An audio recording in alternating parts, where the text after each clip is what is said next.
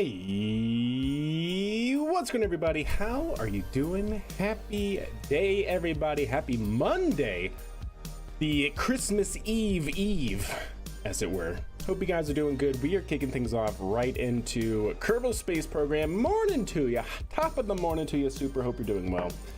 We are going to pick things back up where we left off in KSP as per usual. Ideally looking at finalizing the SPMT design. I want to revamp it because it's way too many parts right now. Chat, look at this.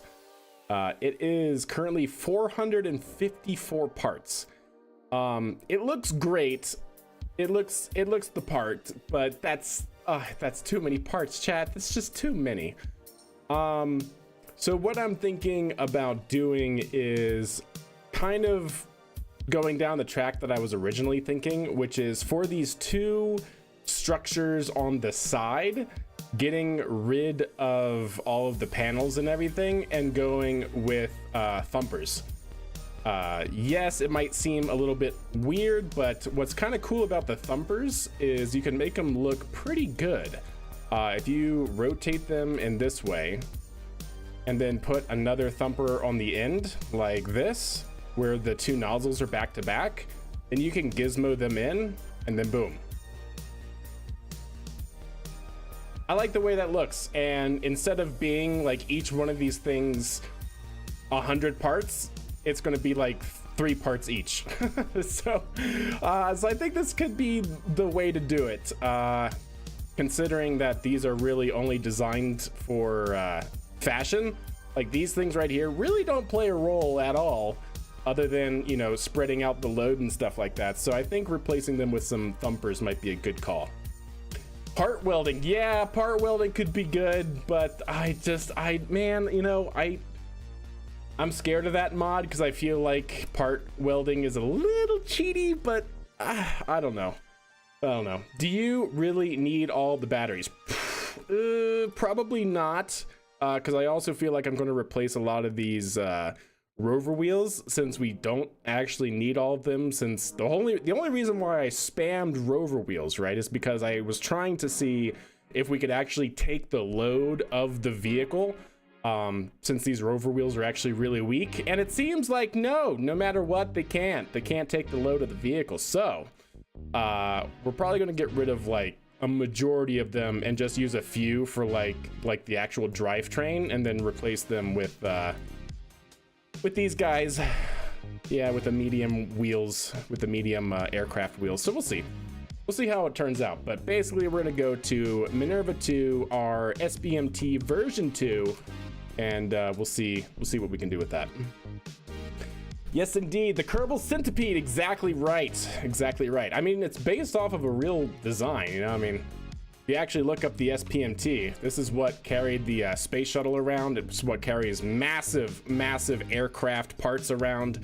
Yeah, it's a honking beast. You can ferry two together or multiple together in both axes, and they can handle some pretty massive equipment.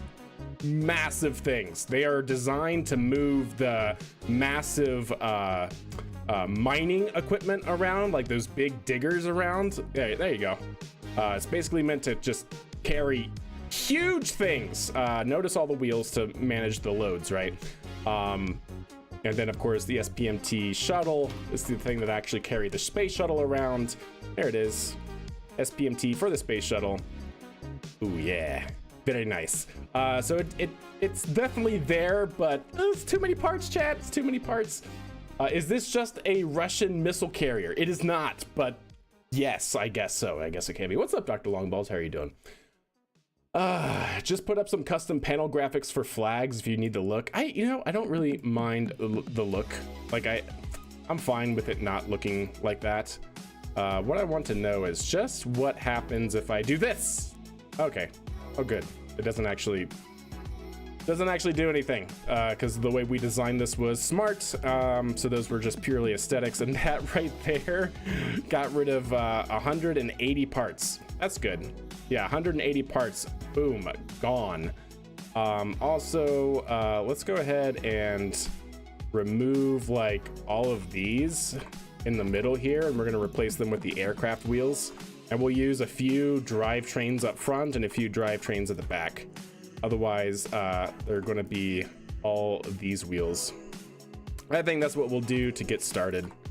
It might look a little goofy for now, but whatever. We'll make it work. We'll make it work. Yeah, we'll try that for the moment. Hey, what's up, Snackless? How are you doing, my friend? Modular sections, yeah, that would be really cool. Maybe down the road for sure. I'm kind of at that point where I just want to get something working, you know? Why not just have the bare bones chassis look? We could. We could have the bare bones chassis.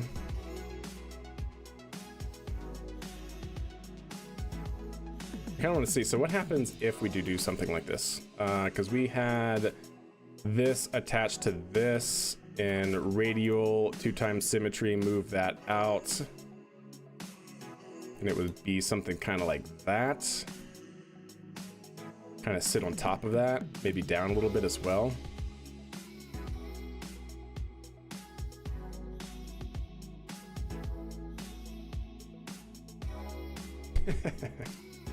maybe not quite that. Yeah, maybe not quite like that. There we go.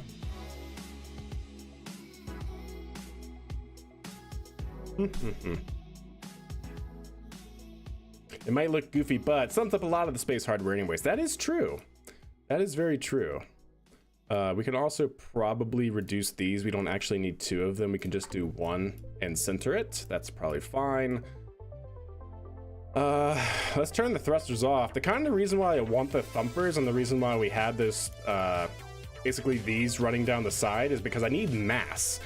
I need mass because we're about to lift a, I don't know, 30 metric ton payload on the very back end. So I need the center of mass of this thing to be pretty far forward, especially when we do something like this.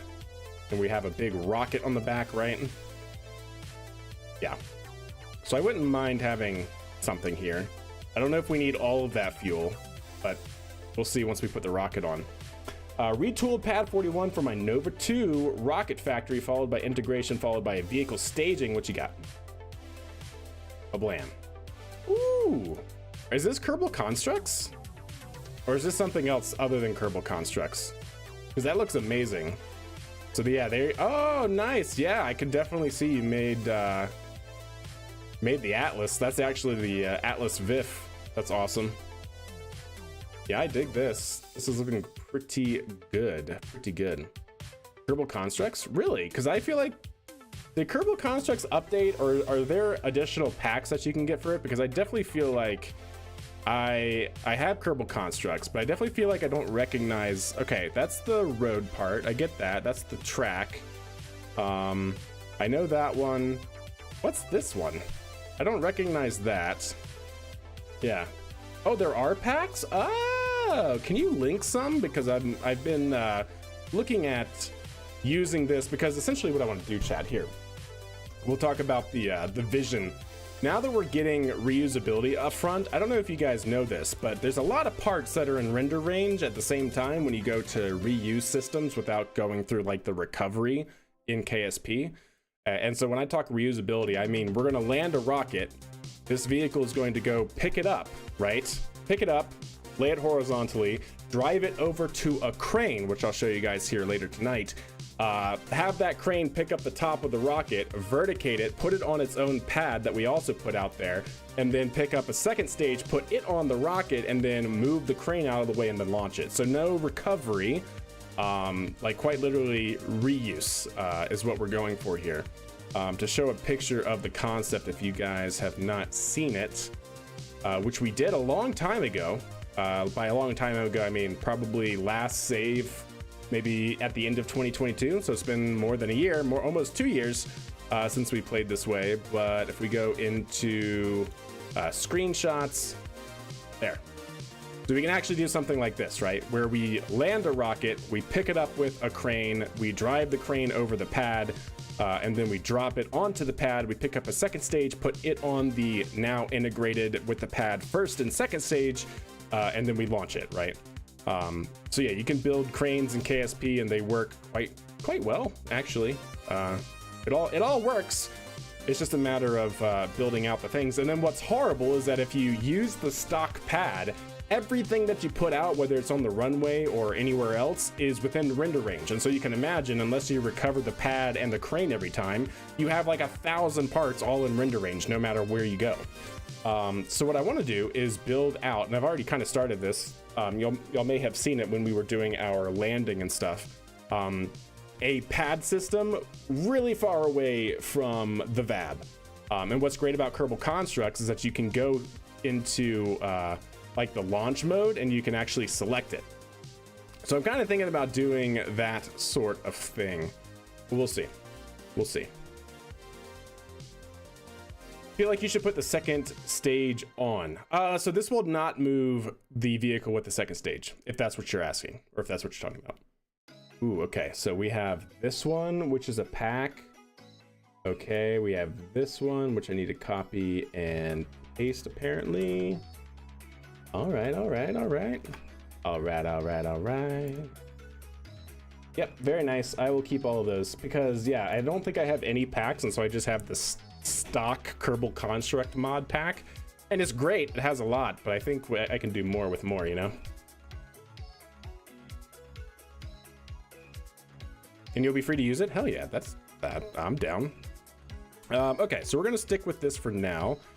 Let's go ahead and take you, if I can somehow, if I can select the wheel, which I can never do, chat. Take you and move you back. I can do anything, anything at all, to save these wheels from popping. That would be great. That would be superb. And then I don't know if we'll probably do it. We'll probably do it up front as well. Like I said, just trying to get something kind of working for now, and then we can always make it pretty later. You know, we get that technical debt. If anybody is a software engineer, that's what we're doing right now.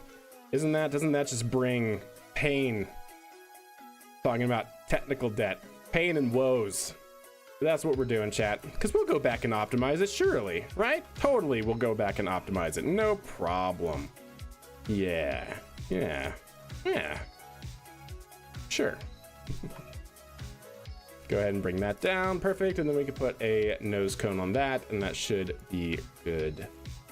Just a simple boop. There we go. Easy peasy.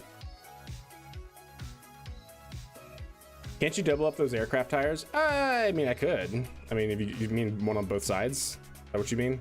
Having two here, two on each side, rather? I don't know if I have to, though. It seemed to be pretty good without it. Okay. So let's go ahead and move this. And go ahead and move this. And go ahead and move this. And so how many parts is that? 220. Awesome. We cut it in half. Yeah, we cut it by more than half, actually, which is pretty solid. All right, well, we're gonna leave that for now. That's gonna be bugging me if those don't line up, so definitely move those so we get that line straight across on both sides. Brilliant. Yeah. Good.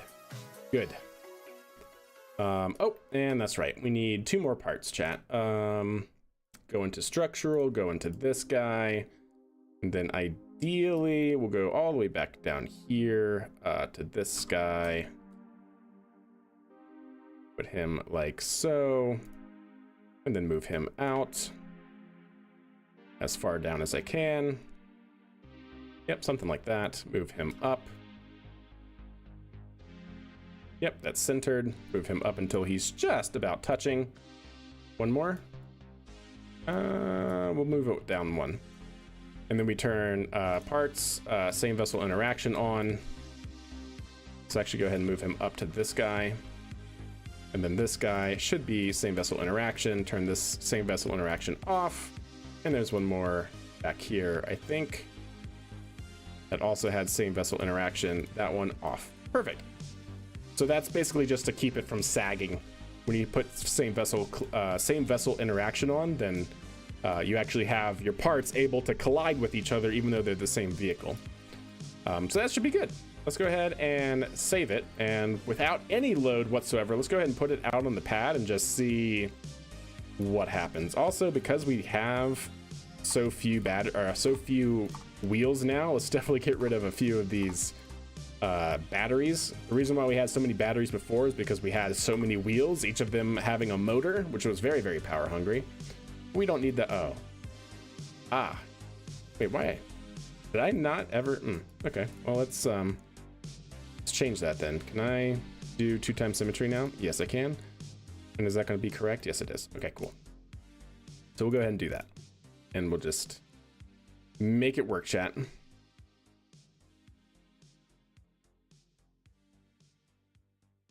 Batteries when the morning's long and you can't go on batteries. There we go. Perfect. And we'll just finish this out. Nope, stop it.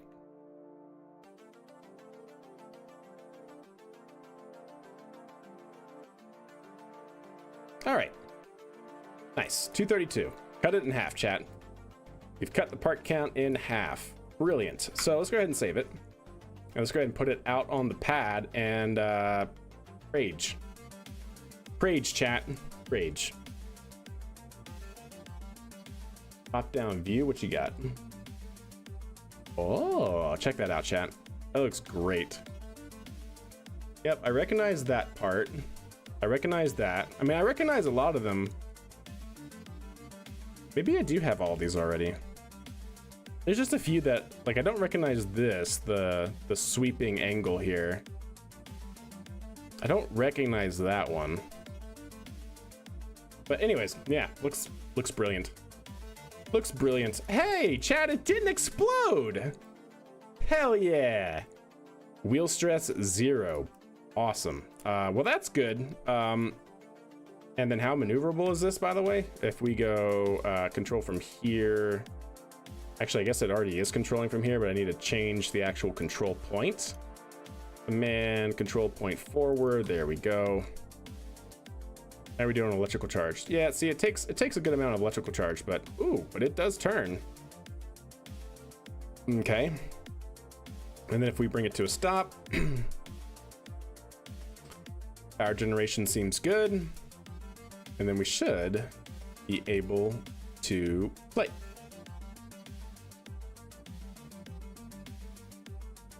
Those cones are important for aerodynamics. You're not wrong. Yeah, when we get new wheels, that'll be great. If I can get the actual Rover wheels, that'd be fantastic.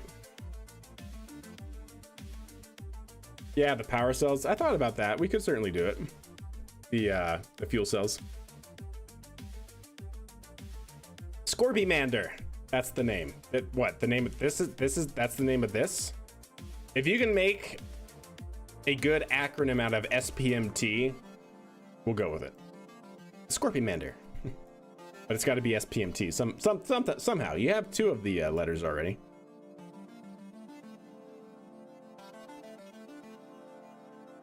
I wonder how much stress it's going to have with the first stage on it. Yeah. We'll have to see what the dry mass of the first stage is, because it should never take a fully loaded, like, wet stage. It should only take dry. And there we go. Totally verticated. How about that? Boop.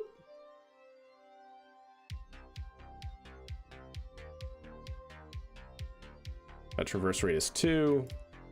Reverse rate is 2 and 2. Yeah, very good.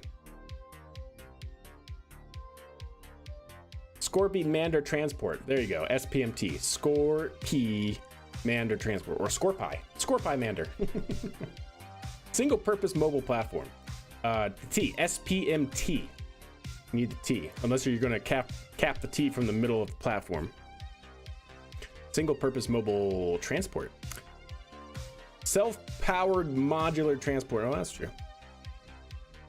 This KSP1? This is KSP1. What's up, Legion? How are you doing? And does it sit on that?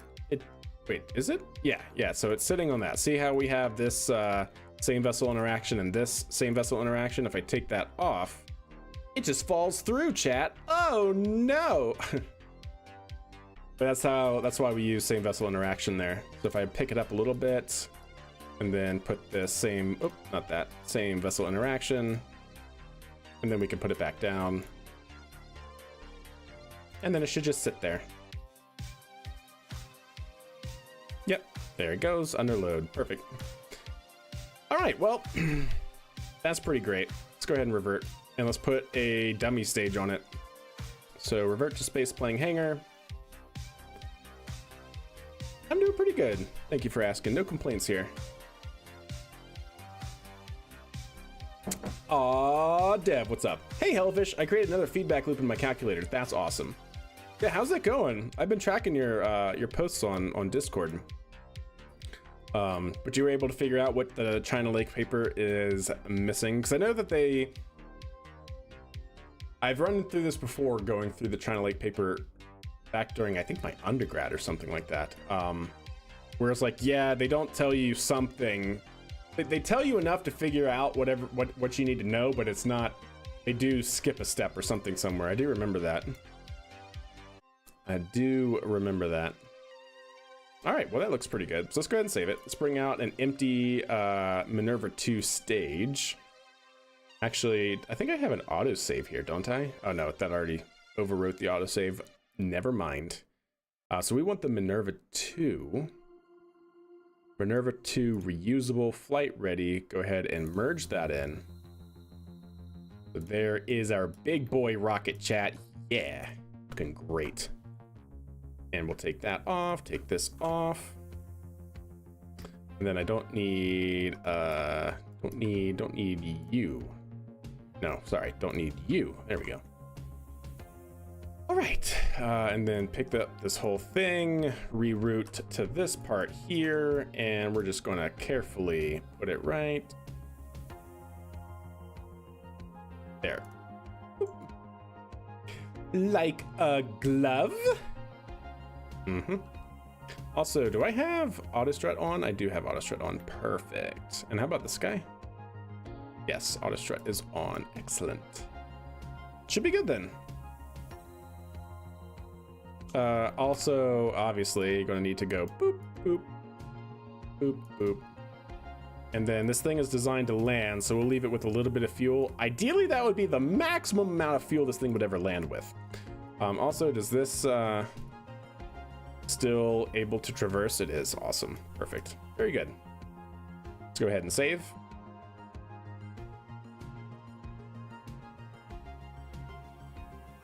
Save it. Launch it. Unable to launch. Oh, yeah. Right. Now, how do I... Runway, island, desert, airfield. I thought you could choose... I thought you could choose from a launch pad that you've put out with Kerbal Constructs. But maybe I am missing something. It appears that I'm missing something, so anyways. Yeah, actually, Snackless, if you use Kerbal Constructs, you can, right? Because I definitely have another launch pad that I put out, but I don't know what else needs to happen for me to be able to use it. But regardless, it's fine. We'll just put it out of the other launch facility. And for this guy, let's go ahead and boop, move you here, move you way out over here. Ooh, before I do that, control... Not control, communicate. Wait, I should be able to. I totally thought you could change the control point of this without having to do it once you actually are loaded in. Oh, there we go. Perfect. Thank you. Forward. Okay. Yep. Go ahead and save it and put it out. Boop, boop, boop, boop. And do. That should hopefully be good. Launch it. Is it off center? Oh, I didn't check, but we'll see. I think with Kerbal Constructs, you have to be at the launch pad and then to create the vehicle there. Ah, okay. Go to the KK tab. Oh, you need to set that in the KK editor. Okay, stand by. I think I already did, but I didn't go to the KK tab. So yeah, fair enough. Ah! Oh, it did. It did offset itself. How did it do that? What in tarnation, chat? That is not... yes, chat. The rerouting of parts sometimes goes haywire. Is it still actually attached to the docking port up here? It is, but the docking port got offset because KSP. Okay, stand by. Revert. Revert to vehicle assembly building. Sometimes that happens when you gizmo parts or reload them and stuff. It's weird when you have a docking port that's radially attached. I don't understand it. It don't make no sense, but there you go. So can I make that change here? I see what you're saying. Somebody, Rams was like, is it offset or something? It's like, it shouldn't be, but it is. Where is that part? Right there. It shouldn't be, but wouldn't you know it? Let's go ahead and save this real quick. Load another one up. SPMT, there we go. Minerva, merge.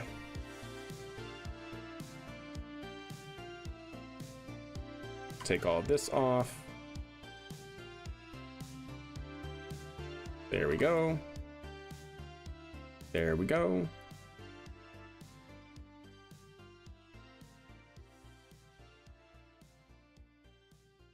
Okay, I did not mean to grab that, but whatever. This one just won't have the red cap around it, I guess. That shouldn't be a problem.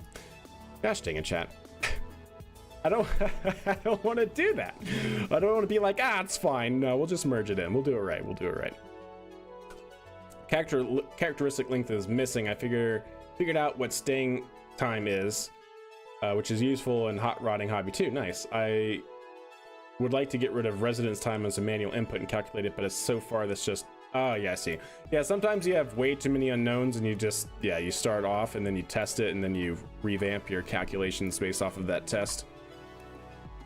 That's both the great thing and also the worst thing about like aerospace engineering is like there's too many unknowns, so you take a guess, an educated guess, hope it's good enough, and then once you test something in a operational scenario, you're able to then get that data and use it to revamp your system, to optimize it. But yeah, like I said, it's like the best thing and the worst thing, because there's always more unknowns than there are knowns.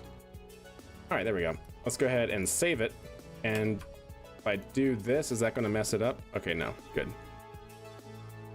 There we go. I think we figured it out, chat. We'll put it right there. Save. Save, launch. There's always that one part that ruins your entire build. Isn't it true? Yeah. And how's it going, gamer? How are you doing?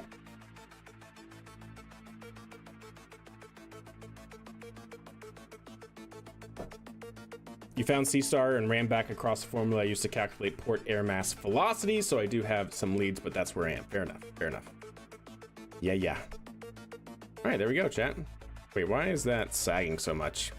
Oh, it's probably because I didn't auto strut this, chat. That probably might help. There you go. Boom. That shouldn't have been a problem at all, jerking that into place. Great, grand, wonderful. Also, no tires popped, so that's a happy result. Wheel stress is 0, 0, 0, 0 wheel stress. Awesome. Okay, and then we can roll it. Oh my god, we can roll it, chat. It's so good. What's up, JDI? How are you? If I can figure out how to calculate combustion residence time, I can calculate ignition timing. Yeah. Some of that stuff, like I said, is unfortunately. Oh god, there's a tank right there. Oh dear. Oh, that's not right. It's not good. It's not good, chat. Ooh, you know what I might need to do? I might need to do same vessel interaction on those two parts, and then auto strut that in so that way it doesn't go through it. All right, we're learning, chat. We're learning. Yeah, auto same vessel interaction on the docking ports would probably be really good as well. Anywho, let's go ahead and play.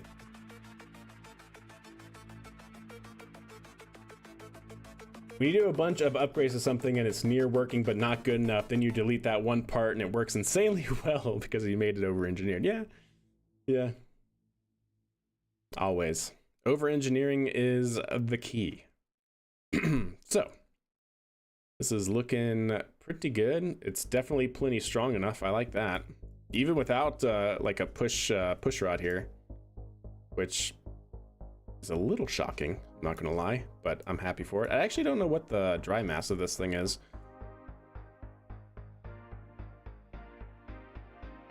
Are we attempting a BO spin test? Sure, why not? How you doing, Tigris?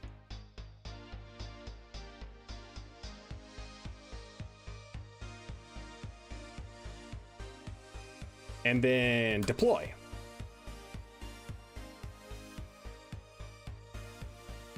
What in tarnation? Oh, the strut ran wrong. The strut ran wrong. What the heck? Oh, that's fine. Don't worry about that, Chad. That's normal. Totally normal. Yep, 100%. Yeah. Oh, and that just destroyed all the... Stand by. So let's not do that. Did those wheels break before or after I deployed the landing gear? I wasn't paying attention. The SPMT Racing League. Oh, now there's an idea. I made Starship and I accidentally got unlimited fuel in vanilla before the game came with cheats like that. Nice. Solid. Come on, KSP, you can do it. Thank you. All right, so no landing gear popping. So where and when does it pop?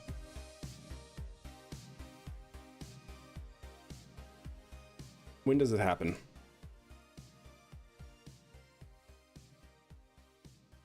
Still 0 wheel stress. That's good. I could gizmo the aircraft landing gear down a little bit if I need to.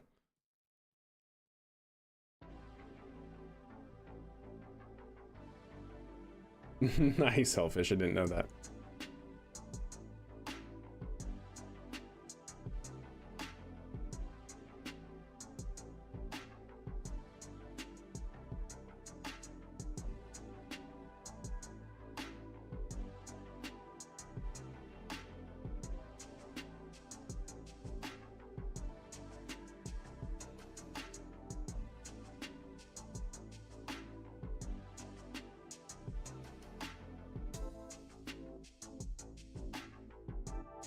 Well, it's good to know that it's plenty strong, chat.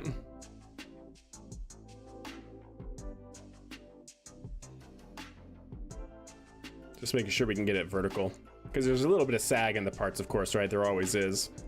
So if we're going to counteract that sag in the parts, then brilliant. And it looks like we certainly can. There we go. And then bring it down. Let's make sure this is auto strutted.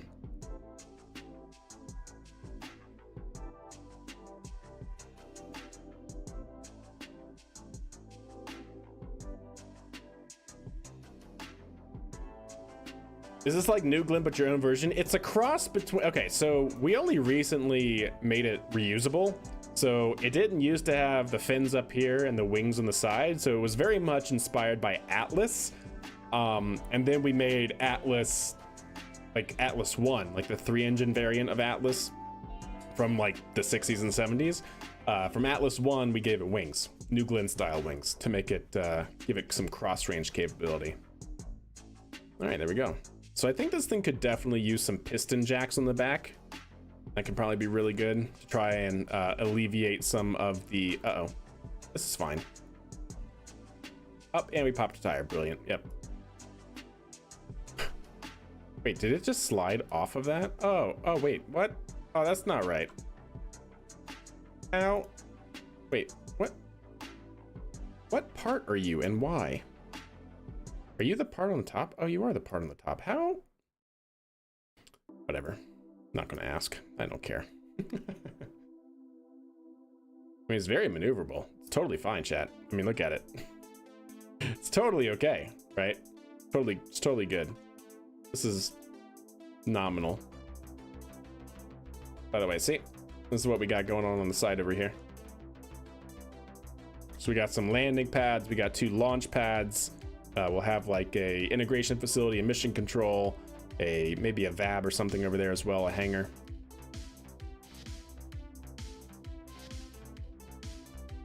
Atlas Starglin. I like it. There you go. 100%. Wiggle, wiggle, wiggle, wiggle, wiggle. Yeah. Wiggle, wiggle, wiggle, wiggle, wiggle. Yeah. 12 meters per second. That's pretty good.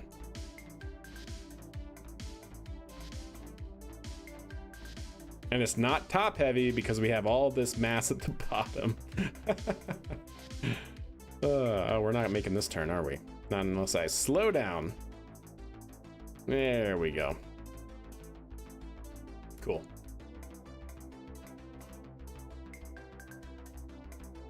Funny but annoying? Yeah, 100%. It's like, yeah, this is technically something that should be very rigid, but nope, not with KSP, it's not. What part's actually wobbling? Because that's all auto-strutted and strutted in physically, so go figure. Is it actually the hinge that's moving? It doesn't actually look like the hinges. Actually, no, the top part of the hinge is moving. Okay. So I guess if I really wanted to do something about that, we could, hopefully without breaking it, lock. Oh, there we go. Yep, I broke it, chat. I broke it. Like I said, hopefully without breaking, but nope, now it's rigid. You better believe now it's rigid, chat. I knew it. Oh, hey, we still have wheels though. We still have some wheels. How about that? We have a few left. Awesome. All right, well, good test, chat. Pretty good. I think that's a pretty solid design. I mean, there's a few things to work out. We got to add some piston jacks to it so we can take the load off of the wheels when we're going to integrate and deintegrate. Deintegrate? Yeah, whatever. To do that. And then maybe move the aircraft landing gear down a smidgen. Might be good. And then I think, you know, might call it pretty good.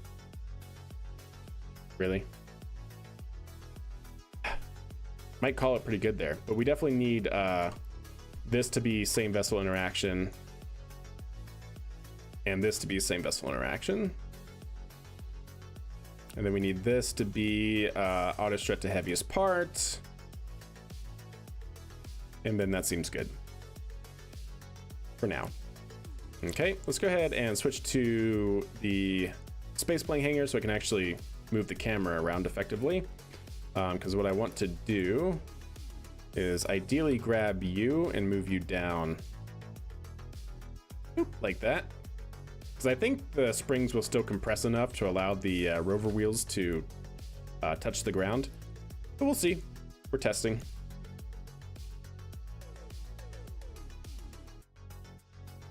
There we go.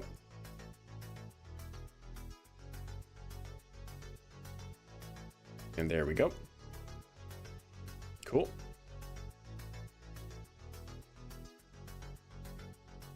Yep, seems good.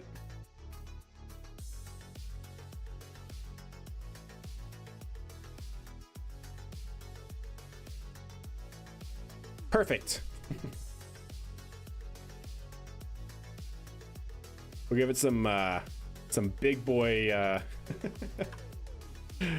pistons in the back to make sure we can lift it up off the ground. And in the front. Just to make sure that it doesn't take load that it doesn't need. So it should be at the halfway point, just below the halfway point of the rover wheels. So one more tick up. Yeah. Yep, seems good. Take you, move them back. Perfect.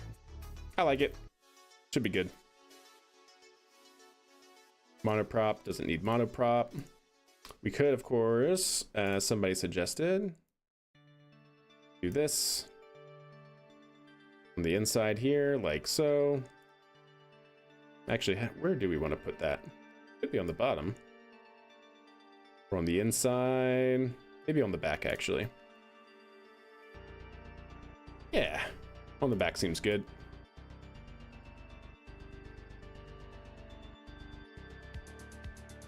You know, where all the bad things happen. That's probably a safe spot for that. Good spot for flammables, chat. And we'll put some of these on the back end as well. There we go. And we'll make sure that they're already started. and started. Perfect. I'm happy with that. Go ahead and save it. Save it, and let's test it, chat. Let's test it in its operational scenario. So we're gonna go ahead and save it. We are just under the part count. Heck yeah. Should already be good to go. Save it and launch it, and then we'll drive it over. We'll go ahead and launch a rocket and see how it goes. Why are you getting a Russian tactical nuke launcher vibe from this machine? I mean, because that's a great way to transport missiles as well when you need them to be mobile, right? It's silly to wheel your massive missiles around vertical already, because then they're top heavy and they wiggle waggle, right? So you put them horizontal, you move your truck around where they need to go, and then you verticate it. But it just so happens that's a great way to launch or to carry a rocket around as well, because what is a rocket but a missile? Just without ordnance and with a different target. It goes up instead of down, you know? 900 subscriber gamer, much love to you, my friend. Thank you so much. Appreciate that. Can all the wheels in the game pop? No, only rover wheels as far as I'm aware can pop. So the smaller ones, these, the next size up, and then the largest ones. I don't think the landing gear, no, the landing gear themselves cannot pop, as in like break like the wheels can. They just explode if they become under too much stress. Okay, well, let's go ahead and bring this over, bring it a little bit closer. These are on. Yeah, they are on, but why? And just like that, chat, they're out of electrical charge. That's actually hilarious. We're using so much electrical charge up per second. 52. That's crazy. But I'm here for it. And you see, the rover wheels are still able to manage. Still able to touch the ground. Yeah, landing gears explode, exactly. But the rover wheels pop. There's 24 people watching right now. Please take the time to hit the like button. Much love to you, Terrace, for the call out on the YouTube side. So we're going to be moving this SPMT over here just to kind of station it, and then we're going to launch our rocket, the one that we were testing here earlier. We're going to actually fly it autonomously with Python. We're going to land it autonomously with Python, and then hopefully wherever it lands, if it lands well, we'll then test this to go up to it and integrate. Basically an operational test, if you will.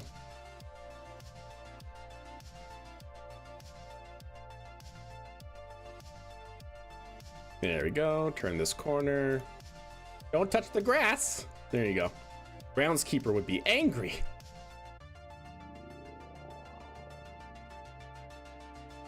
My trainer for my pilots had a nose gear explode on landing. Yeah, that's good. Oh, no. Oh, the groundskeeper is not happy. Oh, well. Jeb's not happy, chat. Okay, well, we're going to park the SPMT here. And then let's go ahead and go to Space Center. We'll load up our Minerva. Speaking of, let me load up VS Code. Should have everything that we need. That looks great. Grand. Wonderful. Hey, what's up, Funslinger? How are you? An engineer can repair rover wheels, landing gear, not so much. That is true. They can be repaired, the rover wheels, so that's nice. Can any engineer, I mean, I think it has to be a level 2 or level 3 engineer, can they just go up to a rover wheel and fix it, or do they have to have a repair kit? It's been a while since I've had to do that with an engineer. All right, launch pad. We're gonna go down here, Minerva 2, flight ready, and launch it. Pretty good, Gunslinger. Thank you very much for asking. He quit 2 weeks ago after he saw 20 plus Glens walk themselves over his lawn. That is fair, Terrace. That is fair. That is good.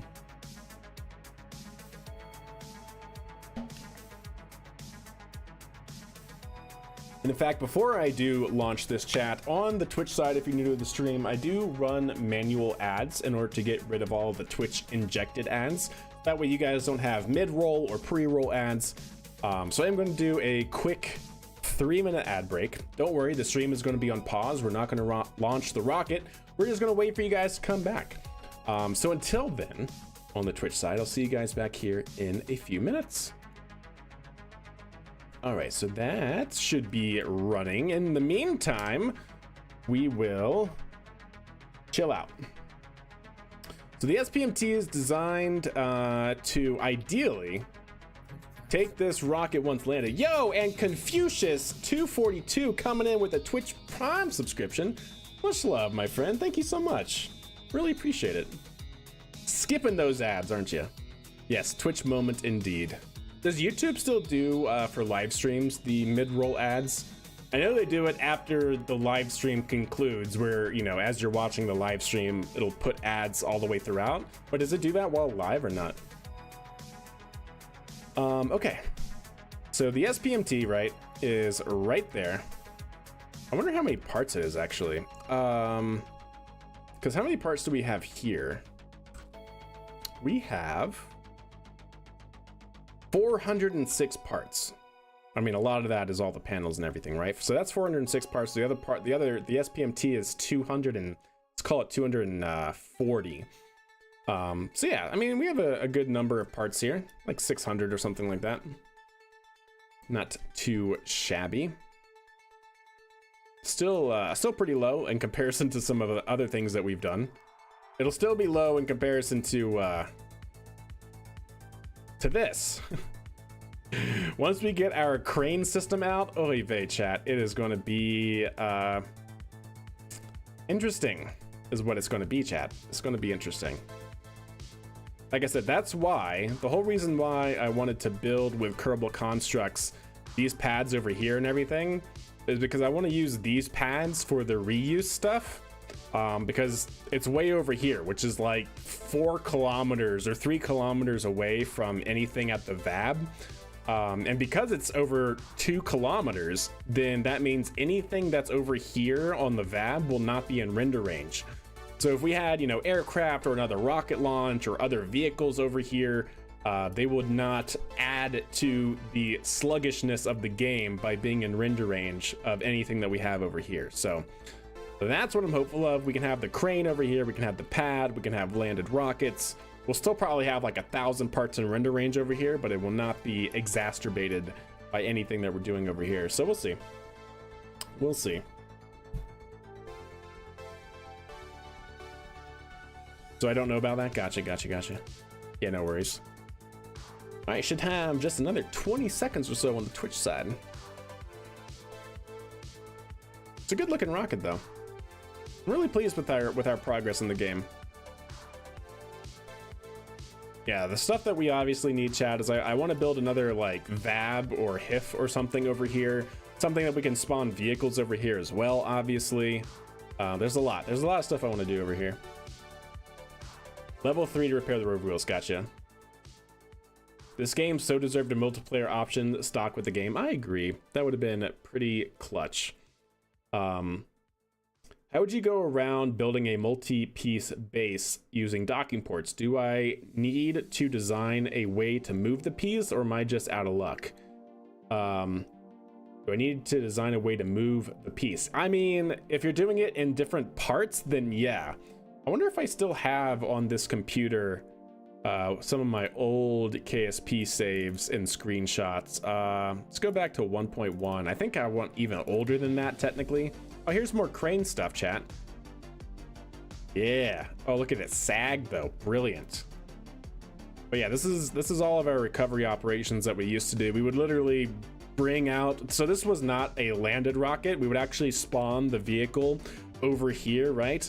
And then take a truck system and move them into position for the crane to grapple them, and then move them up onto this launch pedestal.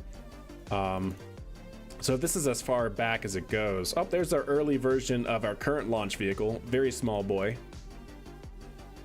Launching it. Yeah. Putting it up on the crane. Nice. So I don't actually have any of our mobile base stuff here, if that's the oldest screenshot that we have. But yeah, pretty much what you need to do is have some way to move them. If you are planning on launching them separately and landing them separately. You have to have them with wheels, or you have to develop a movable transport system on the moon that can like pick them up or integrate with them and move them around. You gotta do something like that. All right, chat. Well, let's see what we can do, yeah? So we're gonna launch this guy, and we're just gonna hit the go button.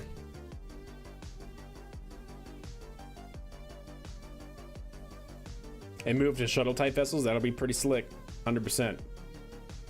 100%. All right, T-minus 9, 8, 7, 6, 5, 4, 3, 2, single engine start, outboard engine start, and we have liftoff. There it goes. And no, it has a good thrust to weight ratio, but don't forget we have 600 parts at render range right now. So it's going a little slow in the physics department.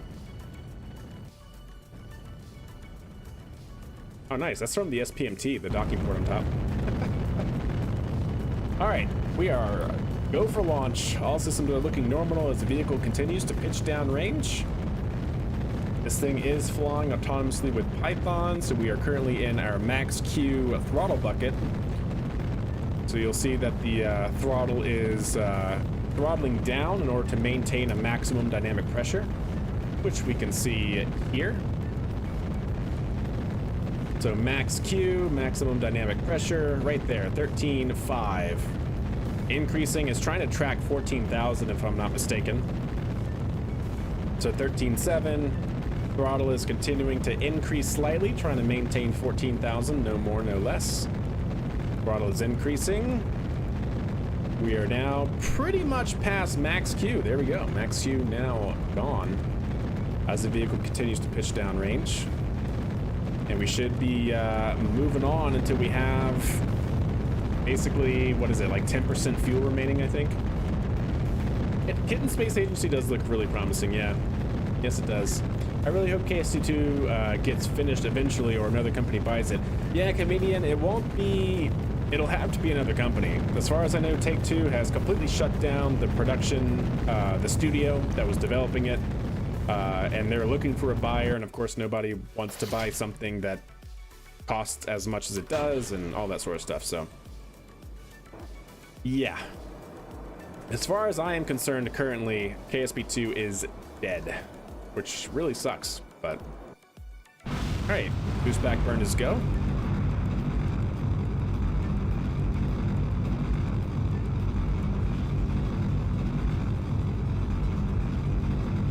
And we have shutdown. I'll bring it out just a teeny bit more, something like that. Great. So now we coast up to apoapsis, and we should be in a good spot. And retract our push rods.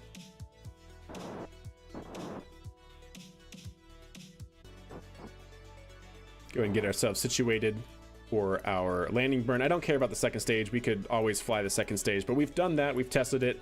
We know we can do this with the second stage. I just worry about getting the first stage down so we can test the SPMT. So we're just gonna let the second stage over there just do its thing as it tries to get to the moon. Looking pretty good. That's it right there. All right, should be out of the atmosphere just about. Side note, do you have tutorials on how you use Python to control? You know, I don't, Joe. That is something that somebody has asked me before. So maybe I'll try and take some time to plan out some content for YouTube for like a tutorial. I will say as just a starting point, I think the docs for KRPC is actually really good. They have, you know, Python tutorials and things like that from the doc side, and then all of my code is actually open source. It's on GitHub if you want to take a gander at it. So yeah, like that's probably a good starting point, but I don't have any video content regarding tutorials and things like that. All right, Minerva landing. Let's go ahead and check that out. And there we go. Vehicle should now be tracking the pad. Can you remind me what we're watching from liftoff is all code, right? Hands-free. Yes. So I have currently my setup is launch into orbit, first and second stage, completely autonomous. For reusability, Boost back burn is currently manual. That is the next thing I want to eventually automate. And now that my boost back burn is complete, I have now run a landing script. So launch all the way to orbit is autonomous. Boost back burn is manual. Landing is autonomous. That's what we're currently sitting at here.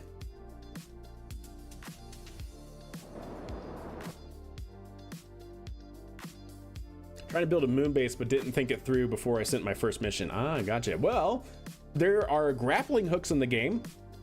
If your system can adapt to that, right? You have grappling hooks in the game. So if you can build some sort of crane or truck of some sort that can grapple onto your first module, then might be module saved, you know? We'll see. Or if possible, don't worry about the first module and just your second modules should integrate with some sort of movability, right? Movability, yeah. So your first system won't be movable, but maybe your other systems can be, and that should be perhaps good enough. All right, what are we tracking? 2.4 kilometers downrange, moving towards the pad at 72 meters per second. Commanding at 60 degrees pitch off of 90 degrees. Looking good. Vehicle is tracking the pad. Aerodynamics are starting to take hold of us, but not a problem. There we go. Looking good. Trying to slow down, trying to come basically right down on top of it. Very nice.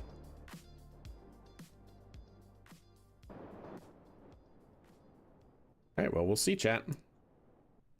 Like I said, hopefully this will land so we can get a good test. Otherwise, we'll have to revert and do it again. I should have F5. You know what? Maybe I'll F5 here. Maybe it's not such a bad thing if I F5 from now. Because I just want to get a vehicle like this out and landed so we can actually test recovery. All right, we are 70 meters from vertical. Coming down almost straight down on the pad. It's pretty good. All right, there we go. Landing burn has begun.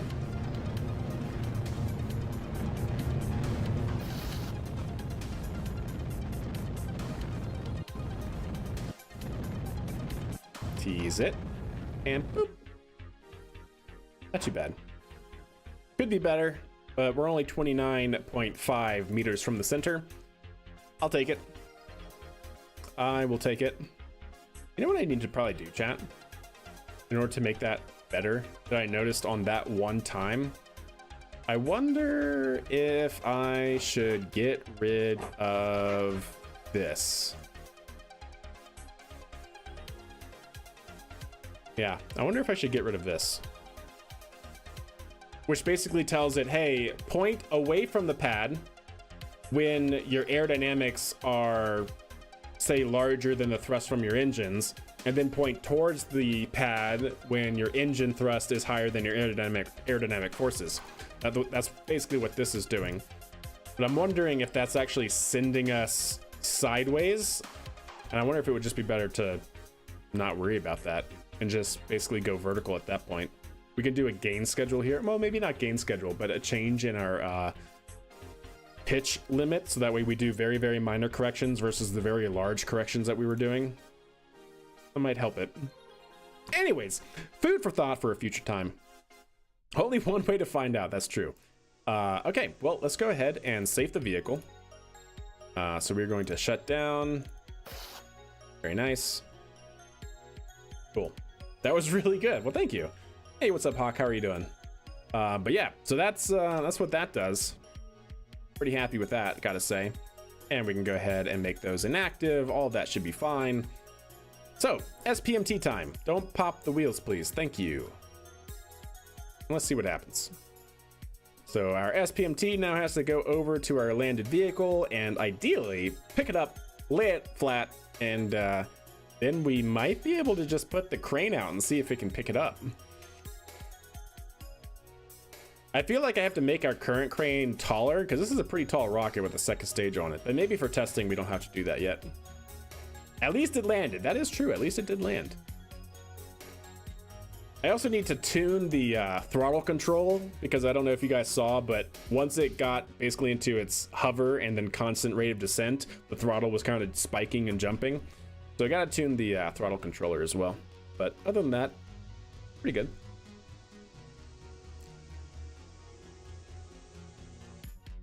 So how we doing on electrical charge? Doing good.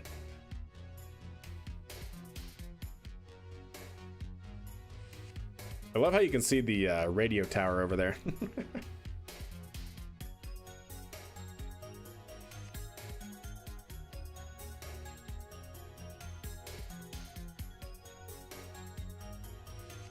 All right, now we got to figure out which way we got to come towards it. Looks like we got to integrate it from this side, so I'm going to swing wide.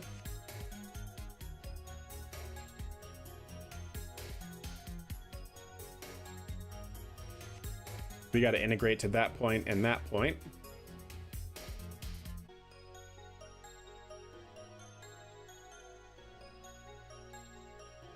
Okay.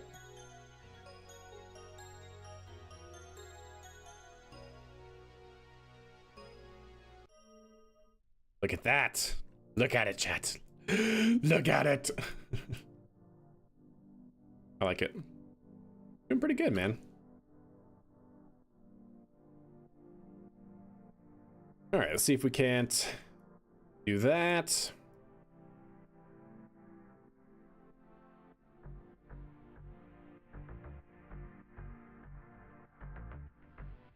There we go. Mostly in line. And now let's go ahead and back it up.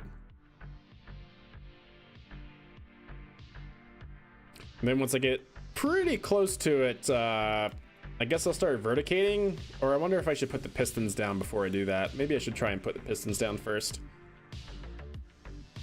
It just means that we kind of have to line up pretty well beforehand. Nope, nope, nope, keep coming. Center of the vehicle's got to get in line with the center of the stage. There we go, it's a little bit better. Probably have to straighten up. That's okay. Yep, that's fine. There we go.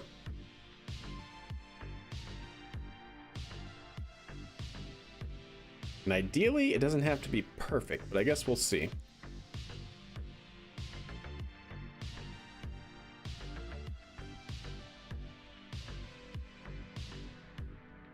And we'll keep an eye on this as we go to rotate. Let's actually switch to this vehicle real quick. And I forgot to, but we need this to be on the same vessel. And then same with this one, same vessel. So that way it doesn't basically sink into the structure here. That should be good.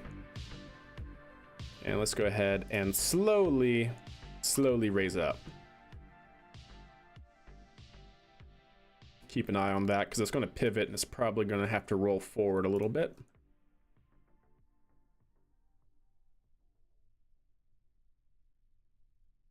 That is true. We do not need an octograbber yet. The sea is actually rough when you have parallax. It actually has, you know, colliders that make waves. So we actually might need like an octograbber if we do barge landings and actually want to bring them back. All right, looking good.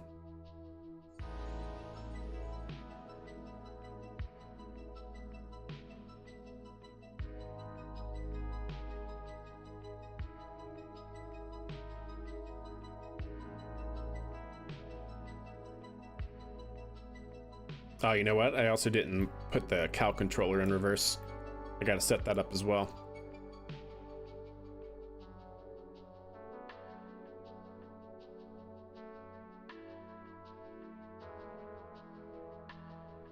Okay, I think I'm gonna stop it there because I think it's mostly where it needs to be. Let's back it up until we're basically flush.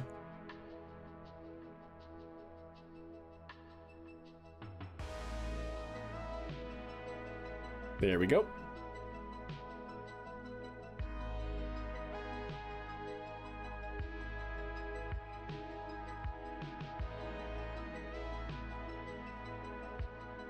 Okay. And then let's put these down.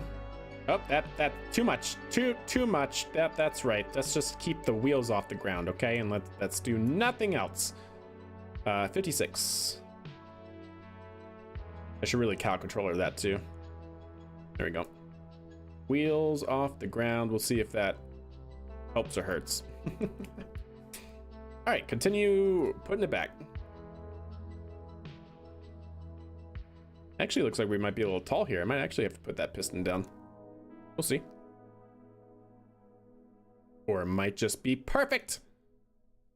Ooh, not quite, chat. Not quite. All right, let's go ahead and... How far away are we from the top? Okay, not bad. Go ahead and... See, actually, that might grab it. It's pretty close. Are we just not aligned appropriately? Looks like we might be a little bit off.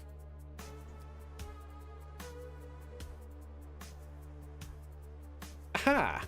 Don't explode. God, every time it freezes like that, chat. I swear. Okay. Well, like I said, I can't retract the landing gear because at least I don't think I can. I need to move into and find the cow controller that's constantly trying to lock them. Oh, is it this one? Yes, it is. Stop. Bring it back. Okay. And so now if I am to raise it a little bit, let's bring it back some. Just so we can get the wheels off the ground, perhaps.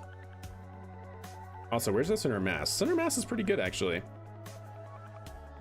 Yeah, just don't pop the tires, exactly. There we go. Wheels should be off the ground. Tease it. Tease it. There we go. Wheels are off the ground. It's fine. Okay. Traverse rate come down. With this one, can I bring it in a little bit? Yes, I can. And then can I bring this in? Unlock that.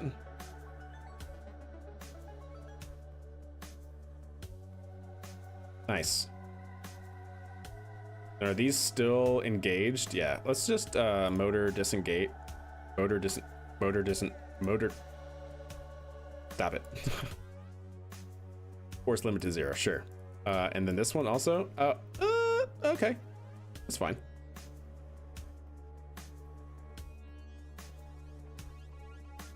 Now, why did you do that? I have to look at how I have the cow controller bound exactly. Because you should not technically do that. Do I have the thing up here not working? Or locked or something? Where is that part? I have a hinge up here somewhere. Aha! What is that doing? Aha, that's why. Yeah, bring that up. There we go. Maybe, that'll work. That'll do it. Brilliant! Brilliant, chat. How about that? So landing gear can come up. So yeah, I just have to make that cow controller go in reverse. That might be the best way to do it. And then I need to, yeah, direction, reverse, play it.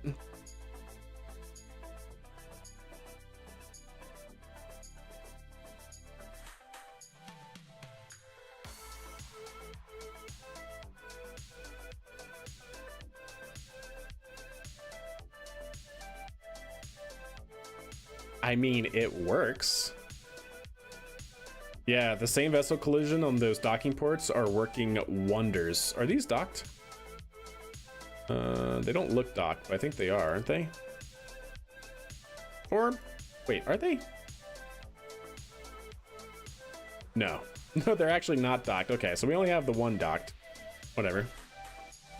It's redundancy, chat. Don't worry about it. It's totally fine. It's looking pretty good, actually.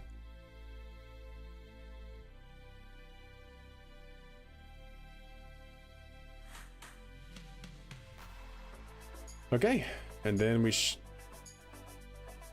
why? What just happened? Why you do this? Wait, what happened? Oh. Aha! So I need a stronger auto strut on this one. Or maybe just a physical strut would probably be good as well. But fair enough. Okay, so I need a better strut there. Oh, I actually have it heaviest on there as well, but not there. Okay, well that's good to know. Okay, so heaviest strut for that. Cool. And we should just be able to drive off, chat. Never mind. Wrong. Not going to just be able to drive off. Let me tell you what.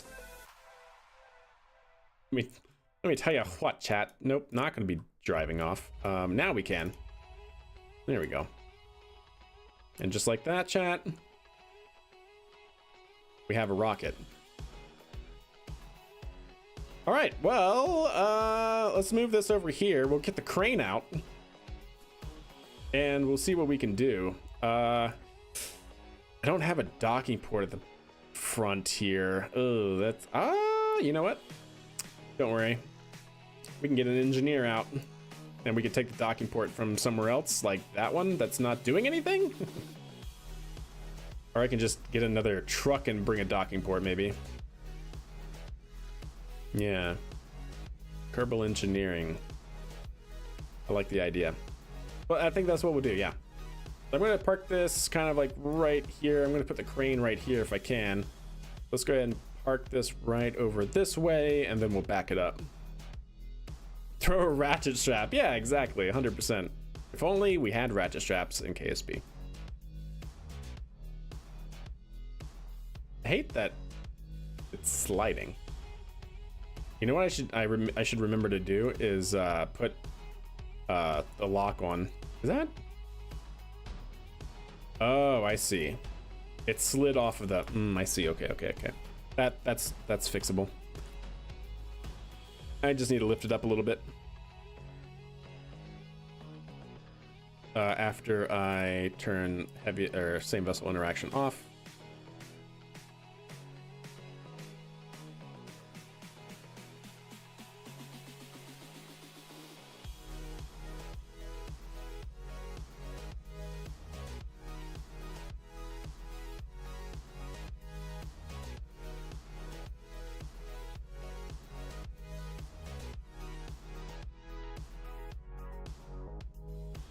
Really?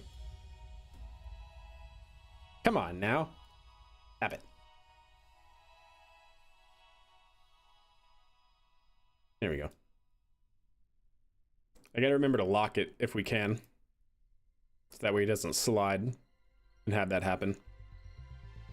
What the? What? Did I just do the wrong one?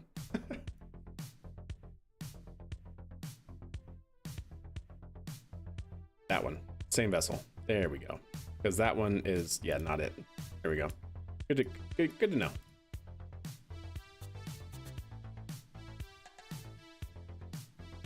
Yeah, I just put the wrong one on, and then that one's fine. All right. So let's get it down. There we go. Perfect. Now what I should be able to do, hopefully, without breaking anything. Yeah, we're gonna take the weight off the wheels while we do this. Probably just the best idea to do in, regardless. Is always lift the wheels off the ground as you reload and stuff. There we go. Now we should be able to lock. There we go. Brilliant. All right, well, hopefully nothing bad happens to this vehicle now that we go into the Space Center. Go back to the VAB, load it up, and see if we can't put it out. Hopefully not. If I have to drive it off the pad, that's gonna suck, but doable. I should have probably already driven it off the pad, but might need some clamps. That's actually not a bad idea.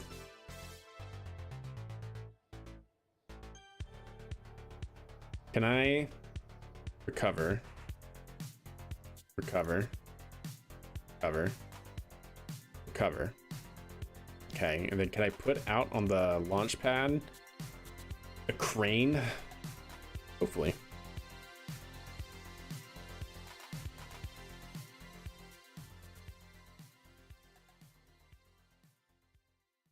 And hell, I'm sorry, I missed you, Colbert. How are you doing? Doing pretty good myself. We are working on reusable rockets right now, like actual reusability, not like recovery rockets and stuff. Not just hitting the recover button, but actually being able to reuse them. Yeah, here it is. I need to actually go from the SPH. Definitely need some zip ties for structural integrity. You're not wrong. Could be good. What did we call it? Yeah, Launchpad Crane V6 should be the right version. Aha! There it is, chat. Like I said, this might be too small, but we'll see. Might have to make it bigger. All right. You guys might recognize this as a mix between my crane and EJ's crane. Let's see if it'll work. Save it. Should be fine. Load it, and oh, we can go ahead and put it out there. Awesome. Yeah, duct tape as well. All of that. Zip ties, duct tape, gum.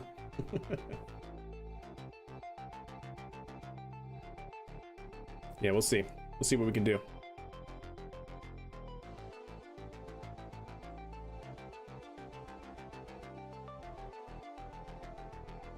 Come on, KSP, you can do it. I believe in you.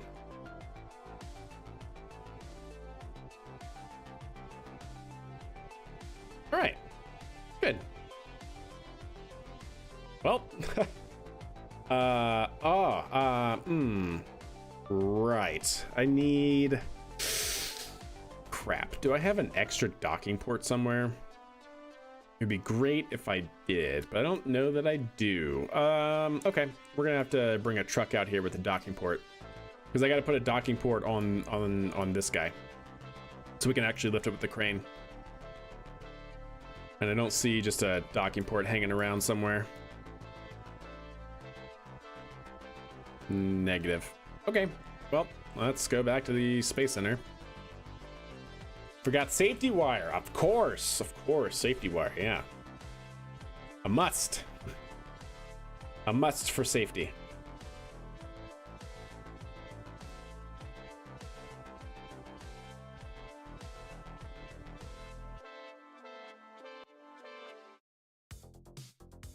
Come on, KSP. Ooh, it is. KSP is struggle busting right now, chat. Sledgehammer for yeah, some kinetic maintenance, all that jazz. So how do I want to do this? I guess runway. Do I have anything that directly has a docking port on it? I don't know that I do actually. Yeah, I think I'll just have to get a truck out and move it over there.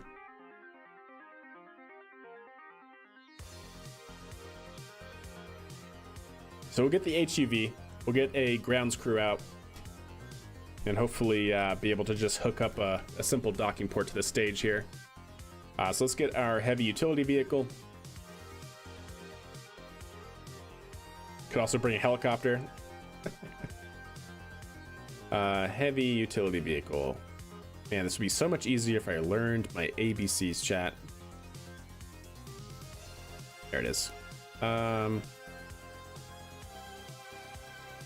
SB. What is SB? Or did I actually call it? Yeah, SB. What is SB? Ah, alright, well, cool. That's got a docking port on it. Yep, we'll just leave it as is. We'll take that docking port right there. Thomas is our dedicated grounds crewman.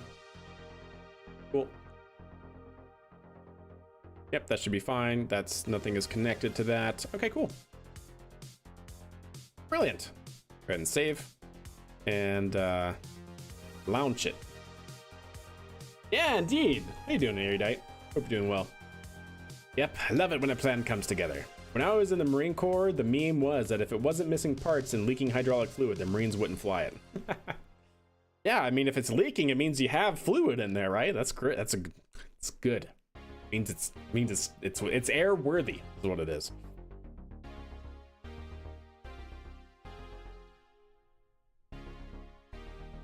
Yeah, if it's leaking, then you got fluid.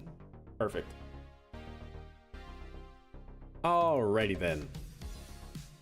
Go ahead and take this truck off-road. You know what? I don't want to take this truck off-road, only because these rover wheels are very temperamental, and I feel like if we get all the way over here and take this ramp, they're just going to pop, and then we're going to have to revert and do it all over again, which I don't want to do. So we're just going to rip down the runway here and head over there. Safely, but quickly, I think. If it stops leaking, it's a problem. Exactly.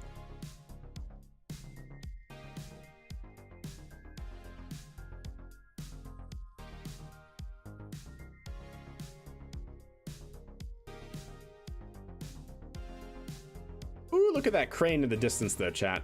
It's looking good. So yeah, this crane we brought over from our other save. I don't think we ever finished this crane though. We never used it. From what I remember. But we'll see. We'll see if it works. Maybe we did finish it, but we never used it. It was our old save, and we moved to this save before we could use it. I don't remember. Skirt! Please don't die. Don't die. Don't die. Don't die. We're good.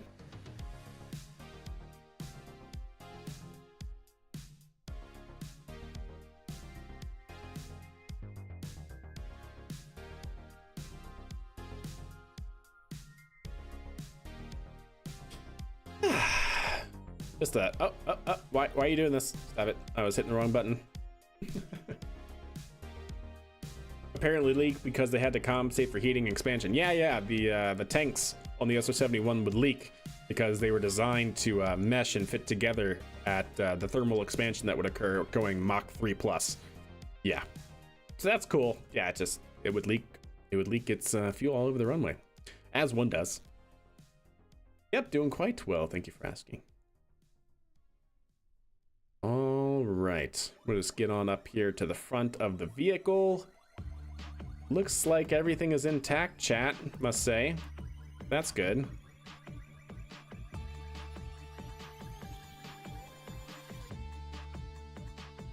Okay, well, let's go ahead and get Thomas out. Leave seat. Oh gosh, I hope he can. He should be able to, right, chat? Wait, did I not hit the brakes, chat? Oh dear. Board, please. No, can't. Please, board. Thank you. Hit the brakes. Turn the lights off. There we go. Thomas, what are you doing, bud? There we go.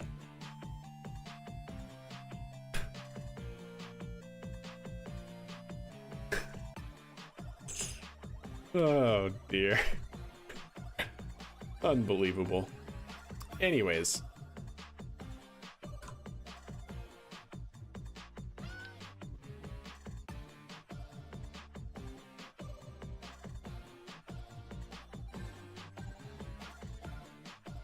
Is it close enough? No, I don't think it's close enough. Okay.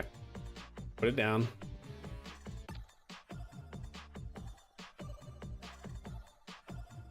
Oh no. Okay. Noted. Right.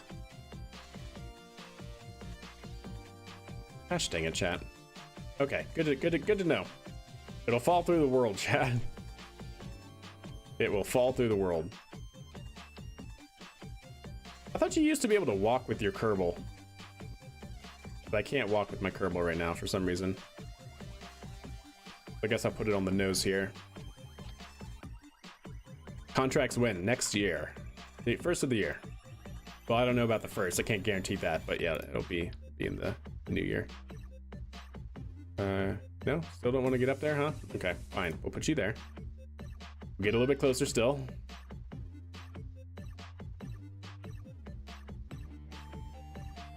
How about now? Brilliant! Wait. Is that on the correct way? No, of course it's not, chat. Why would it be?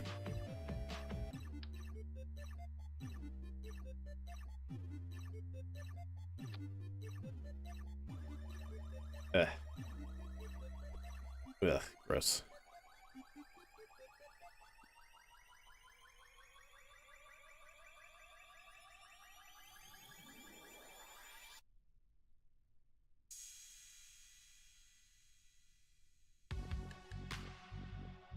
I think that's fine. I really wish I had another part so I can see if that has a exposed node or something. Maybe I can take one of these off for the moment. Don't hurt me. Okay, it does. Cool. And then we'll just put you over here. Don't worry. You're just an extra part. Yeah.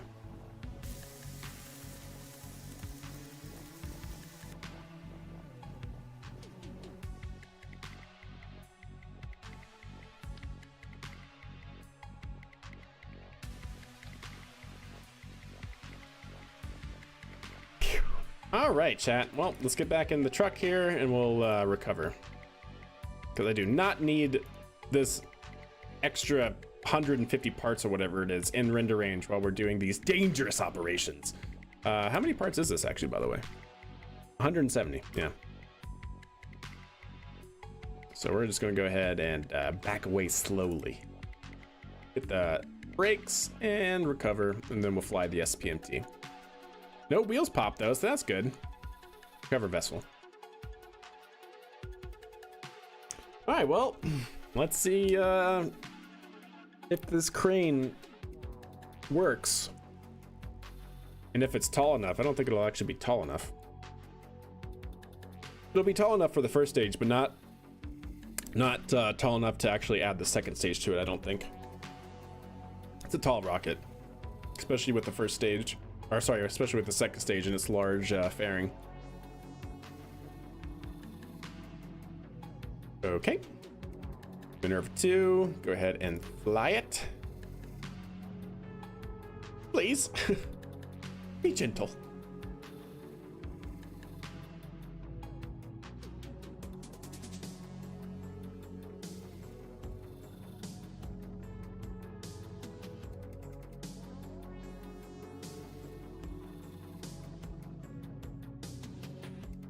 KSP is really struggling still.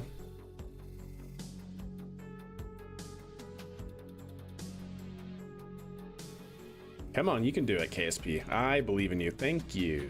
All right. No wheels popped. Hey, we got it back. How about that? All right. Bill, EVA, please.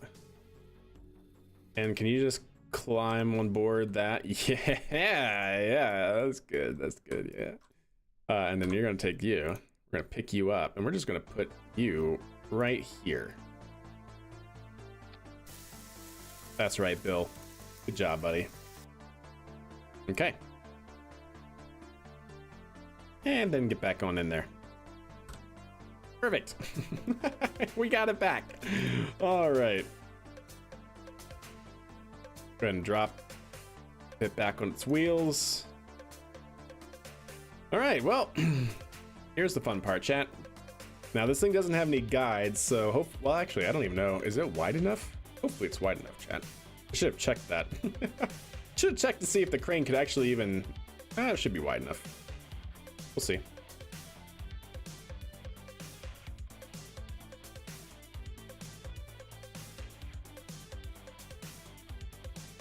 Yeah, plenty wide. Well, I wouldn't say plenty wide, but it's wide enough. Just try to center ourselves the best we can.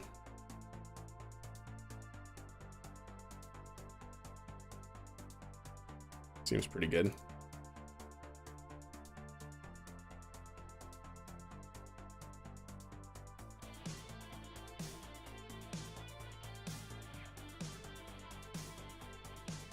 Okay, let's go ahead and stop it right there. Let's go ahead and put it down.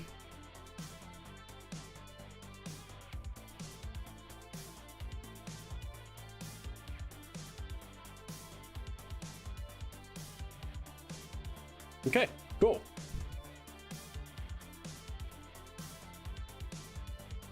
There's a lot of things that we don't do in games that we should have put a tiny bit more thought into. That's fair. That is fair. All right, and let's go ahead and not reverse, but forward. I don't think I'm forgetting anything. Yes, I am. Of course I am. We should unlock it. It's off the wheels, right? It looks to be off the wheels, but maybe not entirely. Okay, there we go. Now it's entirely off the wheels. Now let's go ahead and unlock it. Okay, good. Now we can go in forward mode. Yes, good. Got it. Brilliant. Oh, there it goes. Okay.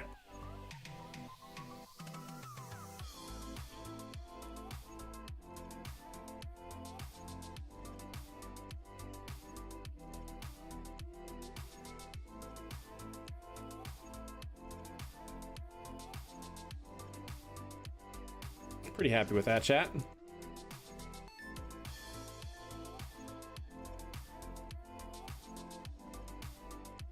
Do I build rockets IRL? Not rockets. Work on spacecraft subsystems. Satellites. All right. Looking good.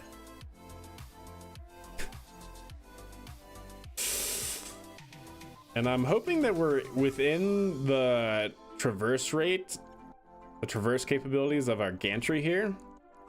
Because if we are, then we don't have to move, which would be great. I'd rather not been. I've said it before in the past. I don't know. It's a very small space startup company right now. We're just getting off the ground, so, you know, it's a little, I don't know. I feel a little weird saying it, you know? It's not a prime or anything like that, though.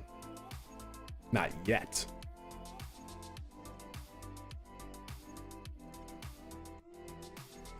All right. Seems good. Yeah, it's leaning a little far forward, so let's cut it back a bit. Try and make it actually vertical to the best of our abilities, accounting for the obvious part sag. Yeah. That looks fine. I wonder if we lock it, is that gonna cause problems? Like if we locked it, what happens? This is for testing purposes, chat. Testing purposes. Lock it. Huh. All right. Well, and that actually holds that. Okay, cool. That's great. Because that allows the auto strut to run. So yeah, that's good actually. So if we can actually just make, so I wonder if I make it go all the way, which would be 90 degrees on the hinge, and then if I lock it, will that make all of this 90 degrees as well? Guess we'll see. Not quite. So there is a little bit of part sag in there as well, but it does make it rigid, which is nice. Well, I guess it's because technically that's at 90, so we should actually use use the current angle. So that's fair. So let me actually take you there, and then if I back this up a few degrees, that actually may have been too much. We'll see. We'll let it damp out. Maybe 58. Are you using EJ's crane? No, it is EJ inspired though. So I took my old crane design and then used his crane design to get the movable gantry. So yes, it is definitely EJ inspired, 100%. This was actually from our old save, so I don't actually remember if I took his design and then upgraded it, changed it with my parts, or if I built it from the ground up. I don't remember. All right, that's at 88, so I can go back a little bit more.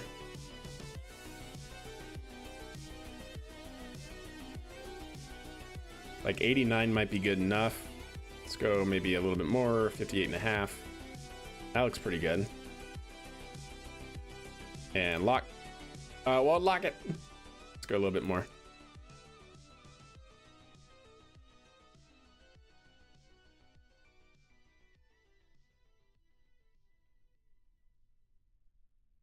88.8. That I would like to think should be good enough for the crane to grapple, and it is very well within our range here, so that's good. So that is good. Okay, well, let's see what happens. What you do in KSP looks fun. I would do it, but with all the mods I'm running, it would mess it up. I understand. Yeah, I definitely use a few mods. The mods that we do use are primarily like utility mods and visual mods. If the bot decides to work, there it goes. Are you building a system that can stack the second stage onto the booster? Yeah, 100%. So if you want to see some old stuff that we've done, there you go. This is a different crane design. But yeah, we used to do that. We used to put the pad out and the crane separately, and then we would put a first stage out, and then we would stack the rocket with the payload after putting it out, right? So we wouldn't just, you know, hit the launch button and then go. We would actually stack the entire vehicle and whatnot. So I want to do this, but for reusable vehicles. So we've developed Python code to automatically land our rockets on this pad over here. And then we built this SPMT last stream to drive over to our landed rockets, pick it up, and now we're testing the crane part. So yeah, little by little, for sure. Spaceplane's amazing, thank you. Yeah, we use it in this save as well. It's currently up on the space station. Okay, so that looks good. That's actually looking pretty good. I kind of want to keep the damping lower, I think. I want to keep those wheels off the ground if I can help it. Which is probably going to make that actually off angle even more, but whatever. Anywho, let's switch back to the crane here and see what it is that we can do. So we'll move the gantry out, and we can go ahead and get the crane part down. Yep, looking good. Have you heard of played Mars First Logistic? Still, I have heard of it, and I think it's on my wish list if I'm not mistaken, actually. I think it sounds familiar. But yeah, hey, how are you doing, Dread? Hope you're doing well. All right, let's go ahead and tippy tappy it and see if we can't center it. Ooh, that's gonna be close. We might do it. Gotta go out a little bit more. Like that.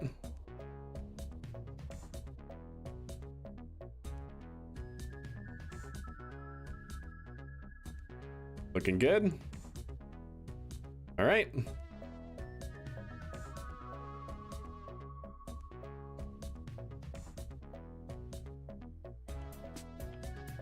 Oh God. Oh, we're fine. That happens. All right, we're good. Okay, then we should be able to just undock.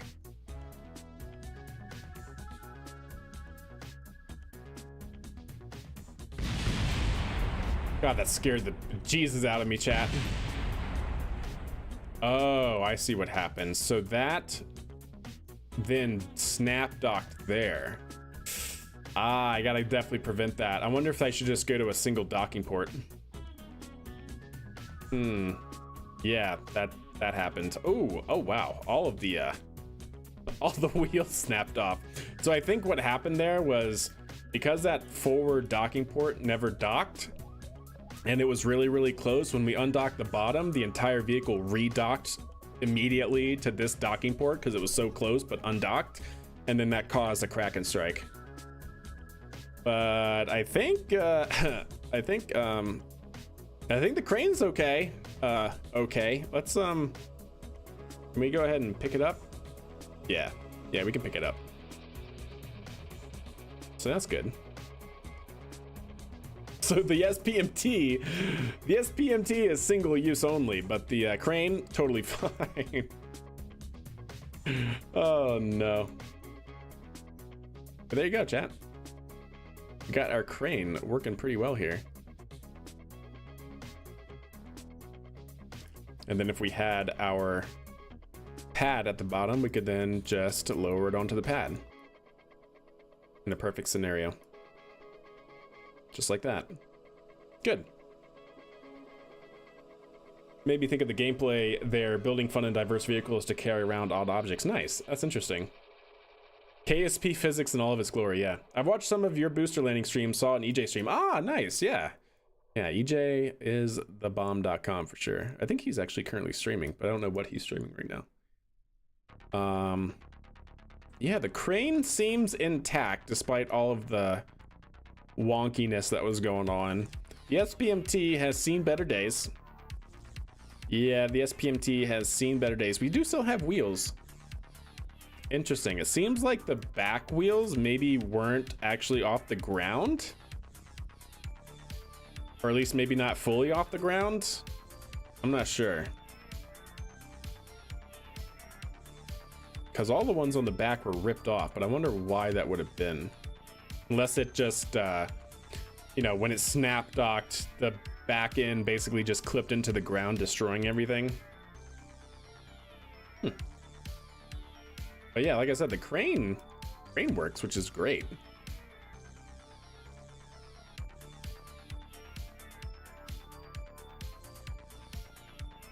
Yeah, we're definitely got to make the crane taller though, because that's not tall enough for the second stage and a pad.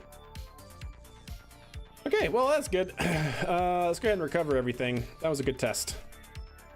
So the SPMT works. I need to either not have another docking port at the front, or just guarantee, oh no, I should not actually have a docking port at the front, because I can't ever guarantee that that docking port at the front actually docks. Yeah. What's up, Infamous? How are you? All KSP objects are secured with short sling keys. Yeah, exactly. Oh, he's streaming Hearts of Iron. Nice. There you go. And Rage coming in with that Twitch Prime sub for 4 Kerbal years of support. Much love to you, my friend. How are you doing? I knew that would cause something to happen. Yep, you were right. You were right. I was hoping. We were playing with bartered time, it would seem, having that happen. Because once it happened, there was no undoing it. Because if we undocked it, it would just snap dock to whatever else as soon as we undock the bottom docking port. So, okay, good talk, good testing, chat. That was actually really solid. Let's make some changes. So what do we have to do to actually make this reusable? SPMT needs to definitely have not 2 docking ports. So let's change that first. The next thing we need to do is we actually need to make the first stage reusable, as in it needs to have a docking port and not a decoupler. Yes, that's going to have to be the next thing that we do. Are there any VODs of me making it? There should be, actually, Ben. Yeah, there definitely are. Yeah, you know what? Let me actually see if I can find it to you. It should be, it should definitely be in the VODs though.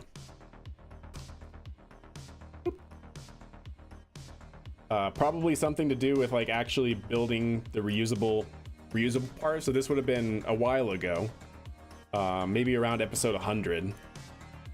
Let's see here, live streams. What do we got? So if we scroll all the way back, expanding LKO station ops, moon mission, so not then, trying to save our career, to Minmus. So it would have been after Minmus, would have been after helicopters, would have been after helicopters, would have been after that. So it looks like it would probably be after episode 106. Python automated landings, reusable rocket design and testing. Probably start at episode 109, hardcore career reusable rocket design and testing. That was on November 21st. Probably start there would be a good starting point.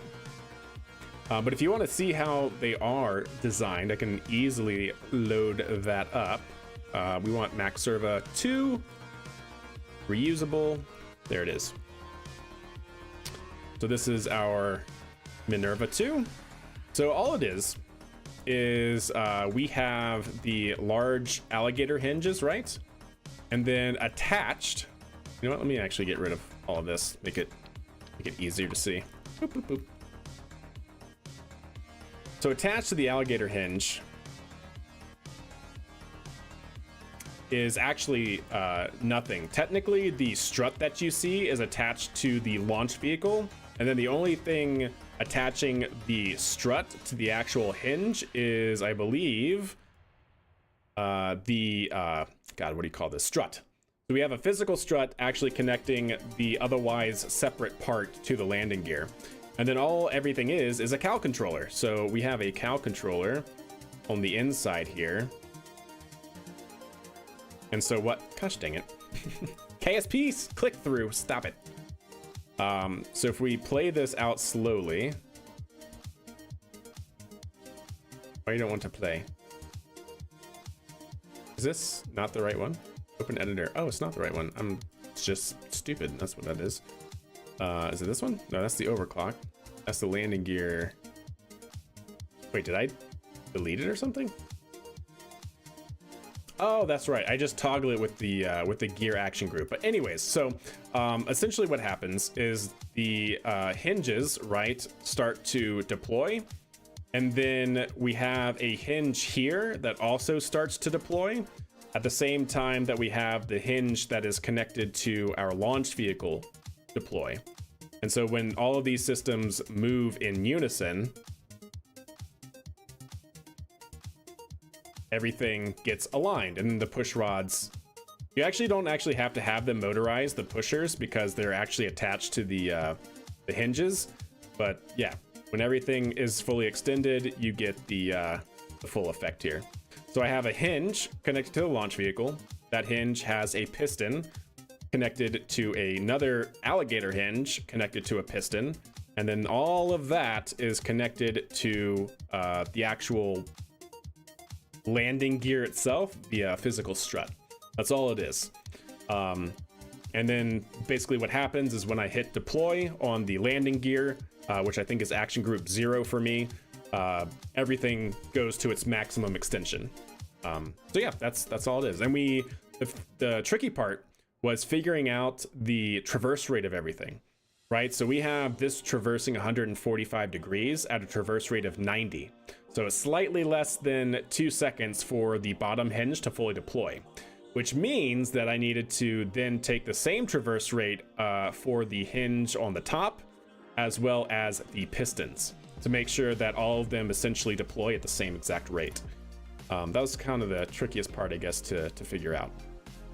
But yeah, I hope that kind of gives you a little overview, but you should be able to see the VOD as well on how it all comes together.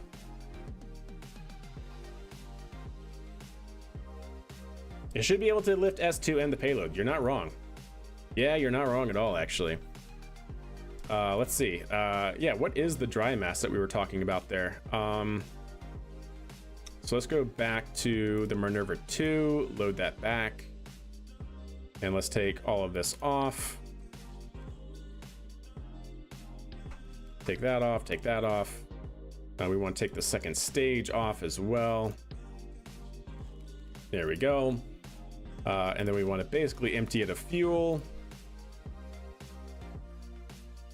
Put a little bit of fuel there. So 37 tons. Oh yeah, so if the crane can lift 37 tons, that should be fine. That should be fine. The second stage, I don't know exactly how much the second stage is with the payload, but the payload would only be a maximum of probably around 15 tons. So a little bit less than half. And then the second stage is pretty small, but probably on the order of that as well. So it should be no problem, all things considering. Let me actually make this the root part real quick. And then take you off. Take you off. Yeah, 25. So easily. Very nice. And that is with 7 tons of payload. So add another 10 for max. And yeah, we're right there at the same mass. Same mass as an empty first stage. How do you integrate second stages? I want to do a reusable Rocket, but that's always something I could never figure out, like how to connect them properly without creating a ton of drag. Yeah, great question. So the way that I have found the best way to do that, if I look at this picture here, is so this is actually the first stage with the second stage already integrated, but the concept is still the same. Essentially, you need to have an open fairing, right? So I have a fairing as my inner stage, and it's left open by I think you do Alt-click in order to close the fairing, but leave it open, right? That should, if I remember correctly, occlude aerodynamics on anything that's inside of it. And then I have a docking port. So instead of like a decoupler or anything like that, I literally just have a docking port, and then that docking port is attached to whatever I want my second stage to attach to, another docking port, right? So that way they can go together. And I think for this vehicle, I did docking port, decoupler. So that way, so I can integrate it right, but then that docking port that is actually attached to the second stage can also separate. So I think I'm pretty sure that's how I did that. I'll have to actually look at it. I should have that vehicle here from my other save. What engine do I use for the second stage? The Poodle in the single engine aesthetic. I want to go to I2 Orbital. That was my old save design. I think it was called the ALV, right? Aha, I was right. ALV, block 1. There's that little space shuttle. So on the second stage, yep. So I did docking port, and then decoupler. So essentially what would happen was I integrate this all together using the docking ports, and then when it's time to actually stage everything, the decoupler actually separates the second stage. And then for reusability, I would then just undock the decoupler once this vehicle is back on its return trajectory, and it burns up, crashes, gets deleted, and I'm left with an open docking port again. So yeah, that should be how I'm doing, how it's done. Getting ready to go to the folks' place for Christmas. Gotcha, Infamous. Gotcha. And then, yeah, you asked which engine am I using for that other upper stage? It is the Poodle. But the Poodle has 2 variants, right? And then you can go to the single bell. And so all I did is take this Poodle and then I gizmoed it forward, and then you're just left with the single engine looking fairly decent. All right, so for the SPMT as well as the Minerva 2, we do not need that forward docking port. That is going to be key.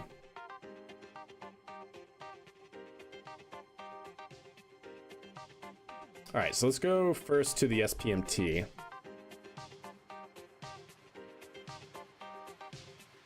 Yeah, I think that'll be actually pretty good. I have an idea, chat.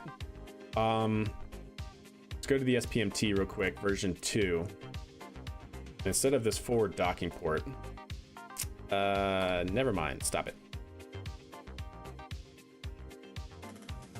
I want to leave that docking port as a placeholder. There we go. Okay. So what I would like to do is let's get out more panels. I know. We're going panel hungry right now. Do something like that, and then lift it up 1 tick, like so.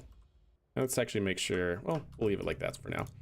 And then I would love it if I could do that, and then do that, and then bring that up, and then bring that up. There we go. Now I don't need that. Now that should be in the exact same place. Because now I think what I want to do is add the same exact bracket, but to our launch vehicle in that same exact place. So let's go ahead and save. And ideally, I might actually want to even move these in some more, but I guess we'll see.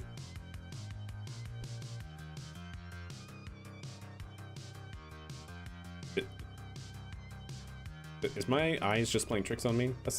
That should be the same, right? That should be the same.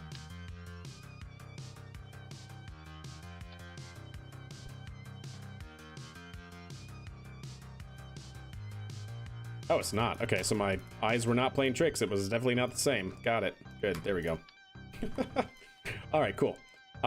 Save that for the moment. Now let's load up our Minerva 2. Flight ready. And then for this guy, we'll do the same thing at the same point. And ideally we can make it look like a bracket. Make it look actually kind of good.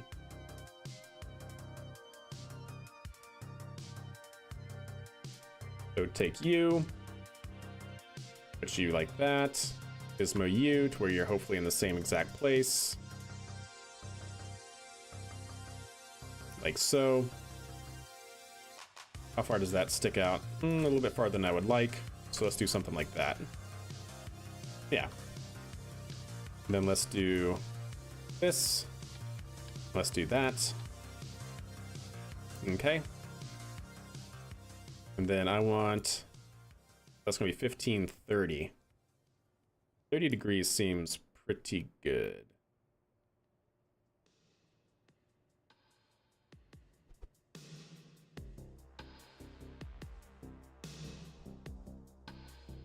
Yeah, I like that.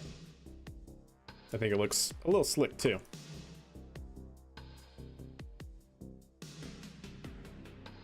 Wait, why is that? Wait. Why is that poked through there and not you there? Oh, it does. Okay. I'm just going crazy, chat.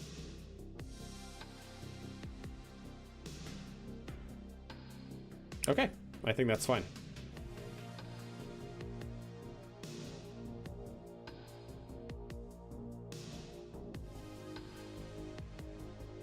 Cool.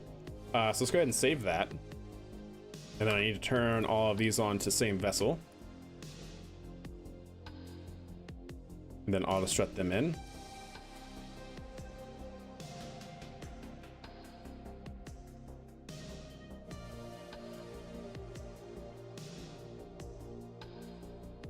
Okay, perfect. Would you make like a clamp on the TE similar to the Falcon 9 or New Glenn's transporter director? I mean, we could. I've done that in the past. See if I can go. I don't know if it's truly necessary though. It might not be bad though. Actually, now that I'm thinking about it, you might be right. Because we're getting rid of the attachment point on the top there, aren't we? It might be fine with auto strut. We go to old screenshots. See, we use these trucks on these guide rails. We use trucks in order to carry the upper stage and the payloads as well as the first stage into position. There's a trailer that we developed to carry that upper stage. Let's see. I think I did maybe on this one have some sort of guide. Did I? Here's the first stage. Oh wait, you can see it on the trailer maybe. No, it does not look like. So I did have a guide to keep it stable, but I did not use an actual clamp. There's that integrated. Oh, there's the, so oh yeah, on this one we had just a docking port. Because I think what would occur here, actually no, there might be a stack decoupler there. But sometimes you can just turn the engines on and it'll just burn off the docking port, no problem. Yeah, I think there's a decoupler behind that. We made an Atlas Agena, essentially.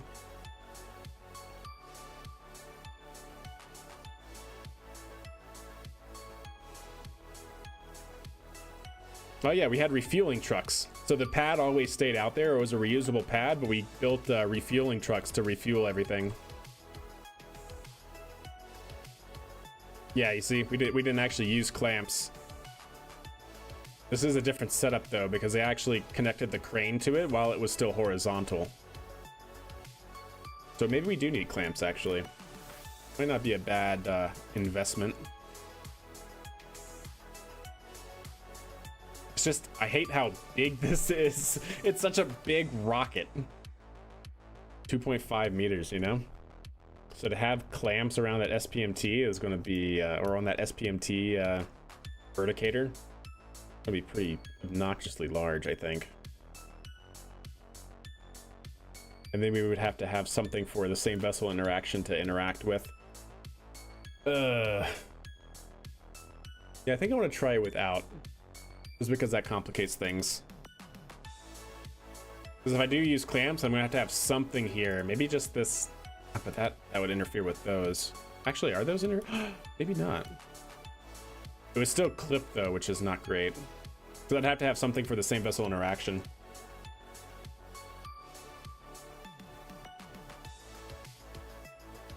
Anyways, we'll see. We'll see if it's needed.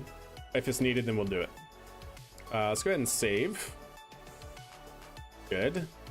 And then let's get the SPMT out, and we'll do a fit check of everything.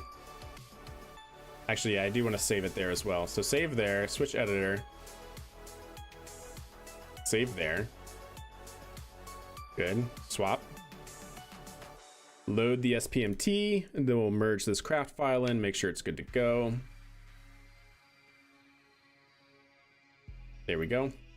And ideally that should fit right there. Are these all same vessel? No, they're not yet.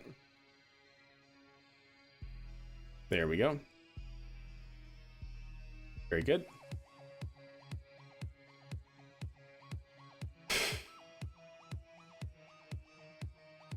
Ah, that's right. So we have that strutted in there. You know what? Let's do one other thing here as well.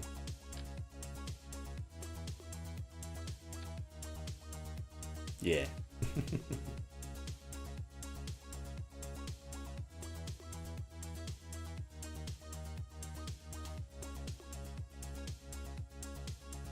Yep, already. Oh, that's already same vessel, really? Oh, cool. All right. Then that's same vessel as well, right? Yeah, good. And then that same vessel. Perfect.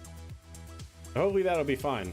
That should keep it without, you know, from popping off of this guide here. That'll be good.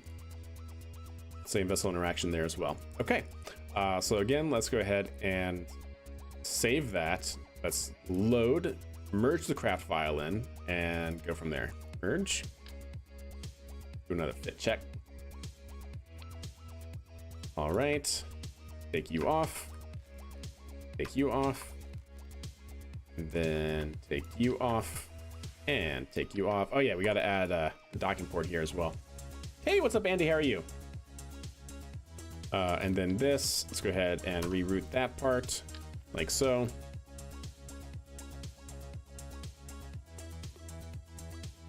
Uh-oh. Don't you do this to me. Okay. Whew. All right, good.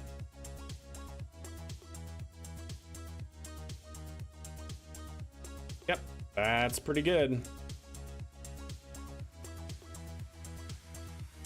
I can even move all of those up if I wanted to, but I'm not sure if I care to. Because it'll sag anyways, so I think it'll just slot right in. Yep, that looks pretty good. Make sure we're auto strutting as well. Yeah, let's actually auto strut these to root. Hopefully it doesn't cause problems. We'll have to see though. Make sure that those are sturdy, and then that's all grandparent. Cool. Trying to be on the mine from the cold. If not, I want to try to get some meds from the local office. Gotcha. Yeah, the cold, it gotcha. Cold's no fun. Have you perfected the RTLS yet? More or less. I mean, we can pretty much be consistent within 50 meters of the pad, and we're landing every time. So that's good. I think the only way we can really get more accurate is if we develop our own flight controller, so we can actually target a spot above the pad to allow us to come right over the top.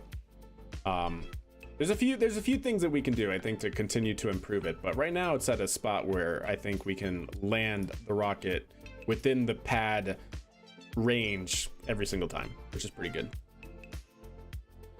All right, I like that. So that should hold that there. Ideally, this should all be good. We could probably auto strut that, and yeah, auto strut that in.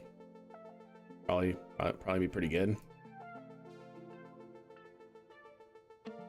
And let's get some physical struts from here to this plate up here, so that way that doesn't warp.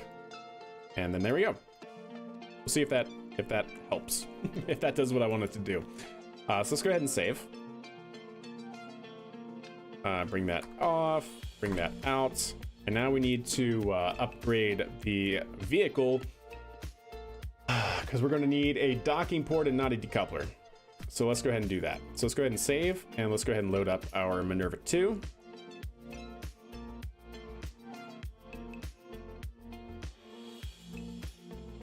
So it's going to be,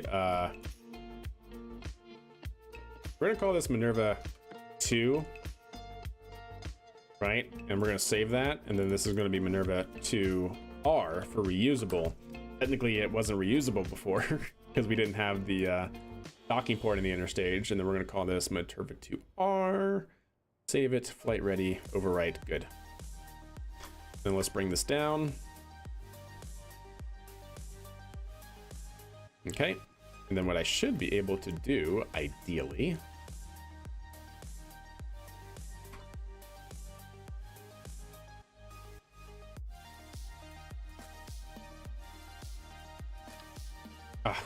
got it. All right, perfect. And then take you off. Don't need the decoupler like that.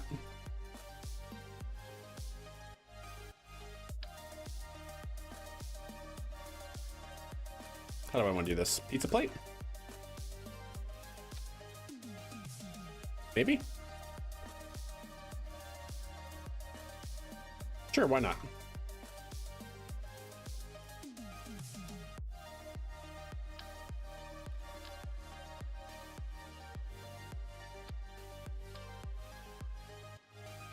Okay, something like that. And then ideally, we get another pizza plate out? I don't think so, right? That actually might be too tall anyway, so stand by. Let's go small. No, not that one, small. Yeah, you know what? I don't think I want the big pizza plate. Let's go small pizza plate.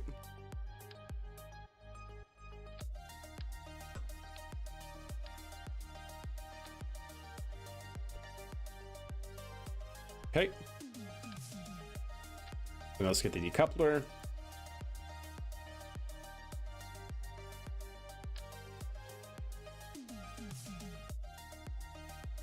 Yep, like that. Perfect. And now, yeah, it's gonna be too tall. It's gonna be too tall, so we're gonna have to figure something out here. Well, all of this stuff has room to gizmo in, so let's do that. So like this can gizmo in one solid one. This can gizmo in one solid one. This can gizmo pretty good, effectively. We'll see how much more we have to do.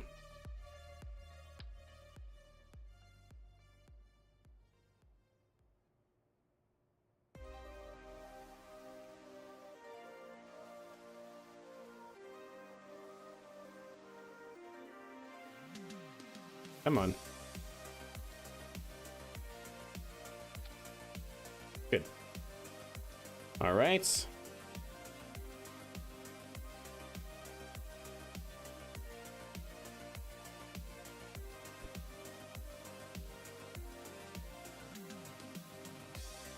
Okay, not bad.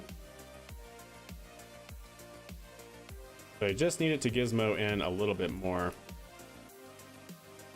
So if I was able to do this, move it down,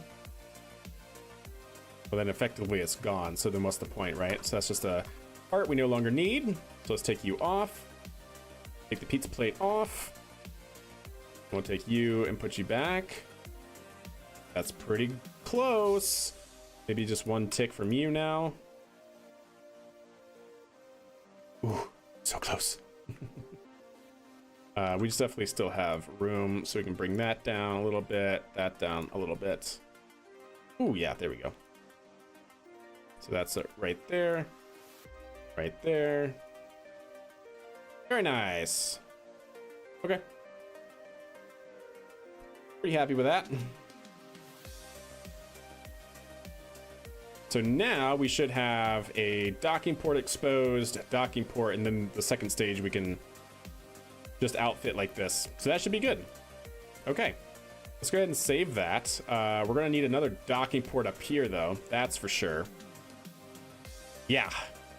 How do I want to do this though? Because we're gonna need a decoupler. I wonder if I could just radially attach and attach to the bottom. Is that how that can work? Actually attach it to this side. Then gizmo it up. And if you're asking why I'm doing this, it's because we need a attachment point for the payload to attach to the crane. So let me see, this be going down, so to decouple. Gosh, does that work like that actually? I actually have no idea if that works like that, because this is technically attached to that.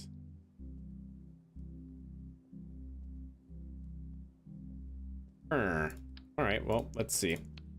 Maybe I just need to do an interstage node. I think that's what I've done before. Yeah, interstage nodes is what needs to happen. And we attach that to there. Truss structure, yep, that's correctly attached. There we go. That's all I needed to do, chat.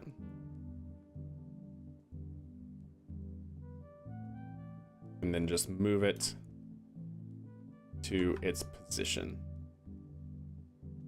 And that should be good. Yes, it looks a little weird, but I could always make the, oops, hit the wrong button. Sorry about that, chat. Wrong button. There we go. Can always make the nose cone, the fairing a little more blunt. But I think that's fine. I wonder if like that would actually be enough as well. I don't know where the collider is for the fairing.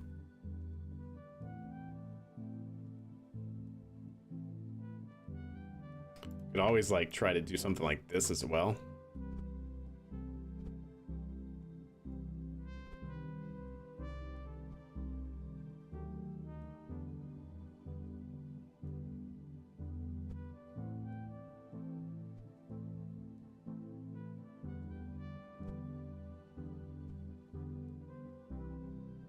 Actually might be fine. I don't know. Oh, what's up, Lurgert? No, we're here. We're good. Also, I just realized that's actually incorrect. I need this to be upside down. Truss structure, interstage. Yeah, there we go.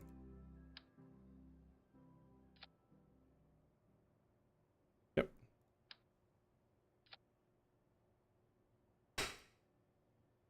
All right. I wonder if I can easily edit this bearing just to make it a little bit more blunt. Oh, I can. Awesome. Perfect.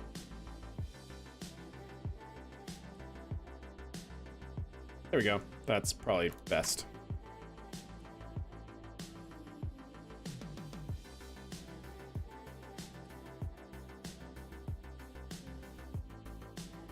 Maybe, I hate how it goes to a straight like conic section like that.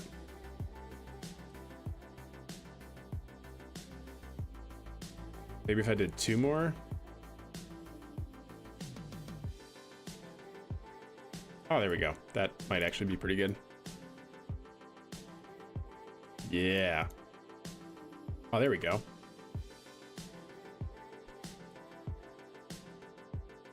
Perfect. I think that actually might work. Okay. The only question now is I wonder if this actually needs to be outside of the fairing as well. So I need to do something like that. Not quite that. Something like that. And then this can now gizmo in. Be something like that. Yeah. That's probably better. Okay, sweet. There we go.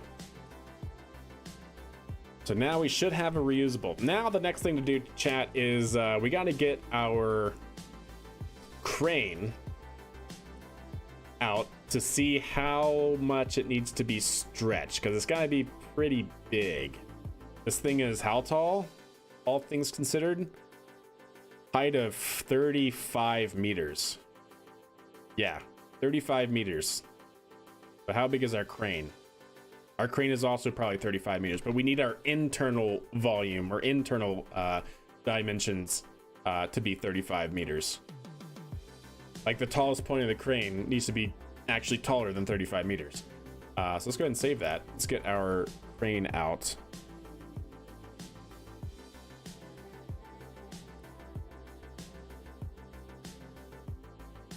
It's only 36, yeah, okay. Good. I guess it's not technically good, but all right, so how is this thing actually constructed? From the top down, we can actually pull those out. How much do I need? Oh, well, those can actually go up some as well, which is good. All of it's got to get longer, though. Okay, let's go ahead and do this so I can get to the whole thing.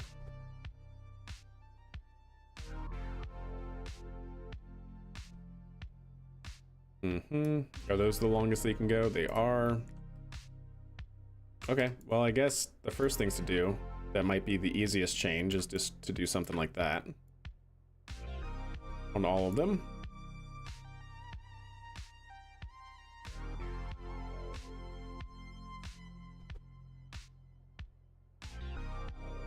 It'll ruin some of the aesthetics, but it'll get us the height without having to redesign the crane or pull it apart piece by piece.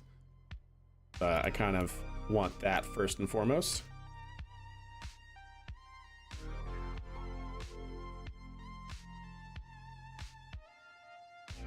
I guess the other thing we could technically do, let me actually see something. I just got an idea. This would add more parts, which kind of but maybe it's actually okay in this scenario.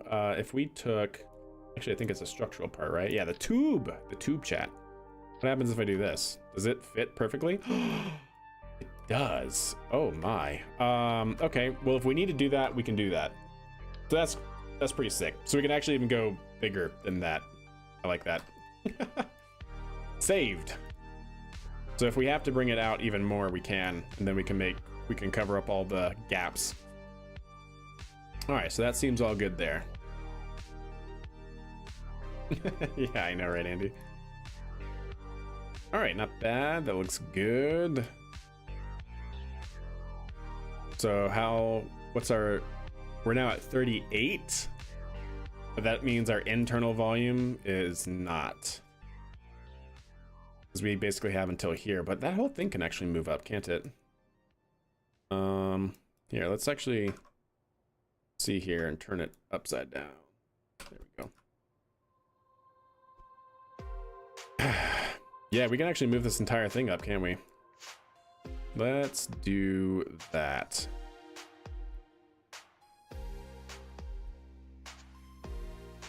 I can just grab the right one. That'd be great. Oh, there it is.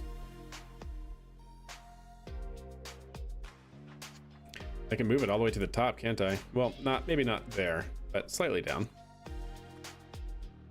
That's now sticking out the top a little bit, which is fine. And then I need to move these up. So let me go ahead and delete these for a second. And you. And let's move you up. Like so.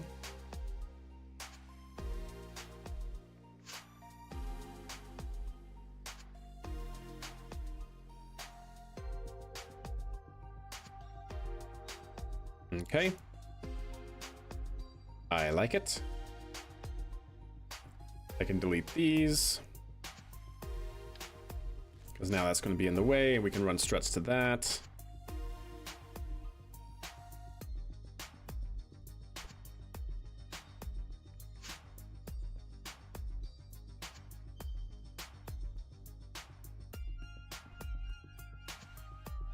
Actually, I don't even need these anymore, do I? Take you off. Okay. So that should give us quite a little bit of a height extension. We're now sitting at 39. Now, mind you, that's however many meters this is. Maybe only a couple, but And we needed 30, what, 30, what was it, 36? Was it 36 or 34? We're at 39 at the tallest point. So that might be okay, actually.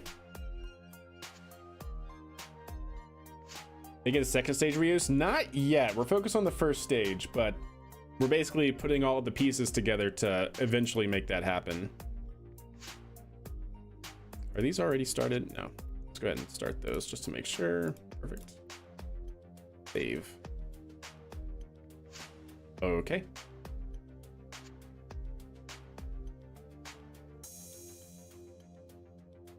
That might be good. Are these auto strutted in? Nope. Probably should be. I think all of these are though, yeah. Yeah. Okay. Yeah, that I think right there seems decent. We'll have to see with the pad and everything what it looks like. I wonder if it's wide enough as well. It might not even be wide enough, chat. How can I make it wider? Not easily, but we can.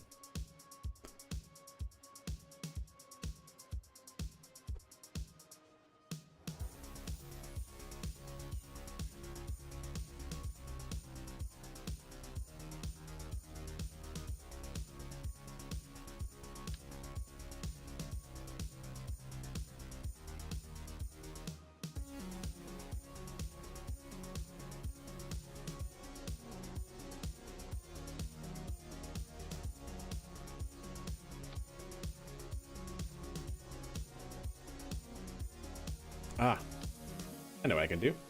We just talked about this. We can do this. Just to make it for aesthetics.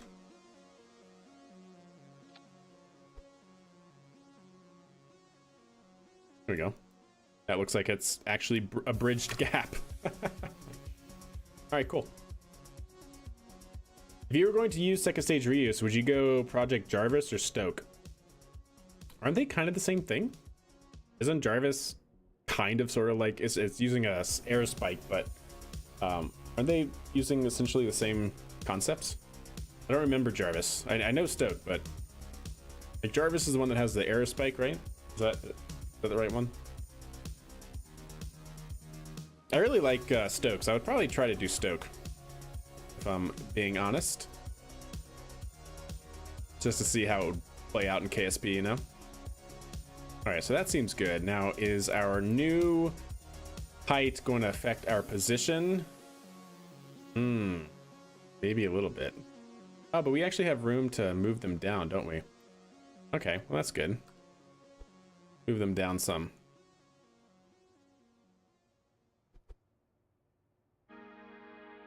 I would like for it to basically be able to reach all the way down to the bottom. Yeah.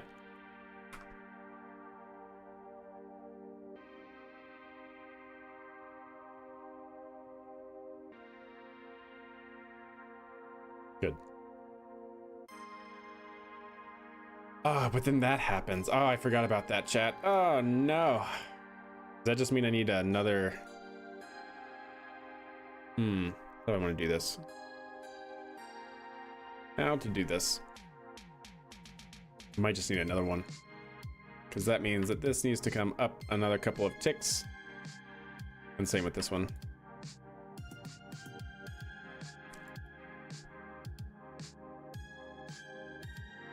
Yeah, that seems about where it was. Actually, I think exactly where it was. Good.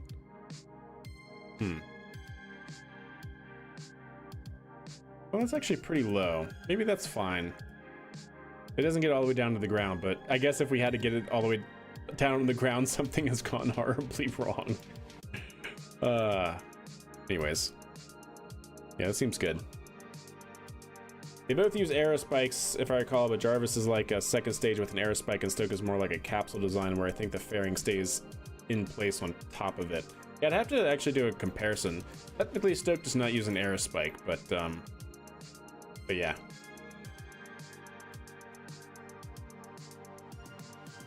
They're similar in functionality, though. Ooh, stretch it out. Okay, I think that's pretty good there. So I think we may have gotten the height. Let's maybe bring in our vehicle, merge it here sideways and see if it'll actually fit there. So if we take Minerva 2R, merge that in, and if we can make the top here the root. Oh dear.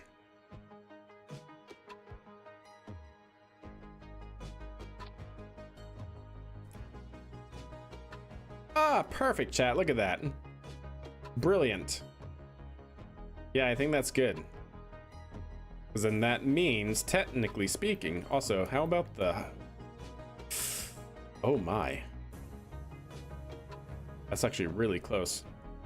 I'm gonna have to redesign the pad, because we're not gonna be able to use these things.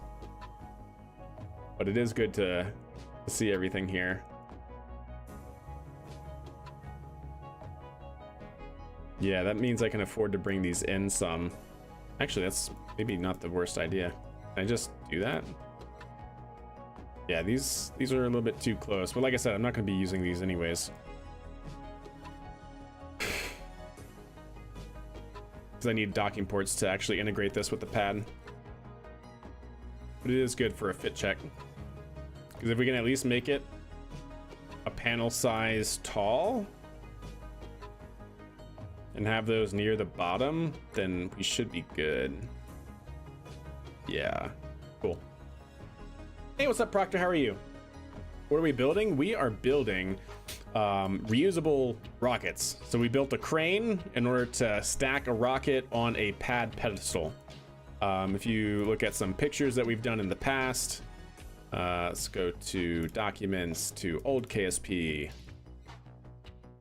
to screenshots.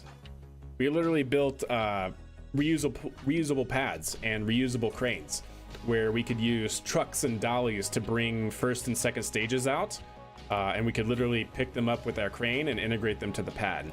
So instead of, you know, just hitting the launch button from the VAB, we would actually put them out on the pad and then use trucks to move things around and then integrate and then launch them. So yeah, this is basically what we're redoing here in this current save with this new rocket.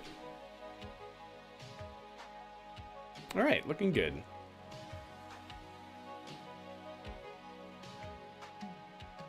Perfect. All right, well, let's see what we can do. So that height looks pretty good. So what we're gonna have to do now is design a launch pedestal for this thing to sit on.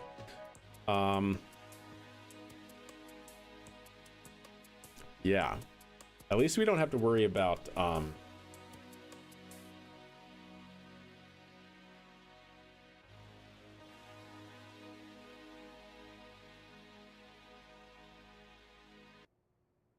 trying to think about how I want to do this. Because we're gonna have to have the rocket sit up a little bit higher, because I need something for the engines to sit on and use same vessel collision. Yeah. Well, I guess it doesn't have to be. Maybe we can use like the flat. Can these be same vessel? They can. Oh, that's interesting, chat. Because we could actually have cross beams here that the vehicle sits on under the pad. Might just be easier to use the engines though, but I don't know if that's gonna be. I don't know if that's gonna, if the steel plates or whatnot can actually handle the engines. Because we need the engines or the entire vehicle to sit on something so it doesn't sag right before launch. Because even with like a docking port for integration, it'll still bend, right? We need something for it to stabilize on. I wonder if I just have pad brackets. That's actually not a bad idea. Okay. Stand by. Let's take this off because I think the crane is good. So I don't want to mess the crane up. Take you. Save the crane. We'll make it vertical. Boom. Bring it up. Save it there. Okay. Let's go new. Yeah. And we'll maybe try to do this all on the Minerva 2R. So we'll call this Minerva 2R with pad. or maybe with launch mount. All right, so this is what we gotta work with. So we have a reusable rocket, nothing but docking ports for integration. Yep, docking port, and then that has a decoupler, which is fine. Because the second stage currently is not reusable, so we don't need a docking port on the second stage. So that all looks fine, good.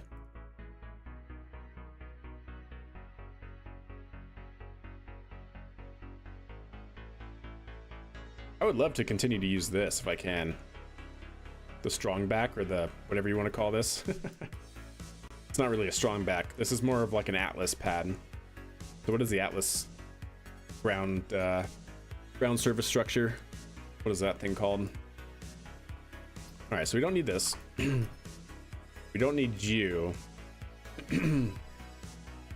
Let's go ahead and first start, I think, with our bracket that I was talking about. So let's use 2 panels, if I can, and attach them to the actual rocket body. In 2 times, maybe 4 times symmetry? No, probably in...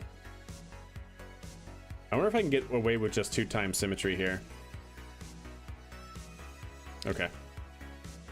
Let's take you off.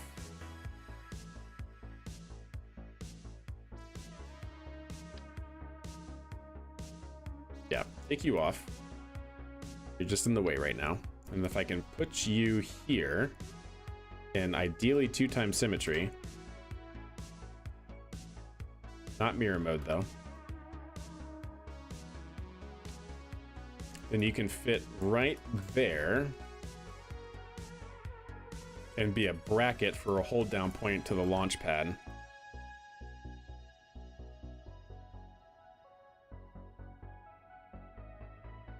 Yeah, that I think could be pretty good actually.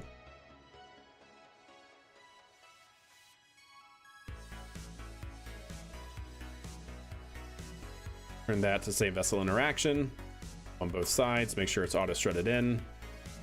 Good.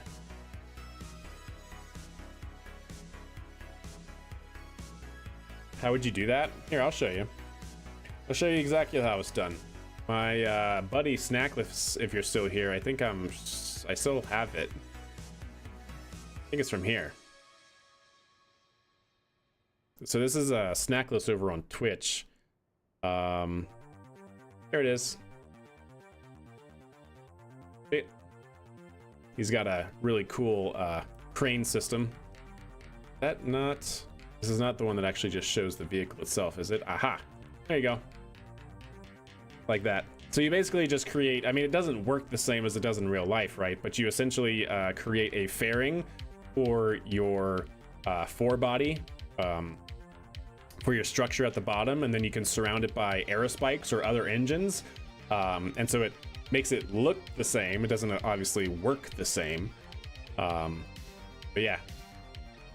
This is from Snackless.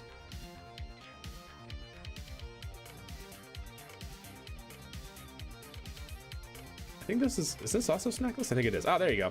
Perfect. There you go. So you have like a big tank here. You have fairing for the body, fairing for the structure at the bottom, and then he surrounded it by aero spikes, and then simple landing gear. So yeah, it's definitely doable.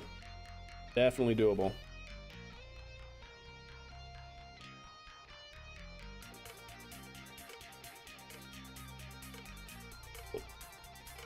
All right, so that should be fine, chat. And then is there a way I can make that, bridge that? Is that going to be an equilateral triangle I see?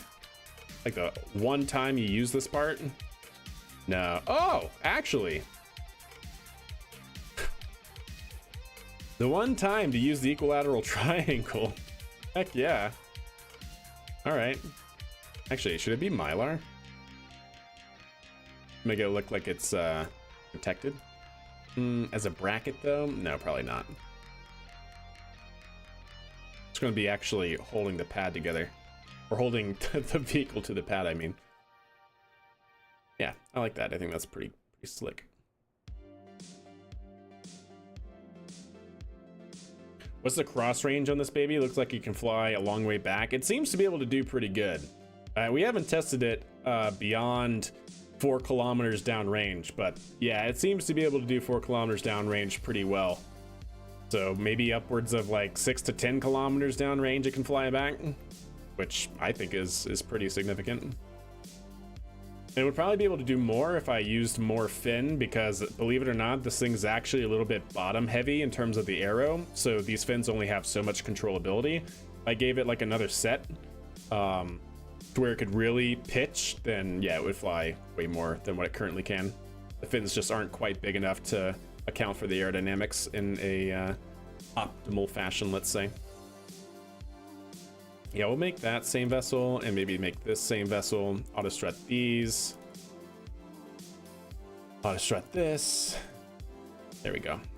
So now all of that should help sit this thing on the pad. Let's take these off. Okay, and now we need to develop the pad itself. So how are we going to do this? Simple, I think. Simple is usually the way things should go. So let's go structural tube. Are we going with the tubes, chat? Is the 3.75 tube big enough? No, it is not. Man, that would have been the simplest way. That would have been the simplest way, but sadly, no such luck.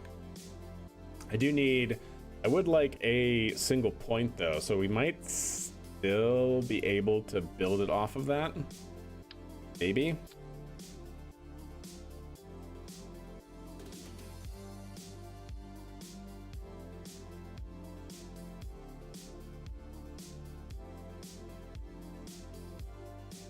Wait, what are you attached to? Ah, you're attached to the engine plate.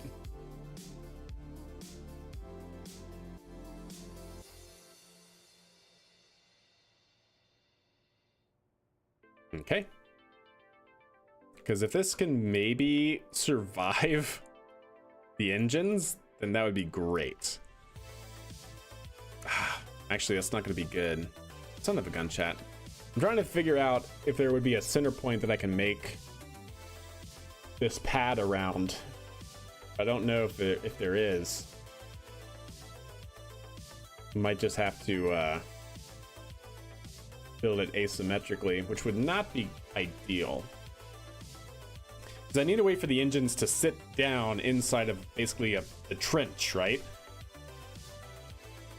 So I don't want anything at the bottom, because the engine should technically be at the bottom of the pad. So the pad literally should be up here, actually. I don't know if I actually have a center point here that we can use.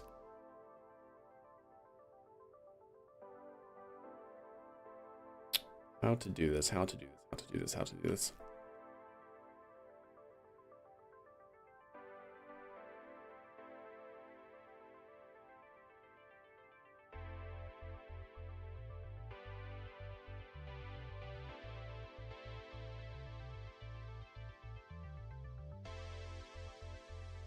Do we build it off of this, actually? Maybe that's the key. Maybe we build it off of the tower here.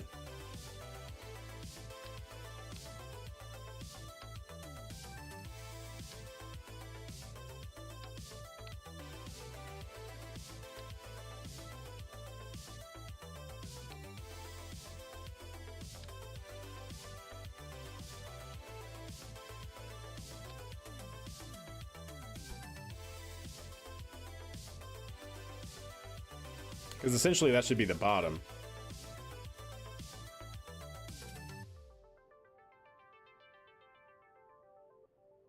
Yeah, maybe I just build it off of this.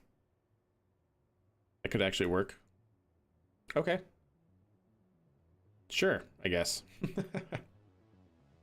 Okay, so what are we gonna need? We're gonna need an integration point. Ideally to here, so that way we can actually attach... Yeah, attach it to the pad. This is gonna be tricky. This is gonna be definitely tricky, chat. But maybe first off, let's actually work in the correct orientation for the mind. We don't want to make it too close to the tower, otherwise, for any sort of separation anomaly, we could be in trouble. Let's also rotate this. There we go.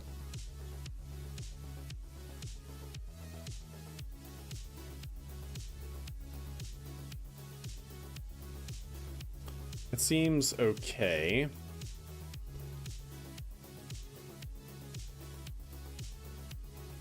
That seems okay. Piston umbilical that retracts at launch. So the only reason why I don't necessarily know if I want to do that max Q is that any sort of robotic part, right, is loosey-goosey, is flexible.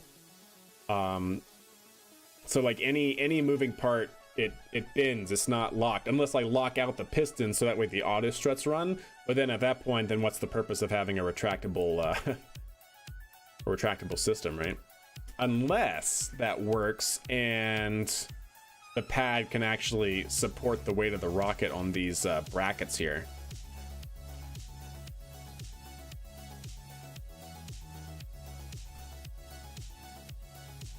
That actually could work. That actually could be okay. So then maybe we can use the existing docking ports.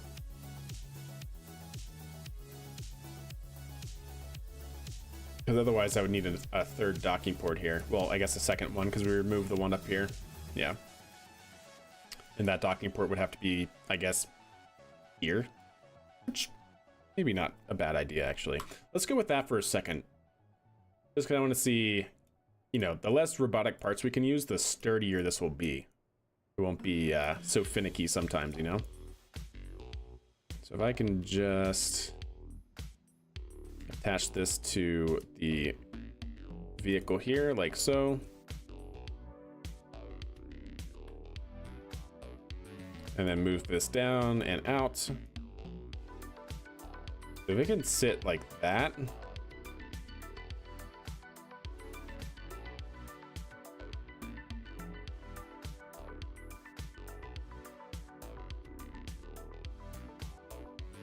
And if that can be the bottom of the pad, it might be okay.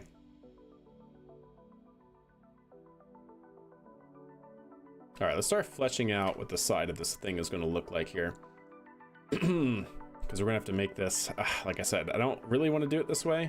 I wish we had a center point to work around so we could do everything radial and we would know everything is perfectly aligned, but it doesn't look like we're gonna be able to do that super easily here. So let's just start working with panels and seeing what we got.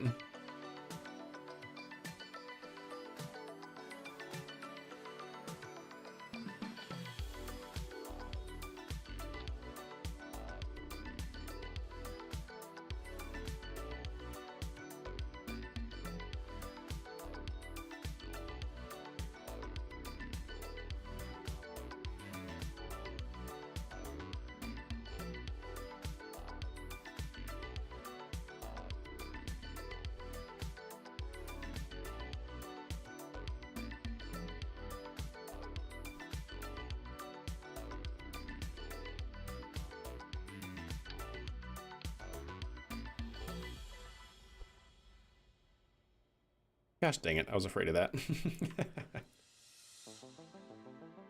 Is that okay if they're aligned closer? Maybe. Maybe not actually. Well, let's see here. Can I just take you off and reattach you to the radial? Not radial, mirror. Yes, I can. Okay, well, that's a simple enough fix.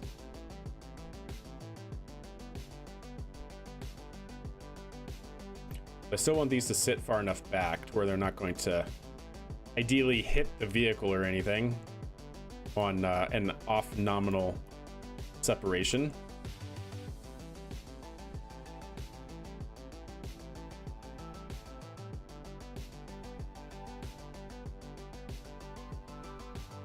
That seems okay.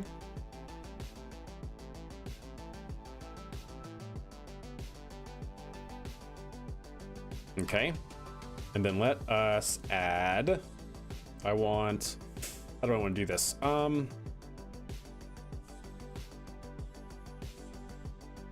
could work. Structural, the triangles, probably the equilateral, believe it or not. Because we could do something like that. And then another something like this. Yeah. Hey, why are you? I don't...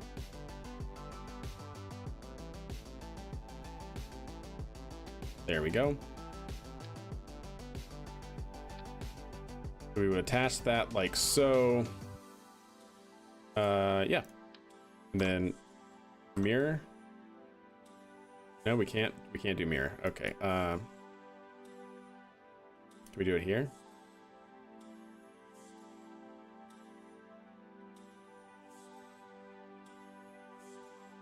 Yes, we can. Perfect.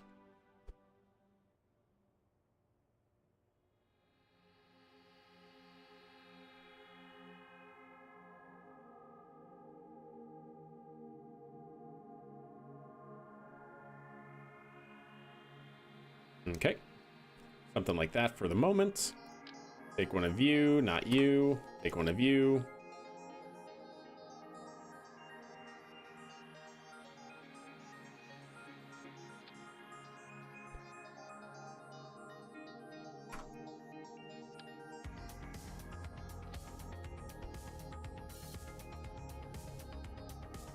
There we go.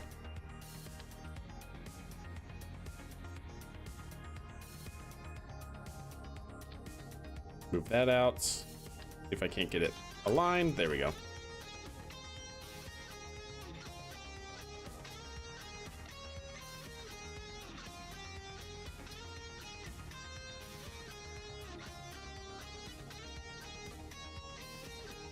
Okay. I think that gets the point across. Hopefully it won't be in the way. We'll have to test. We'll have to see.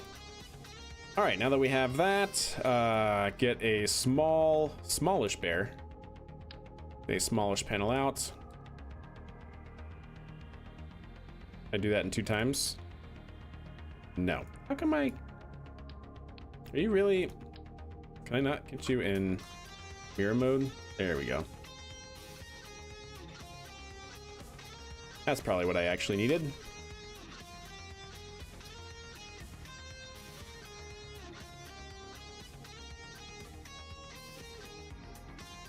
Okay, now this should go into mirror mode. Perfect, look at that. Okay.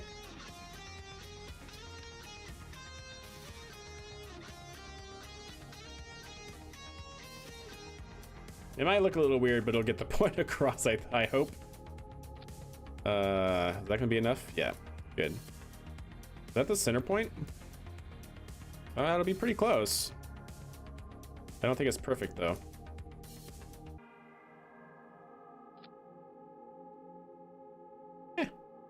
How about that?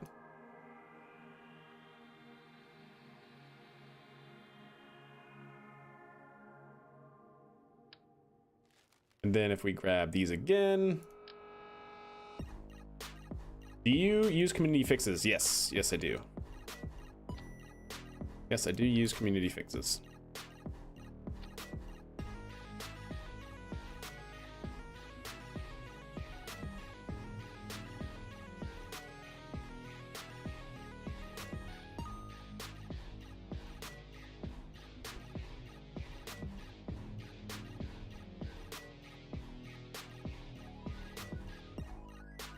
Okay.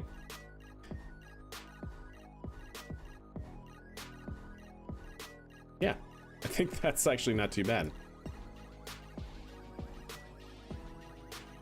Now we just gotta make it blend, chat.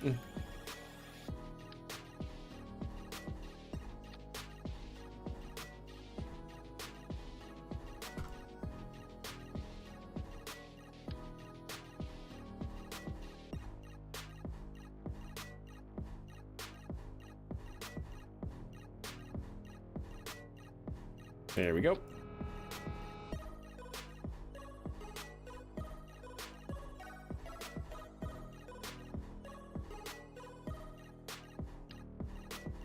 How can I make this work simply? I don't know if I can. Like if I attach this here like so, and then try to do this.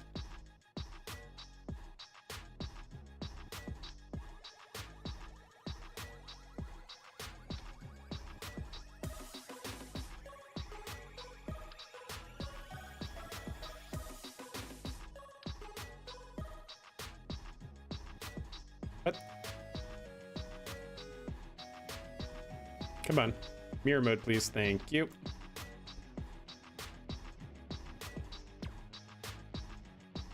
So yeah, that doesn't work, chat. Yeah, that doesn't work. Okay, good. Noted. So we know we need these then. Nope, not that one. This one. We know we need these on the side.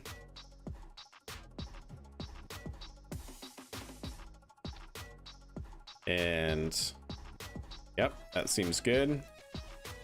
Can I do 2 of them? Oh, I can. Okay, that makes that a little bit easier. Perfect. Now I gotta figure out how to bridge that gap. Maybe just something like this with a little bit of overhang.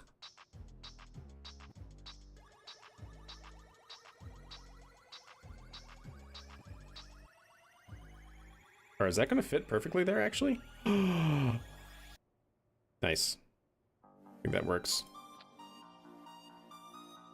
It most certainly does.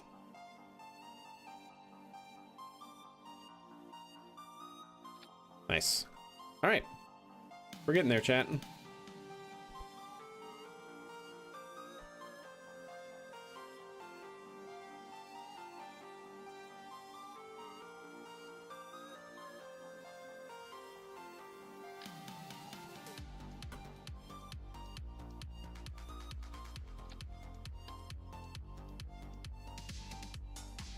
Actually, stand by. I just use one of you. And then can I put 2 times symmetry here? No. I can on here though. Aha, so it has to be like that. Gotcha.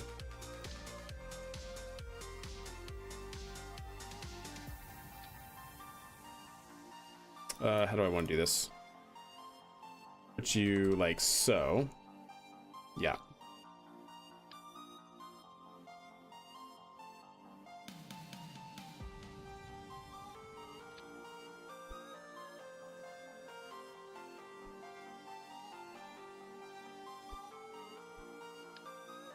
Really? Why? Why are you this way? There we go. That's what I wanted. Is that gonna be enough, or do I need another one? Nope, that's enough. Perfect.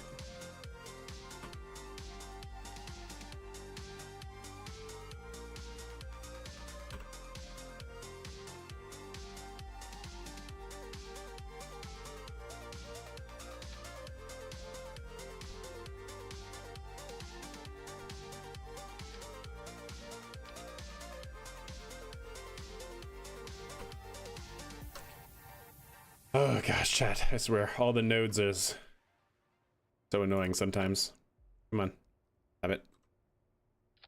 There we go. And of course, it didn't attach to the right one, because why would it? Why would it, chat? Never. Never will it.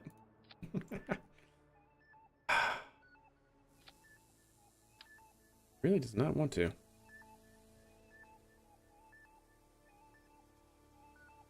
Oh well. Oh, ah! Wow. Okay, cool. Yeah. Actually, do I want to do it like that? Stand by. I think so. I think we can do that. So many news to choose from random. I know. And then I actually want even more.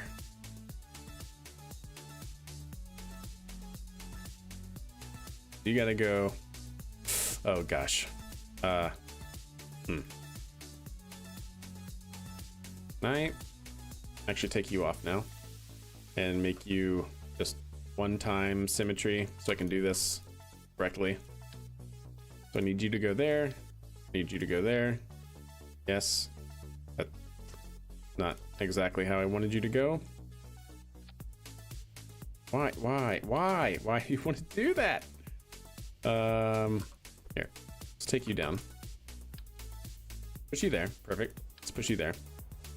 Perfect. Same thing on the other side. Come on. Come on. Really? What's up with this? Thank you. Camera was not cooperating. All right, perfect. Now take you, move you up, back into position. Take you, gizmo you down, like so. Gizmo you down, like so. Gizmo you down, like so. And gizmo you down, like so. You might be asking me, or asking yourself, why am I doing this? For aesthetics. Literally no other reason except for aesthetics, chat. See, now we can do that in 2x symmetry. And then we can gizmo it out. And now it looks like a little flame trench. All of that for just that. That's what it was.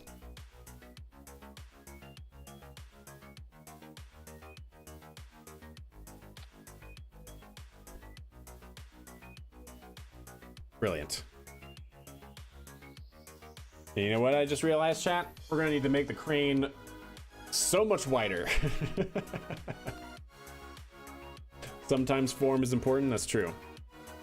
That is true. But yeah, we're gonna have to make the crane way wider now, I think. Potentially. We'll have to check. We'll have to test that. But yeah, I think by doing all of that we just did, we need to make the crane way wider. Oops. But it looks great.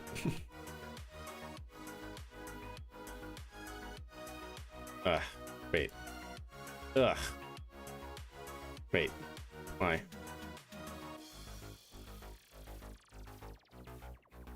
That's gonna bother me, chat. You see it? Do you see it, chat? Do you see what's wrong? I'm not talking about the Z fighting. The Z fighting I can live with. There's something not like the others, chat. And it's these!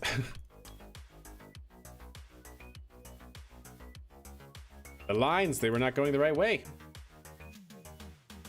Can I? Wait, how did I do this before? Oh, like that? All right.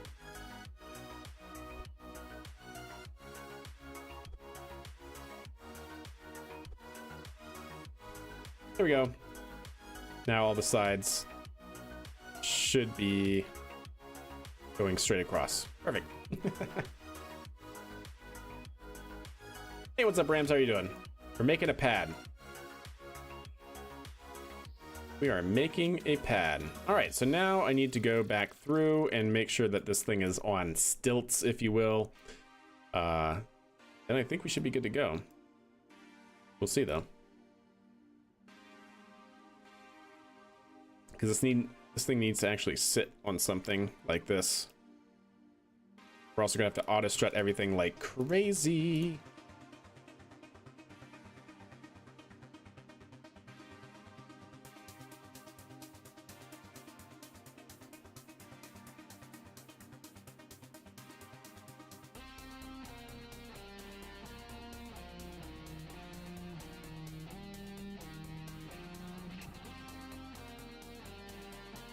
Yep.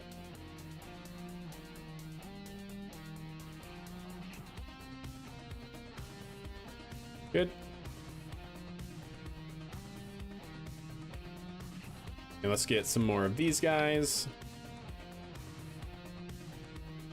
2x symmetry seems fine. Move it out to the back. Get it roughly the same position. So that way, that should all be level. And then let's get some struts. So we can strut all of this together. Very good. And let's do the same thing.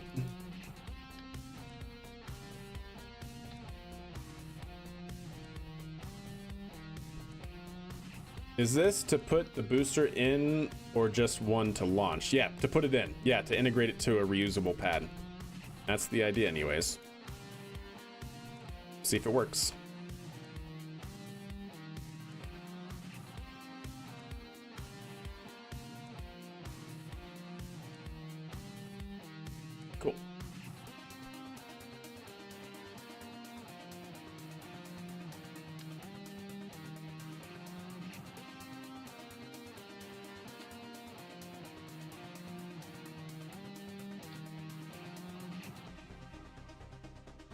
Nice. So hopefully that'll be fine there. Yeah. Now the other thing that I probably want to do, chat, believe it or not, I don't know if that's going to be enough. Oh, that's right. I need, that's right. I need the brackets. Okay. Right. How to do that? Let's just go with one. And we'll do this twice. One there. Gizmo it back and up, like so. And then we'll get this, and we'll put it in the exact same bracket here. So that way they can hopefully match.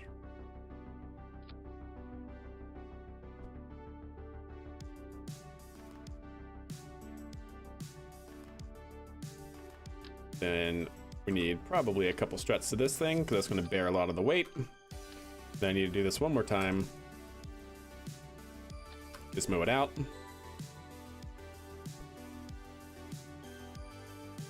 And rotate. And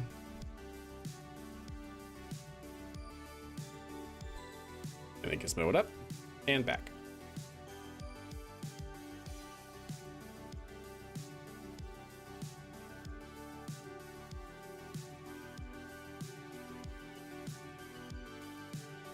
Okay. And we'll get some more struts. Strut it from here. There. Cool. Make sure these are also auto strutted.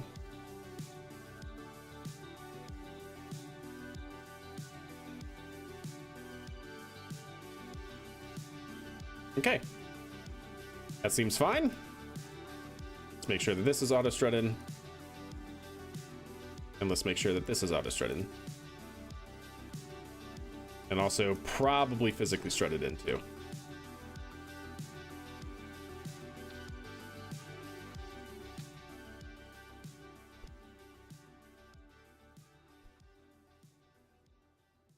All right.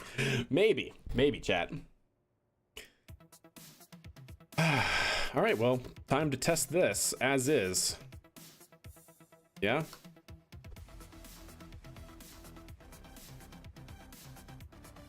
Because we should have this guy. Yep. And we should be able to undock and launch. So what happens if I disable crossfeed and then enable port staging?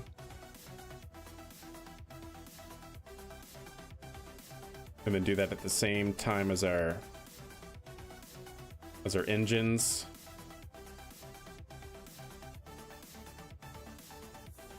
Wait, what was this? Oh, that's a decoupler. Is that the new decoupler we just put up? Yes, okay, gotcha. That's fine. That needs to happen at the same time that these go. Okay. Perfect. Yeah, that I don't care about at the moment. So save that. And let's see what happens here. Let's see if it's enough struts, yeah? Oh my god, I can't. Save. Switch.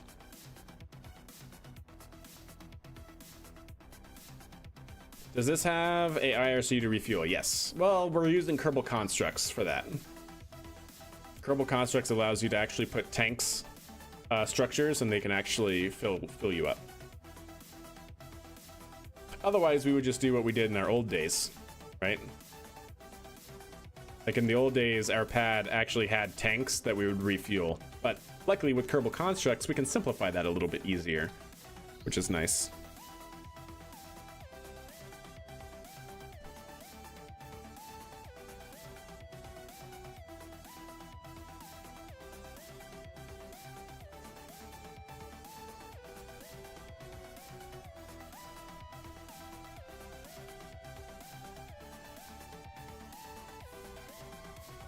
Okay. Let's see here. I want to aim to that. And is it sitting on the pedestal? It is, chat. Look at that. At least I think it is.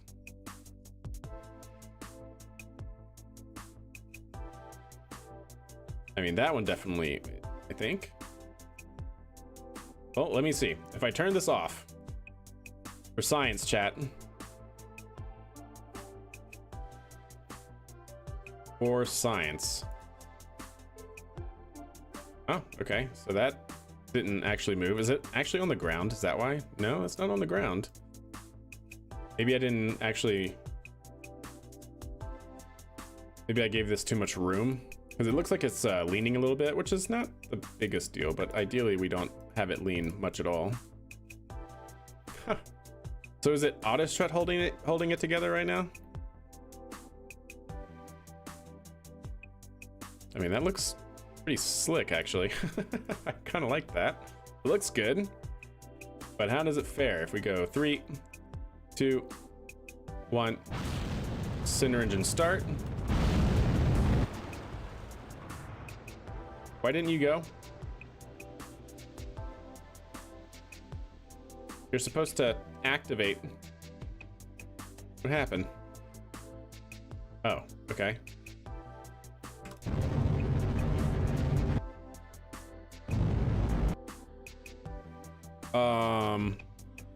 Huh. Why isn't it coming free? Wait a second. Why isn't it coming free now? Are you caught on something?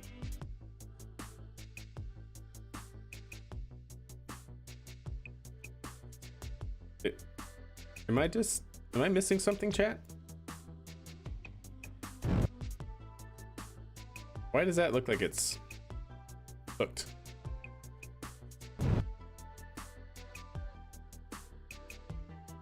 I am confused.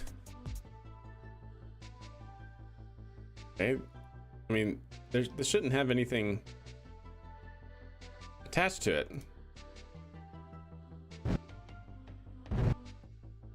What is attached to that thing, huh? Did I accidentally attach the booster in some way to something?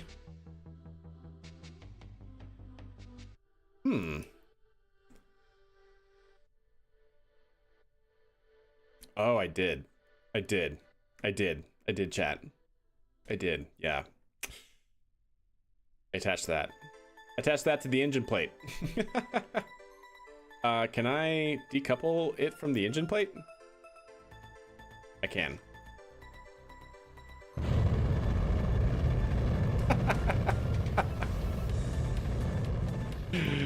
There we go. That did it.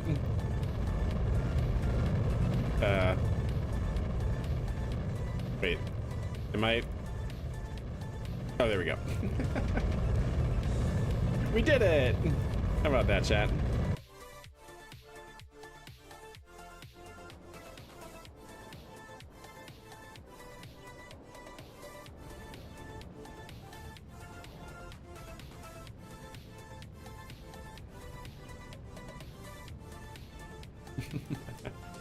This is fine.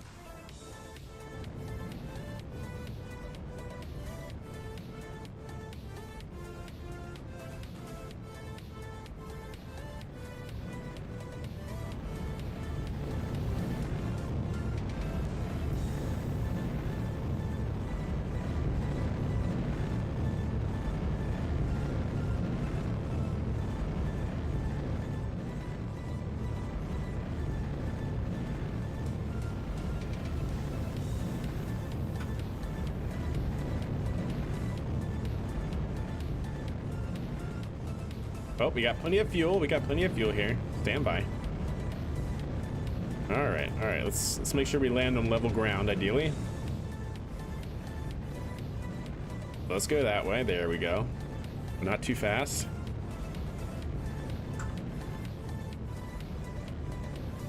There we go. That should just about do it. I hope these landing gear can take this. I don't know if we've ever landed something this heavy on these landing gear, but first time for everything.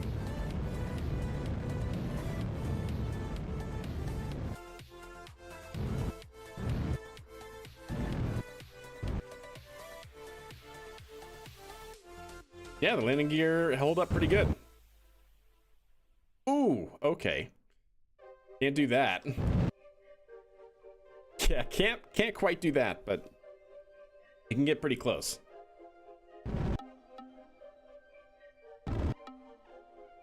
Yeah. Needs bigger crush cores if we're gonna do that. All right, anyways, revert. Let's take it out. Let's reroute everything, so hopefully we can get the pad by itself. And then maybe then we'll be good. That's essentially what I want to do, I think. So we'll save that there. Move this over. Can I reroute it to this part?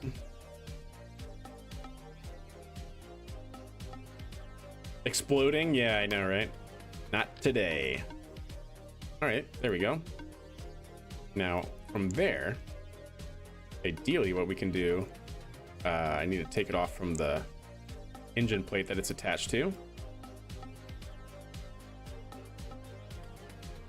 Somewhere, there it is. Take you off. Good. Now make you the root. All right, and let's see how this goes. Come on, you can do it. Just find the right node. There you go. All right.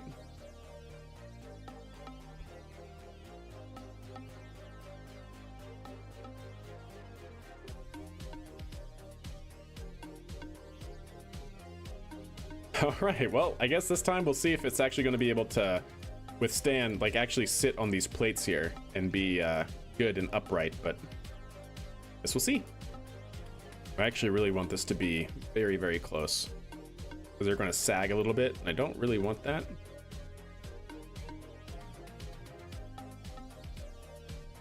Yeah, be very, very close to that.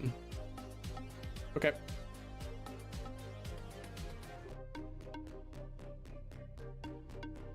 Yeah. Save it. And let's launch it again. Right. Unable to launch. Move it. Save. Launch it from here. Okay. Well, round two. Round two, chat. Hopefully this will work. Hopefully I'll be able to sit on those pedestals there underneath the rocket, since those are all auto-strutted and they have same vessel interaction. So I guess we'll see.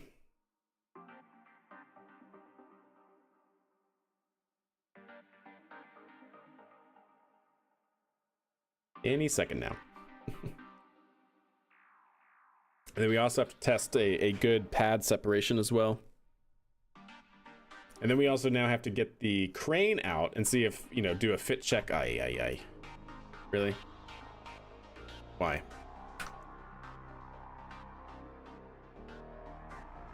Something about rerouting to a radially attached docking port just makes the game bug out.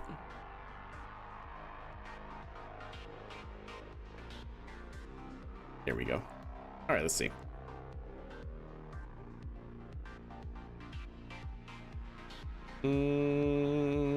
Where was it? I guess I'll just get another one because this is bugged. Yeah.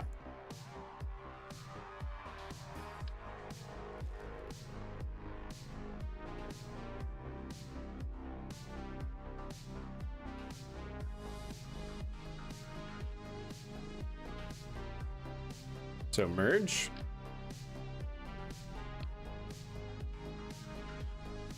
Aw, man. Is that just going to be corrupted now? Oh, it's just lost now. I see.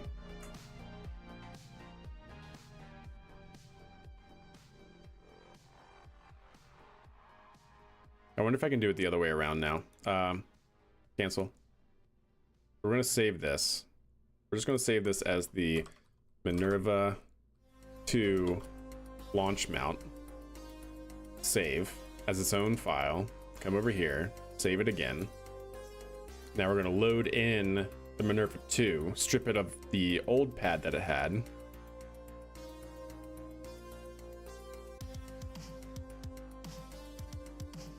Actually, does this have it? Or is it also borked? Yep, see, it's borked. Gosh dang it. So let's go to the Minerva 2. Flight ready. I think this is the old pad, so it should be fine. Yeah, it looks like it.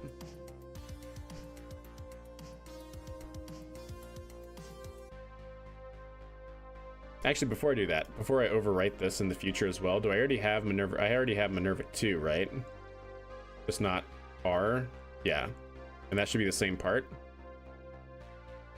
Looks like it. Okay, cool. Just making sure. Because we are going to need to put this to test the pad fit check. Okay. Because I'm going to need to move a docking port right here. So let's load up. Don't save. We'll get the other version out.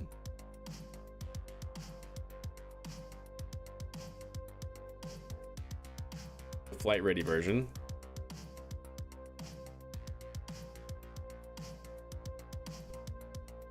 Okay. Strip it of all of this, the old pad. There we go. Let's get another docking port. I'm going to move it roughly to where I think it needs to be.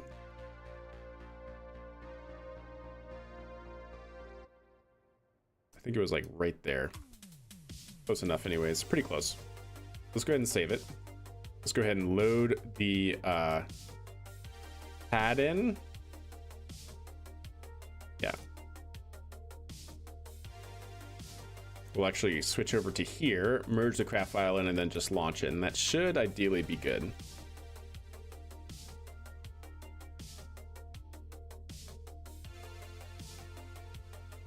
From the SPH.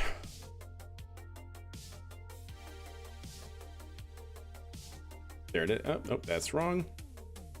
Minerva 2, flight ready, merge it. Very good. And then we'll make this the root node.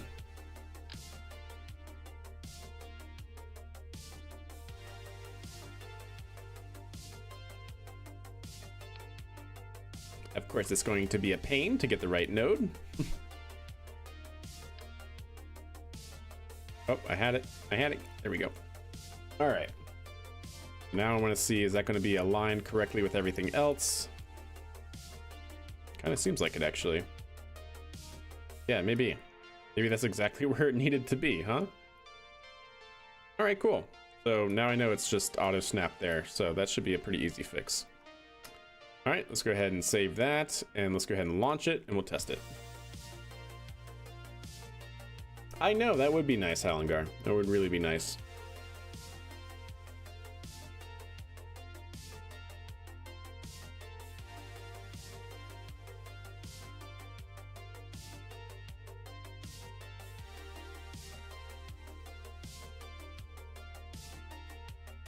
Any second now, KSP, you can do it. I believe in you.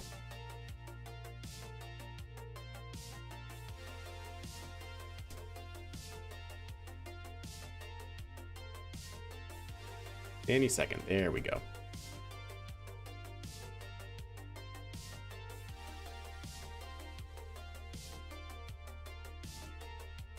It's not bad, it could be better. Where is it leaning from? It seems like it's leaning from the pedestal. From the mounts at the bottom. Is that right? Ooh. Ooh, yeah. Wait, are these not auto-strutted?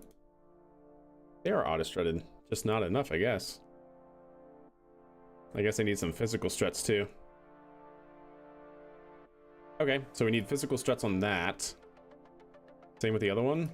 No, the other one seems fine. This is auto-strutted? Yeah, that's auto-strutted.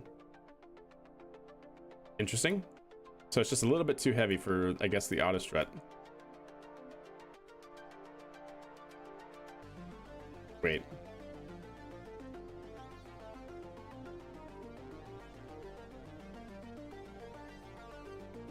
Wait, did I not have another brack? Stand by. I thought I... Do I not have another one over here?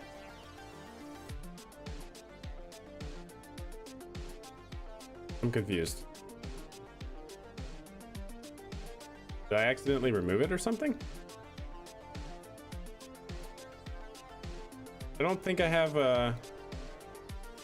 yeah, there's not another one. Wait, is there one on this side? I don't think there is. Because this is the haha, that's right. This is the old version. Ah, gosh dang it. And I deleted all of that. Ah, yes. So that would be why, chat. Okay.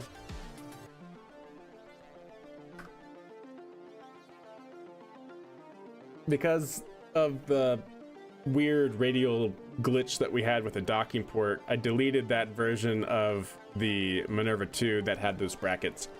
So, yeah. All right, so let's load in the other vehicle. It's actually not loaded in here. It's loaded in over here. Minerva. So that has the bracket. That's good. So we need just the Minerva 2. Flight ready. Load. Okay, so that we know that's good.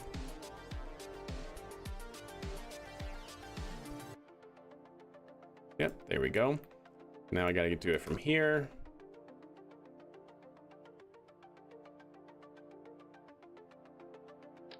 All right, so we need one of these, and we need the 2 equilaterals.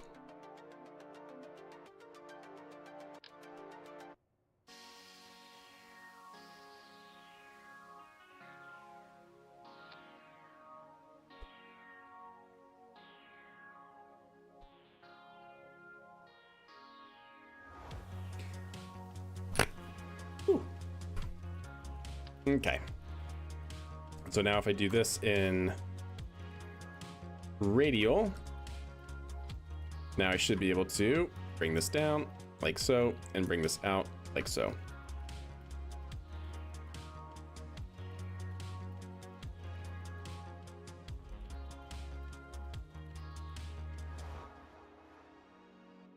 And I know I moved them up to just below poking out, so that should be fine right there.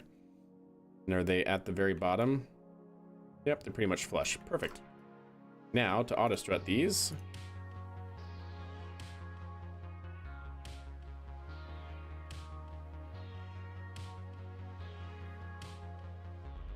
Yep, very good. And delete that. All right, so this is going to be Minerva 2R. Because flight ready is going to be with the pad and everything integrated, I think. No, actually no, because we'll have that separately, right? Yeah. Okay, so that should be everything. So now let's go ahead and integrate it with the LM.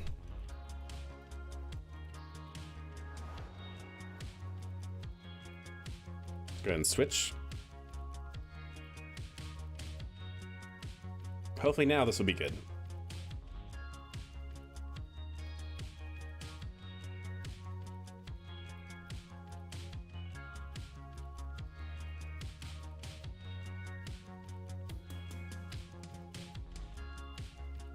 Okay, we'll reroute, which I know can certainly cause problems, but we're just testing for the moment.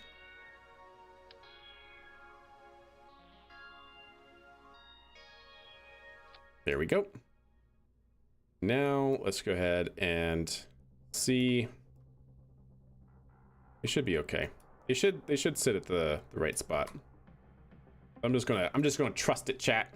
And then we'll iterate if we have to. And gosh, no, that's not the way to do things, chat. Now, I talked myself out of it.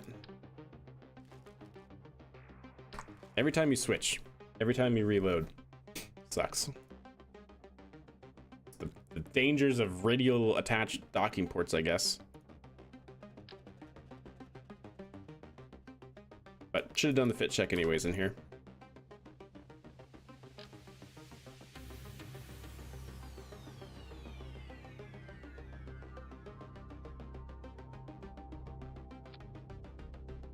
Okay. Very nice. Very nice. Okay. Well, guess we'll save it. We'll switch. Ah. No luck. I guess we'll just have to do it again. That is really frustrating, though. I wish that didn't happen every time. And then let's go to the SPH, the Minerva 2 that we just had. Let's see here. Merge. There we go. We're getting there. We are getting there. Perfect. Put that there. There we go. Save it and launch it. And don't worry about that. Not gonna worry about staging at this point. Just want to make sure everything's gonna fit well.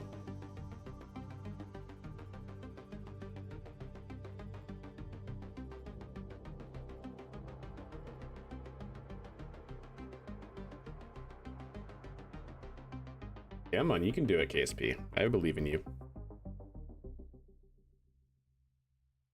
Any second now.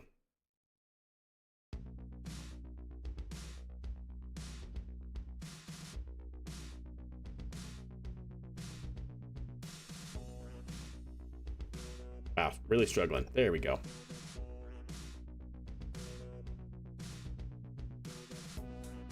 Okay. It actually looks like it's slightly tilting. All right, let's see.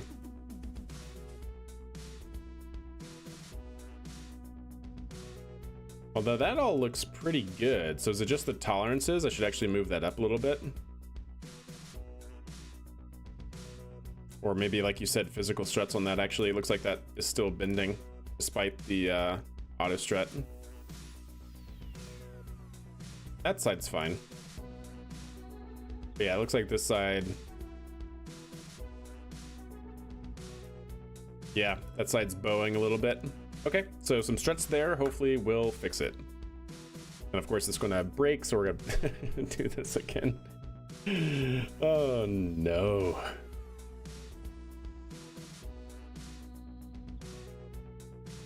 See, this is the dangers of developing ground surface equipment.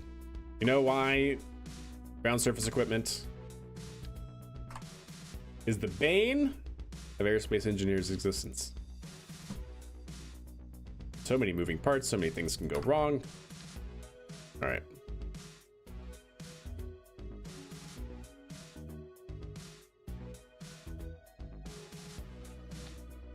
Yeah, let's do something like that. At least, hopefully, those don't move.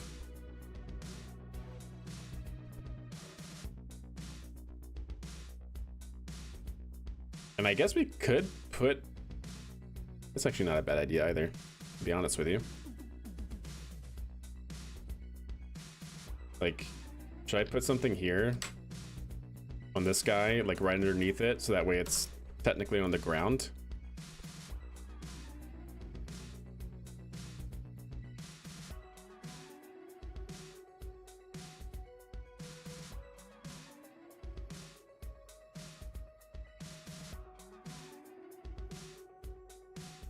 Maybe.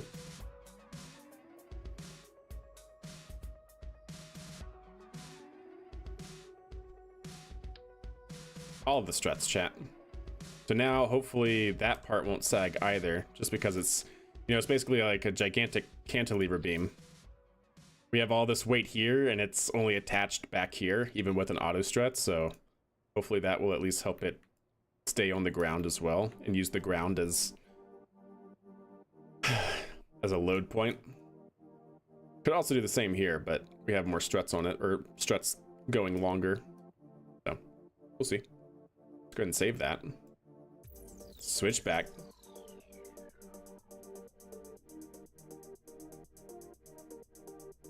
That side is bowing. Yeah, something like that.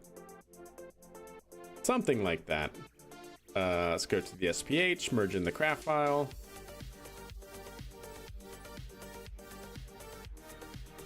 Merge.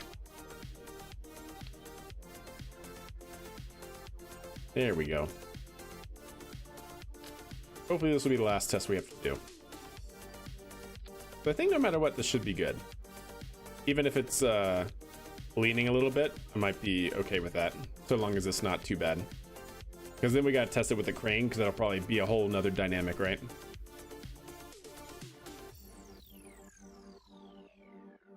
I think it tilts from the docking port. It could be. That's kind of the... I'm hoping that even... Well, we'll see. Maybe the docking port. I thought I put everything on flush with absolute snap to 0. But yeah, we'll see.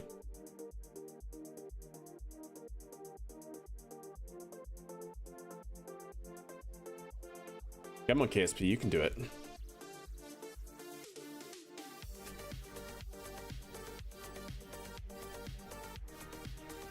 There it goes. Hey, all right, that looked pretty stable. I'm pretty happy with that. Not sure if it's going to get any better. Yeah, even with the struts here, you know? I guess the other thing we could do is technically do that same vessel. Is that? These are the same vessel. Oh, chat. Did I not put these on the same vessel? No, they are. Wait. It's not, doesn't look like it's doing anything. Ah, they were not on the same vessel though. These are though. The other ones were not. And this one? That seems to help a little bit.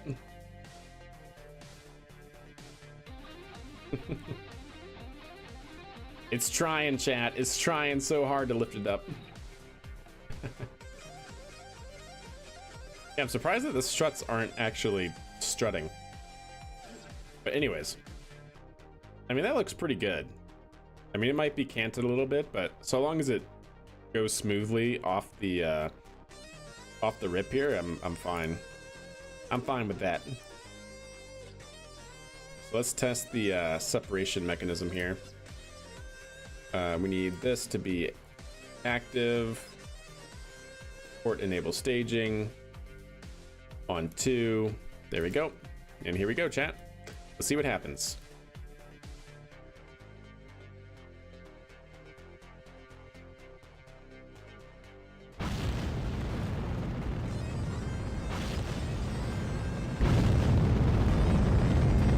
Clean. Super clean. Yeah, that was super clean. Fully fueled? Yep, everything's fully fueled. All right. Pretty happy with that.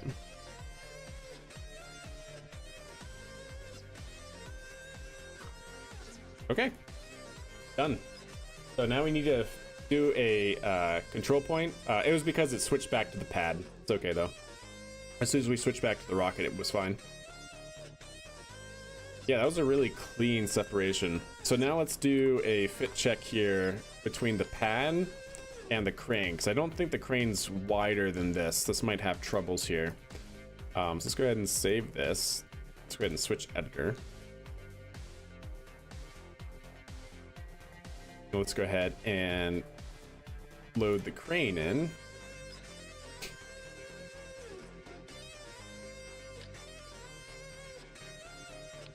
And we're gonna have to reroute to something.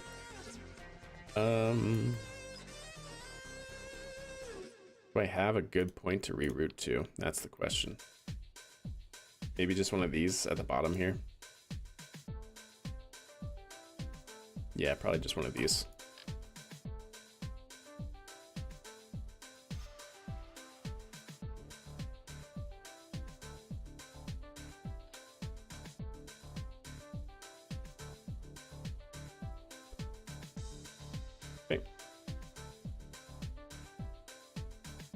Oh, look at that, chat. Wow.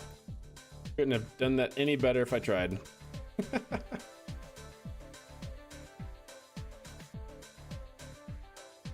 There we go. That fits like a glove. I do say so.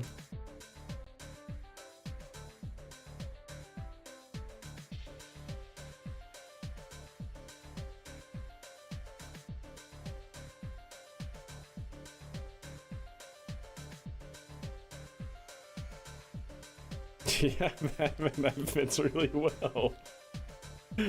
All right, cool.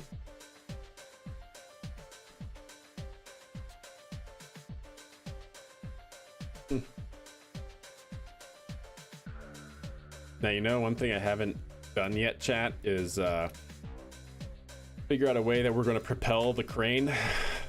We used to do it with a truck. And we also had drive wheels that were on a piston with our other crane design, but with this one, might just use the truck again, just to kind of give it a push or something, I'm not sure. And hope we can line it up well. Yeah, I wonder if I should put on the pad here, because this is going to be the Minerva LLM craft file, so that should be fine. Let me put some maybe like I-beams here on the rail to like guide this in. Ideally, you know, let's actually use it on the root part. And 2x symmetry, yeah.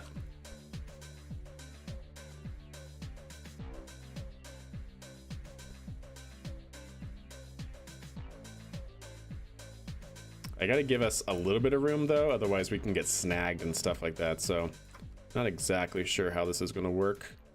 We'll see.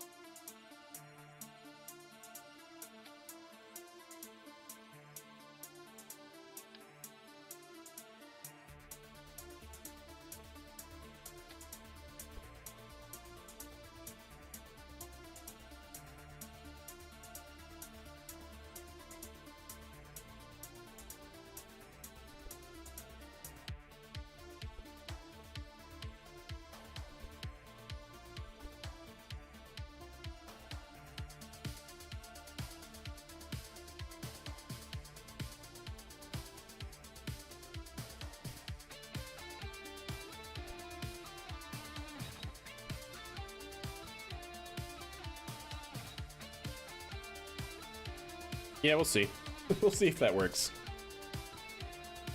Little wheels as guides? But then, isn't that Kraken Strike? Isn't that Kraken Strikey? It's actually not a bad idea. Wheels, huh? Maybe. Like these little guys? I wonder. Like, we did something like this?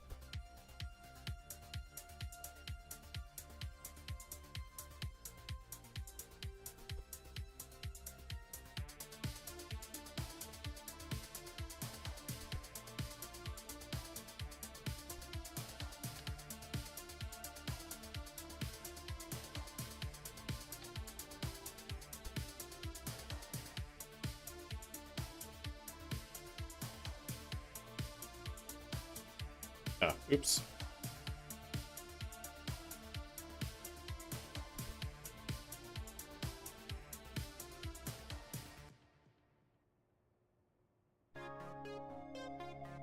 We'll see. We'll see if this works. So definitely gonna need a lot of testing here.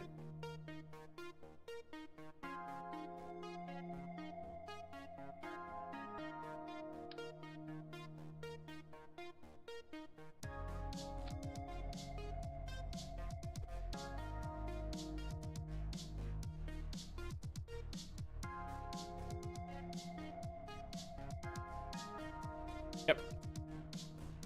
Maybe. You think on the crane? I'm not sure. I like to keep the crane separate, but we'll see.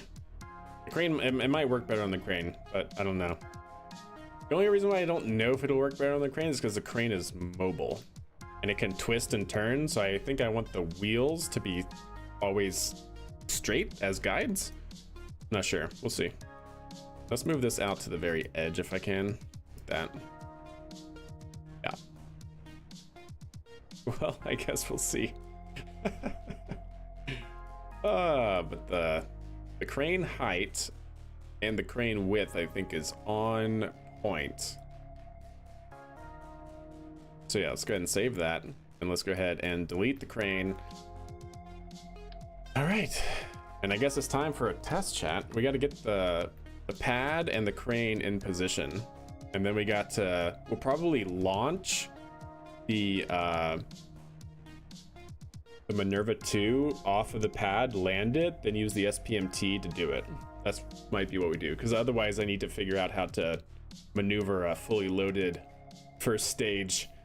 Either that or we just say, hey, we're not going to ever do that, which I'm fine with, actually. But we'll see. We'll see. Things to be tested and whatnot. Yeah, things to figure out. Anyways, save that. Save it. Save it. Launch here. We're going to put this, ideally, over here. Gizmo here. Like that.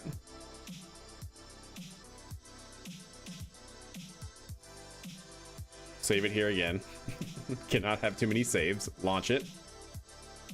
Yeah, don't care. Launch anyway.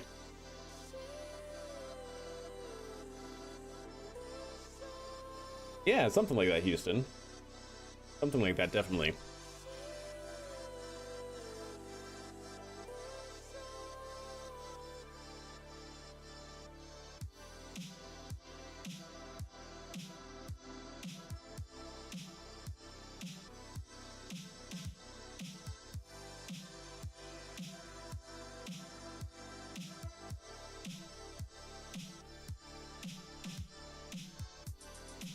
All right. I like it. That looks pretty. That looks the part, chat. It looks pretty good. All right, back to the Space Center. Just load up the crane. And let's see if the crane can do it. Right. We also probably have to get the Hurley out as well. The Hurley, not the Hurley, the HEV, the heavy utility vehicle. The truck that we can use to move it around.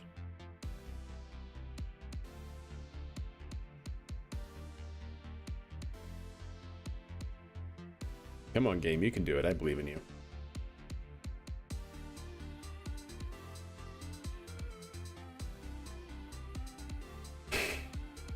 Soon, chat. Soon we'll have reusable rockets. It's going pretty well, actually, if I do say so. Yeah, the only thing we gotta do is we gotta make the call on if we actually want to do this for new vehicles or just reuse like landed craft. I kind of think I just want to reuse landed craft so that way we can sometimes speed things up by just saying, hey, we're going to launch a new rocket, right? Like SpaceX does. SpaceX occasionally has a new rocket that launches for the first time.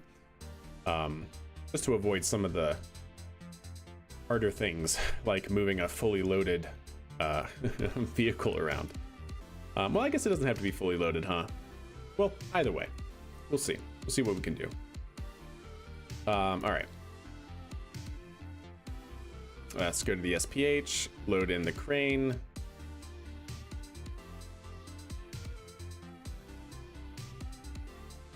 Save it here.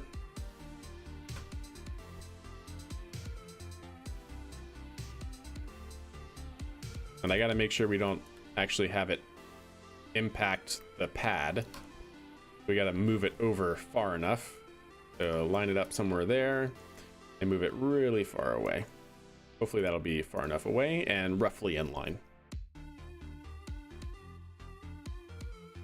Feel like you should launch 2 times then reset to a new. That's probably fairly doable. I don't mind that. Yeah, we can put a number to it like that.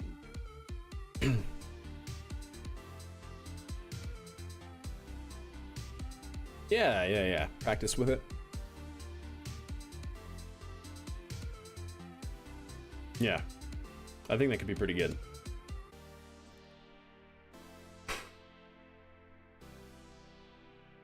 Man, it's taking forever to load though. Ooh, look at that. Oh, wow. Yeah, that's pretty close actually.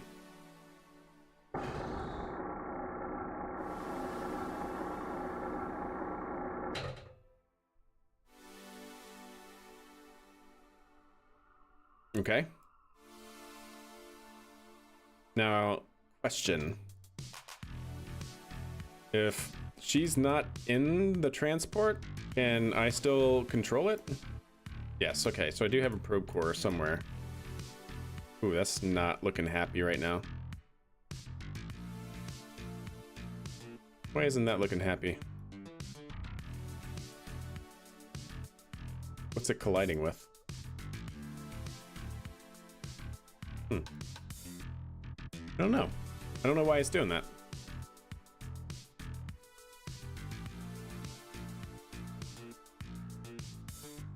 I don't know what's going on with that.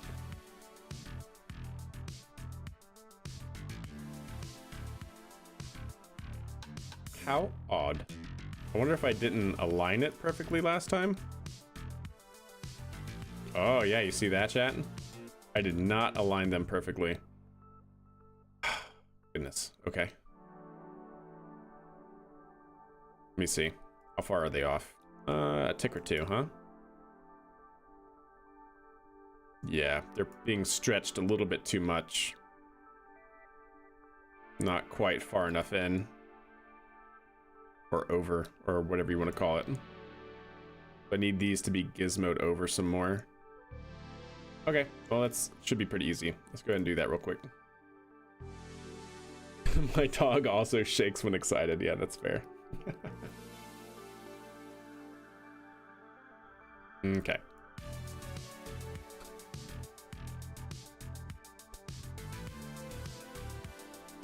Oh man, really? I really grabbed the wrong part. I thought I hit... Well, whatever.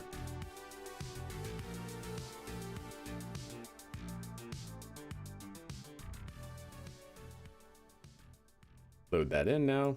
There we go. Now I want to hold shift. There we go.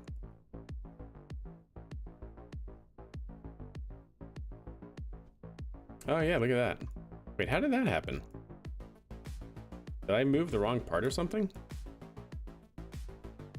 Oh, I know what happened. I stretched it again and I forgot to move these out more.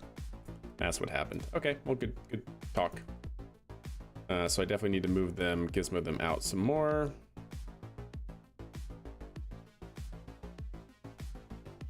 Probably something like that. Maybe even up one. That seems better. Is the other side okay? Gosh, the camera in the VAB I wish was better. Yeah, that's good. Save it. Maneuver it. Save it again and launch.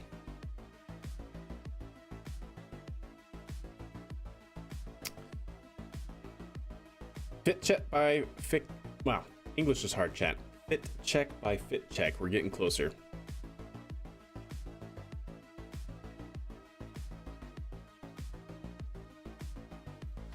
Hey, what's up, Obama? How are you doing? Hope you're doing good.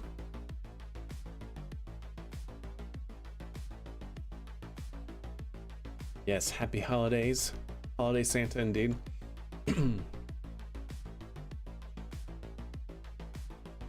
All right, there we go. Yeah, not bad. All right, well, let's see how well this goes, chat. Go ahead and EVA. I'm going to need to go back to here, gear down. And hopefully this gives me enough room to do this. So I think, let's actually take you, run over here, and should be able to push this without the truck, just slowly but surely.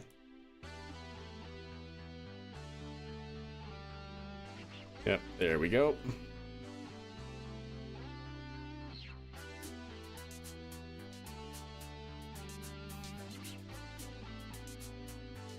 Oh, do I not have the small landing gear on this? Wait, stand by. No, I do. I just don't have them on steering. Gotcha. Which I definitely think I want them to be on steering enabled, I think. No matter what, it's going to be a little difficult, but hopefully we just have to get it close enough.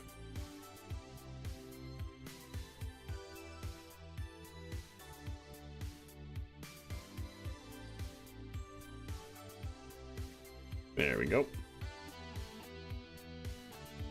Yeah, so if I can turn it that way, that'd be great. Yeah, so I want to turn it that way. Okay. Let's give it a little nudge.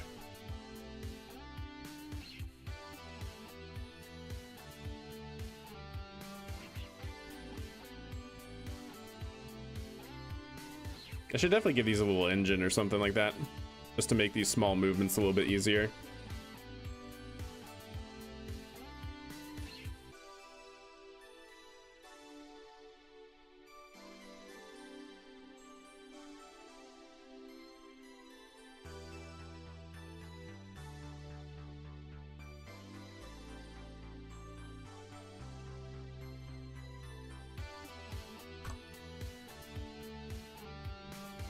Okay, that one looks like it's in the guide. We'll see if we can get this one in. And hopefully it'll straighten itself out in a perfect world.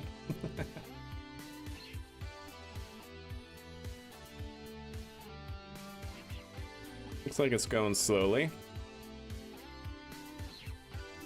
Might just need to get the truck out and do some kinetic alignment maneuvers.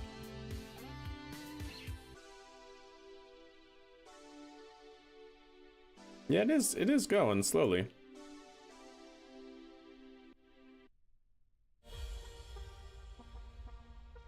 It's going. Gerbils are strong? Yeah, they are. Oh, look at that, chat. Perfect.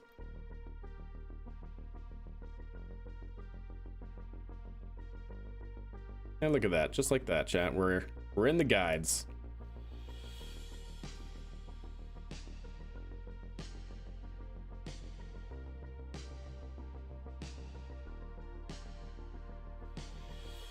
Okay.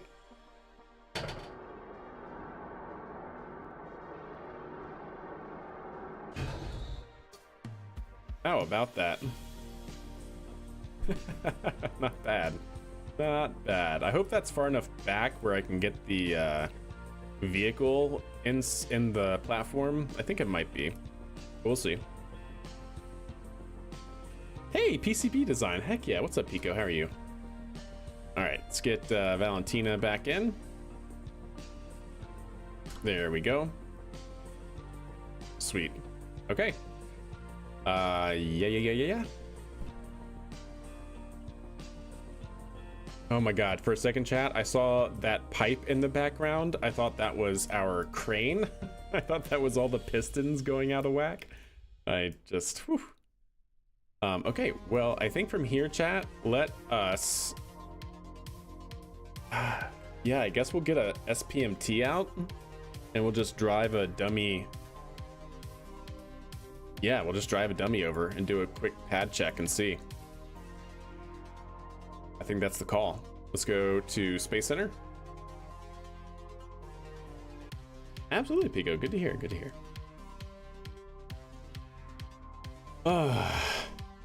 We're getting there. We're so close. Just need to make sure the pad, the crane, and the first stage work. Should be good. Because then it shouldn't be too hard to make a pallet system for the first stage and payloads. And we could actually probably integrate, sorry, not the first stage, the second stage and payloads. And we can actually probably just have the second stage and payload already integrated, since that's not the part that's reusable, right? So we can just send out a second stage with the fairing on top and just have the crane pick it up. So it'd be a 2-step process versus a 3. I think that'd be pretty good, actually.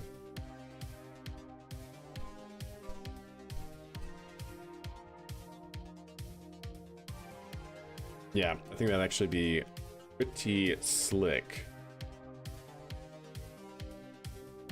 Yeah, I'm pretty happy with how this is going so far.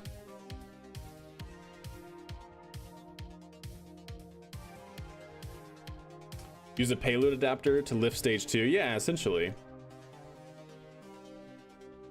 Let me see. Let me see if I can find a picture of that we used to do. That's kind of what I'm talking about. Is, let's see here. That's the first stage. First stage integration. Oh, there's second stage. See, so we literally had the, so this was actually when we had the second stage, and then we would do the fairing on top. But we actually later went into just an integrated second stage and payload fairing, so we can just do it in one go versus having to take the time to do it twice. But yeah, you literally just create a little pallet system that has the second stage and would have the fairing on top of the second stage already, and the crane just picks up the fairing with the first stage hanging, or second stage hanging from it. Yeah, let's see. Is there another picture of that sort of thing? Yeah, down here probably.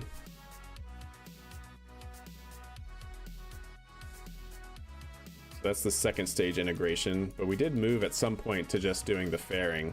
Let's see. You can have the fairing, the crane pick up the fairing by itself, but why do it twice and just have the second stage integrated with the fairing already? I think I have it in these screenshots. Yeah. Different ways of doing it. We'll see. We'll see.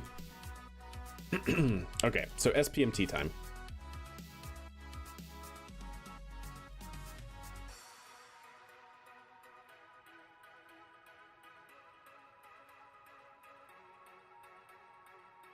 SPMT version 2. I think this is the right version, or the right one. Yep, it is. Great, grand, wonderful. And then let's go ahead and see. Actually, how many parts is this? 246. Yeah, never mind. So let's go ahead and save that. Let's go ahead and switch editor. You have a Dart-like crew vehicle? I sure do. How do you make a Skylon SSTO? Well, you need to use the Rapiers, right? You have to use the Rapier engines, which I don't even have unlocked, it seems. I have to use those Rapiers. You have to balance it like an airplane, and you have to make it very low drag. So, yeah. It's tough. It's tough to do a Skylon just because it's a lot of moving parts, right? You have to have enough liquid fuel and oxidizer to get yourself into orbit, but you're also running liquid fuel at the start because the Rapiers are air-breathing engines at the start. Yeah. I'm sure there's a lot of different starting points for that, though. But essentially make an airplane, but use Rapier engines. That's probably the that's probably the easiest way to put that. Okay, let's go ahead and open it up. And we're going to get our, from the SPH, the Minerva 2.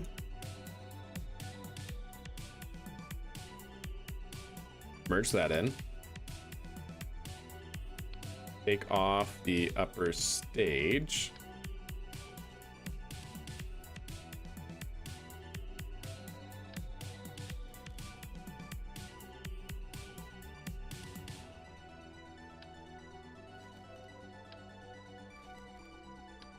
There we go. That should all be same vessel. It is. Reroute this.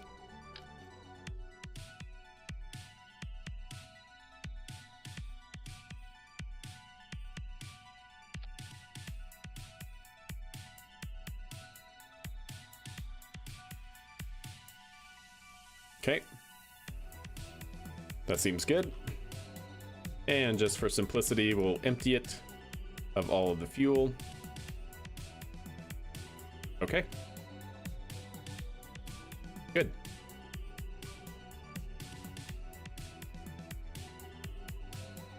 And then let's take you,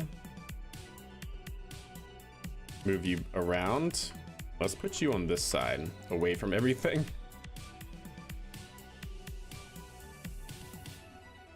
Save it. Launch it.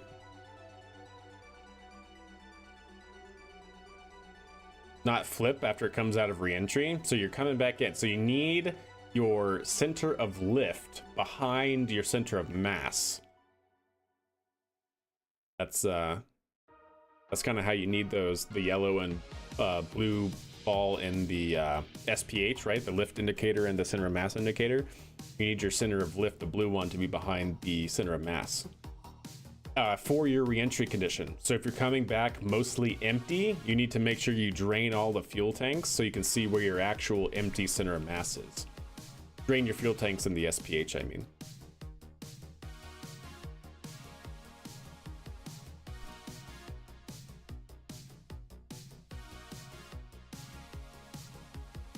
Wow. I could have pushed it over a little bit more, I think. But I think we're okay. We're just gonna drive forward and hope the wheels don't pop. Could have pushed it over a little bit more. Yeah.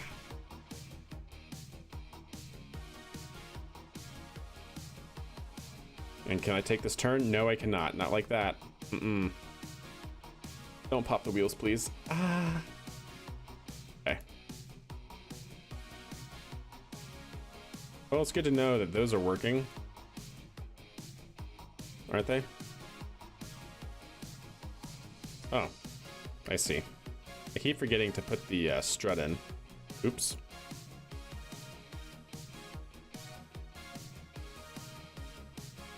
The rocket wobble, yeah.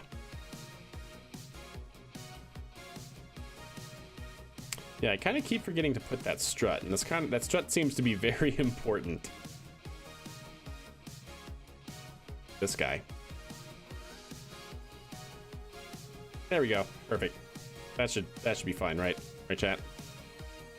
All right, we're gonna stop right now, and we're going to take that off same vessel interaction. There we go. Yep. I need that one strut is causing all this chaos. All right, so we're gonna lift it up, and we're gonna put that back on same vessel interaction, and now I think we can drop it.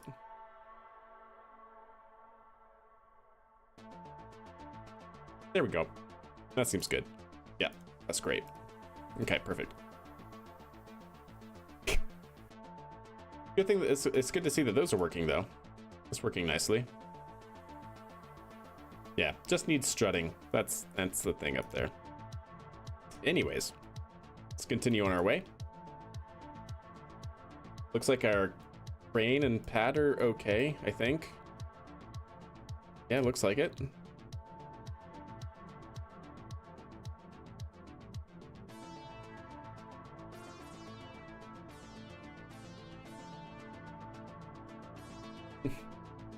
Wiggle, wiggle, wiggle.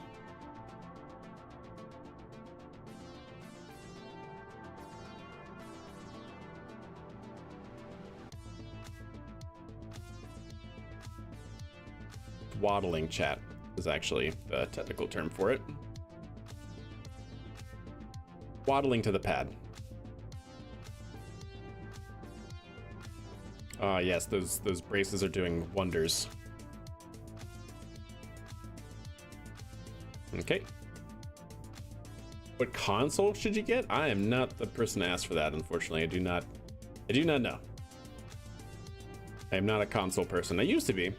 Used to be Xbox 360, Xbox One, but yeah. PC Master Race now for me.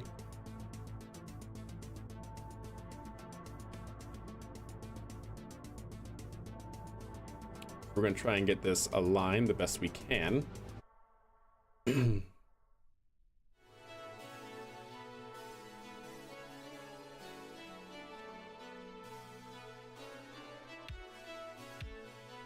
Okay. No, we can bring it back some more. Oh gosh. I actually might need to bring the crane forward. Well, I guess we'll see. Yeah, I'm gonna probably have to move the crane forward. I might need to actually extend it so it can move longer, move farther. Either that or make the front part of the pad here shorter so we can move farther back, but we'll see. All right. Yep, time for this. Wheels off the ground.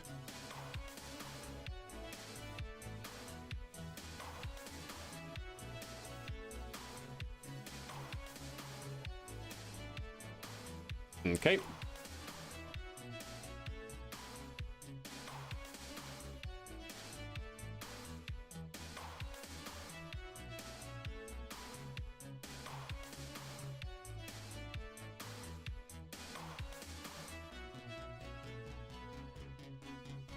Building a new rocket give you a name? What's it going to be designed to do? Deep space? Is it a small boy? Are you using it for a specific program, like going to the moon or something?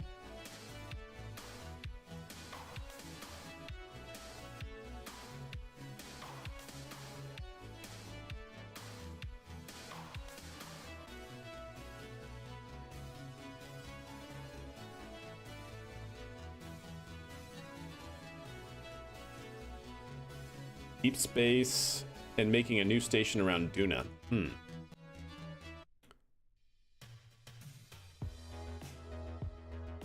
Do you want like a realistic name or like a Kerbal name? Because if you're talking about Duna, which is akin to Mars, and you can call it Ares, even though there was already an Ares real life program, but you know, still deep space. Go gods like Thor, you know, mythology and all that jazz. All right, so how much room? Oh, we still have room to move it back. That's good. All right, let's take a gander here at what we got on this. 88. That definitely looks like it's moving farther forward, so move it back a tick.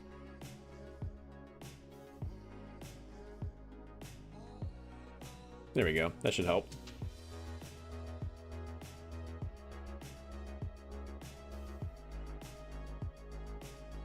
Oh, there you go. Demeter, I like it.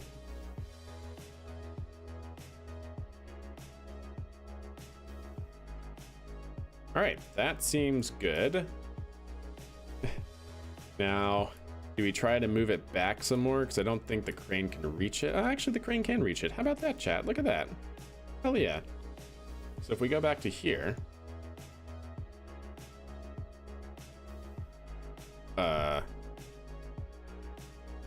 and move it out, should be able to pick this up.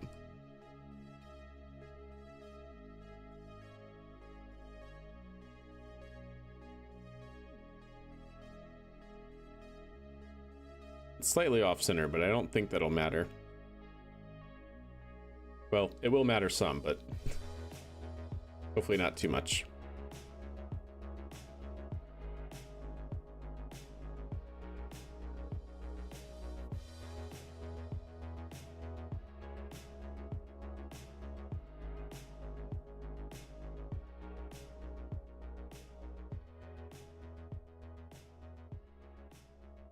Yeah, indeed.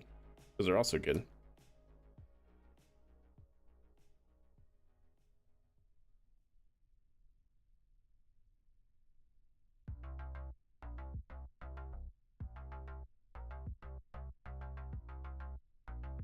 Now the question is, do we go for it, even though it'll probably cause the entire crane to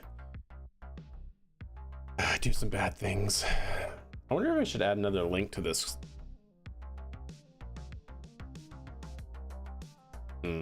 We'll see.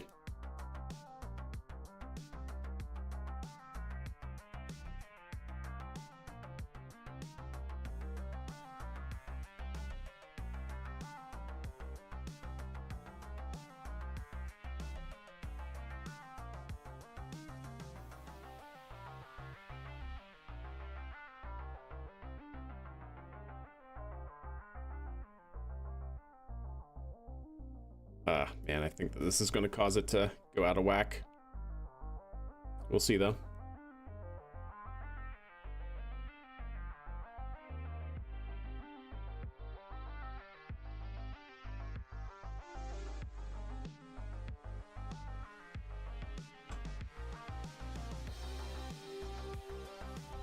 Does the crane support rolling the rocket?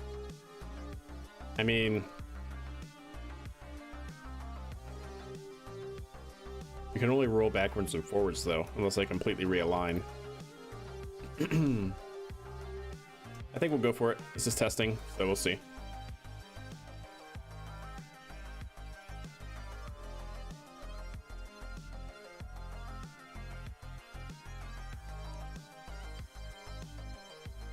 I'm scared.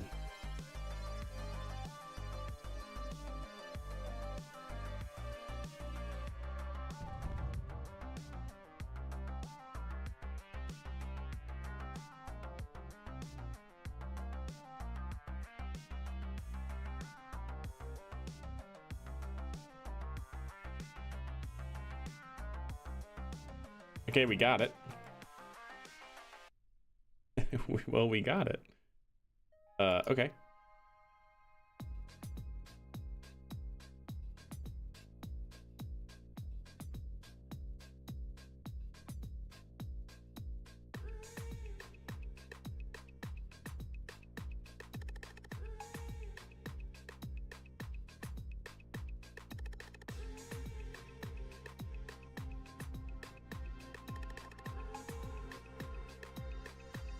Did we just lose the, No, what did we lose?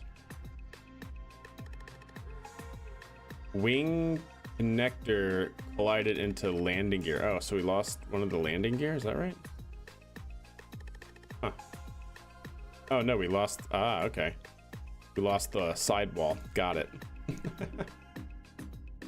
Interesting.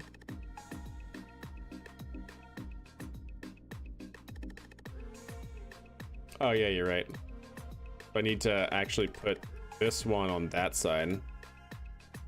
Yeah. Yeah, you're not wrong.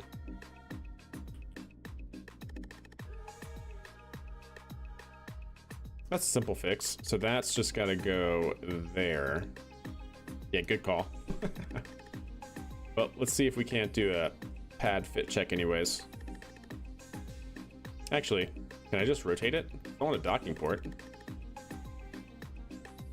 That'd be really slick if I can. I don't know if it actually allows you to do that.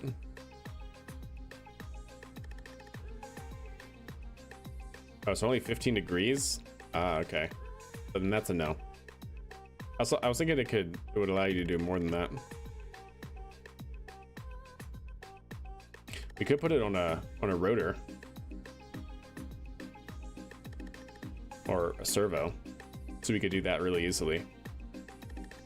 I actually wouldn't mind doing that. I definitely thought these would go higher than just 15 plus or minus. Huh. I didn't know that, chat. I definitely thought that these went all the way around. Anyways.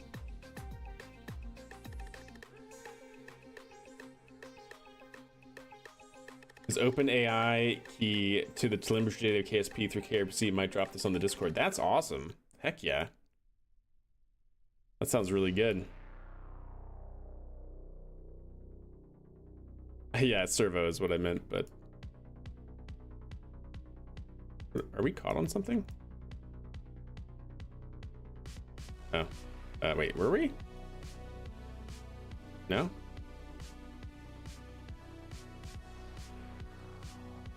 That angle is 0.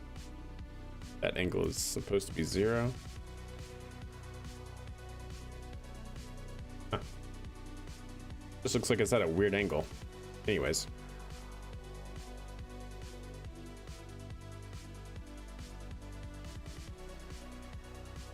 Is it actually caught on something? I can't tell. It seems like it is. Nope. All right, we're good.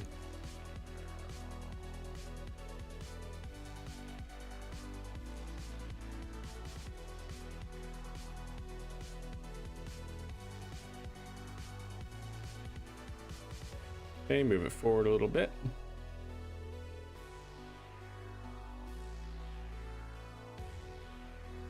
There we go. Get it past that point. And it slides onto the pedestal.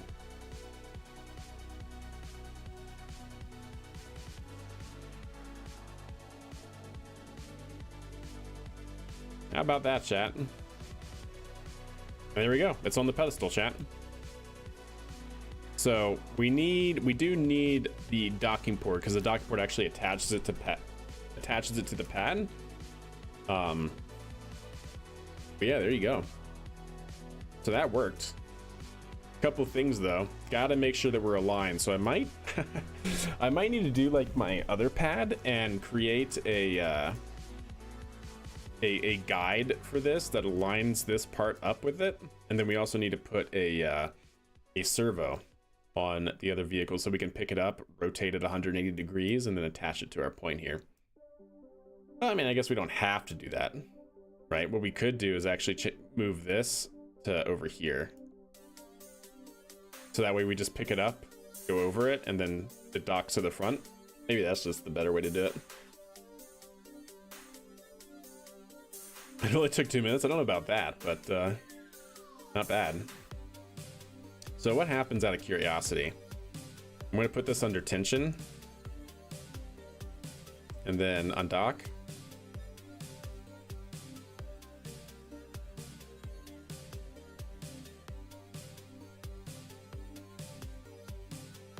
Uh-oh. Uh-oh. Uh-oh. Timber! Perfect. Just perfect. Well, the crane's okay. But, is it just on the pedestal, but because... yeah, that's what it is. It's on the pedestal here, which is good. And that's keeping it up. But, it has nothing on the sides to keep the sides from just, going this way.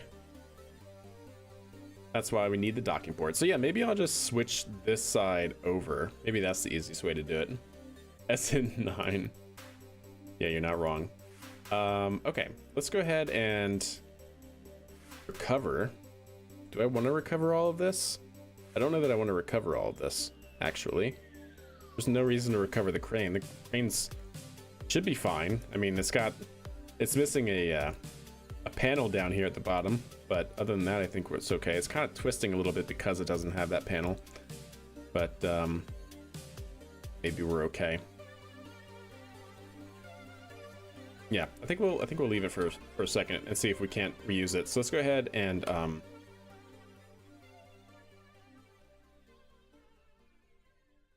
yeah. So let's go ahead and recover that, which for some reason I can't. Input locks clear. No, I can't. Why can't I? It's got electrical charge. Why can't I recover? Am I missing something here?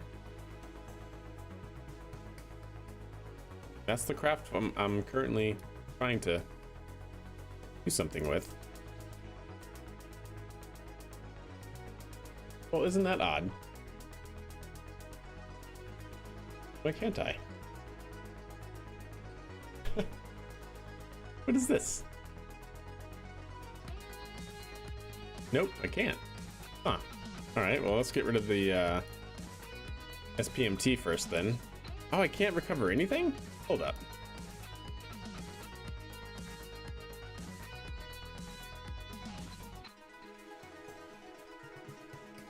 Got a null reference somewhere.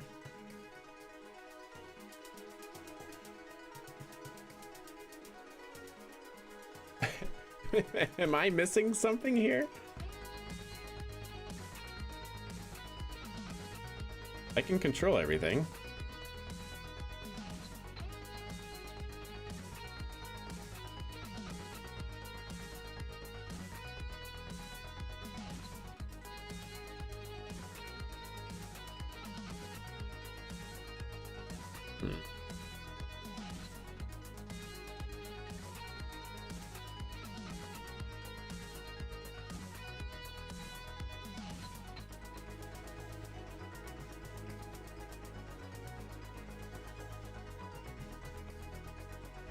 Can I really not recover? Oh, there we go. So what the... It won't let me recover those, though?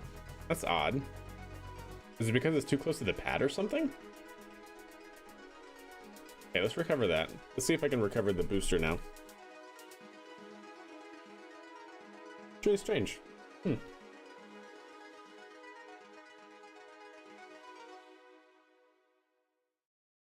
It is good news, though. All of that works. All of that works, like, perfectly. Too many vehicles close together? Is that a thing? I don't know. It's a little odd, for sure.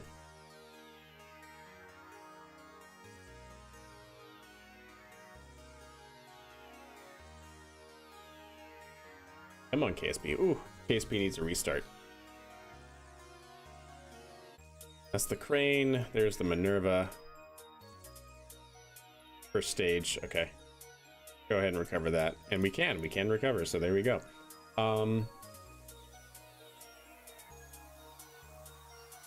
You know what? I really should just redo everything, right? So I need to take the pad. Yeah, okay. Just go ahead and recover it all. We need to take the pad and move that integration point to the other side.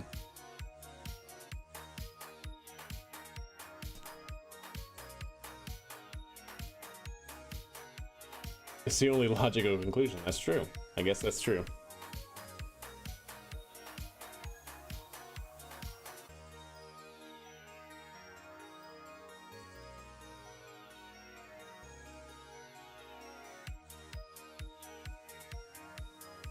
There we go. So if we get the pad, I just need to ideally switch that to the exact other side. Probably gonna have to do another set of fit checks though, which sucks. I need you to be on the exact opposite side.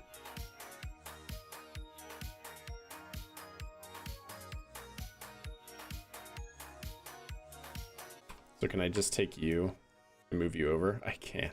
Awesome. Like that. Turn you around. Oh dear. There we go. Sure.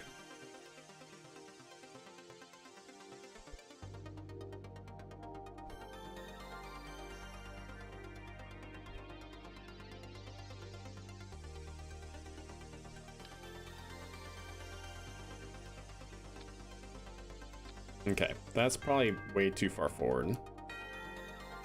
So that means I think these need to go back another tick. Yeah, maybe something like that. We'll see. We'll have to do another fit check. So let's go ahead and save it. Go ahead and open it up. Let's get our Minerva.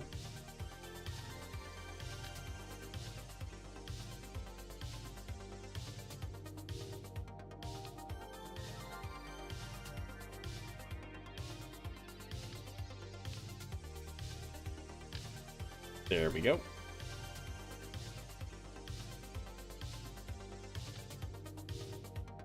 Well, that seems decent. Yeah, that seems decent, actually. So how's everything over here? In terms of height. Alright, so those actually need to go up one and over one. Keep the same exact position. So it needs to go up, over, and up, and over. Nope, maybe not quite.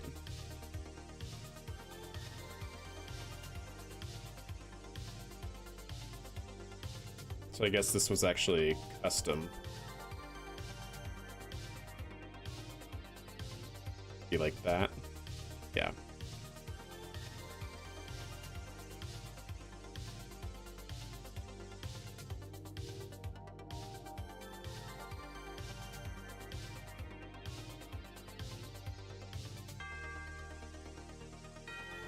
Okay, seems decent.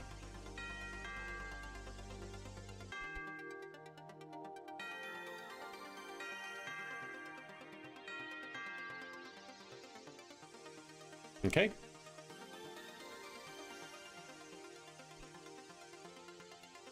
Good. Well, let's go with that.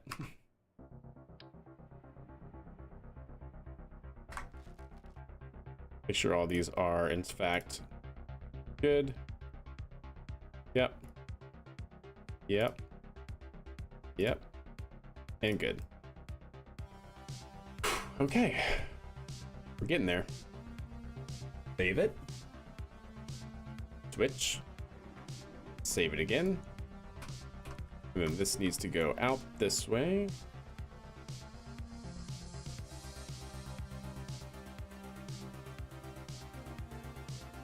Try and line it up with that. So I have something to look for. That looks decent. And move it to there, just behind the first yellow. So save that. And launch that. That should be the only change I need to make, right? For that guy. Now for the crane. Was there a change I needed to make to the crane? Don't need to put the rotor on, or the servo on, because we just switched the side of the integration point on the pad. I think there was something I had to change on the SPMT, wasn't there? Definitely need to move the SPMT further out. But I also think I need to make something... Oh yeah, that's right, the docking port. I need to make the docking port same vessel interaction.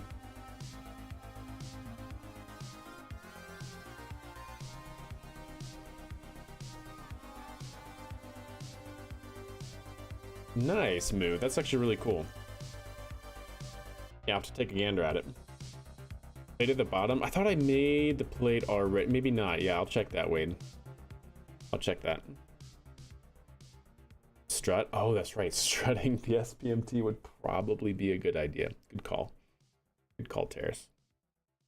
Yeah, I'll check the plate. Strut. Docking port.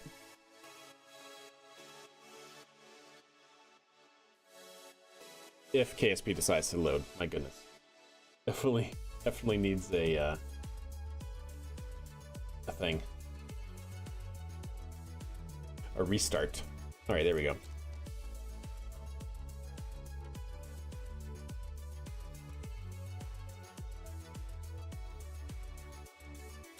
Okay.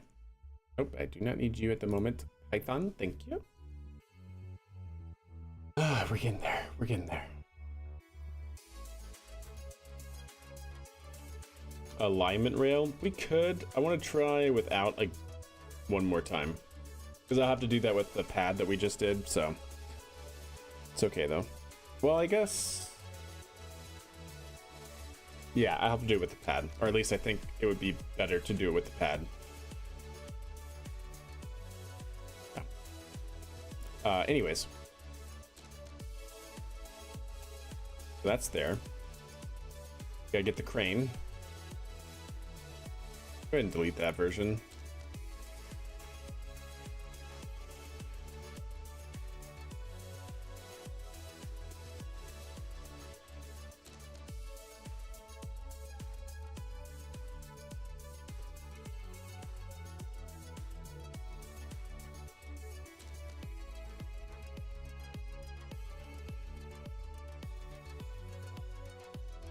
This was okay, right? Sorry, my brain is going mush, getting tired. Pretty sure this was okay. Because we didn't have to actually add anything to that.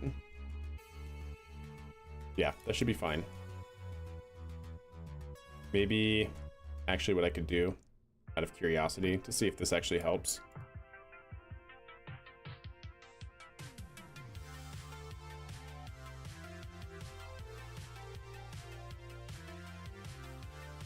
Take you off, but take you off, and put another link in so we can get another degree of freedom when we go to dock.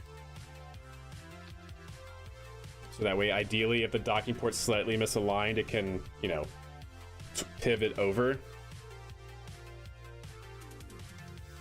Yeah, something like that might be good. One more link. And then hopefully that doesn't ruin too much our height by having that. I don't think it will. I could also gizmo this up a little bit.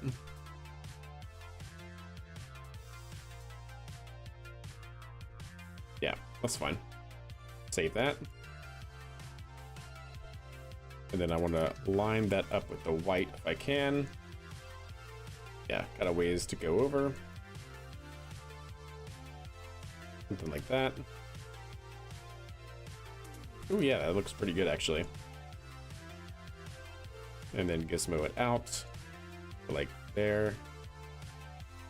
Okay. We fixed the gantry though, I think. Yeah, we fixed the gantry.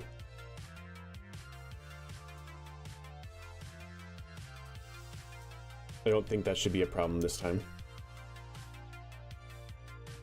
Yeah, the problem with the gantry was they're on same vessel interaction on those rails. And when we made the crane wider, I forgot to make the gantry wider. So they were clipping into their parts.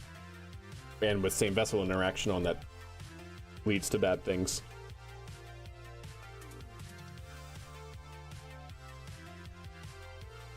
All right. Pretty much in line. I like it.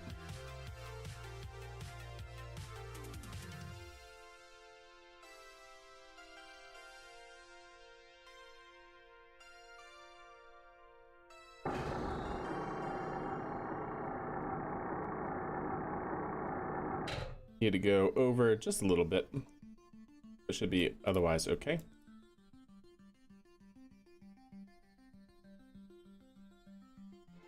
Oh, that's right. I need to turn the, that's something I should have done. I need to turn the steering on.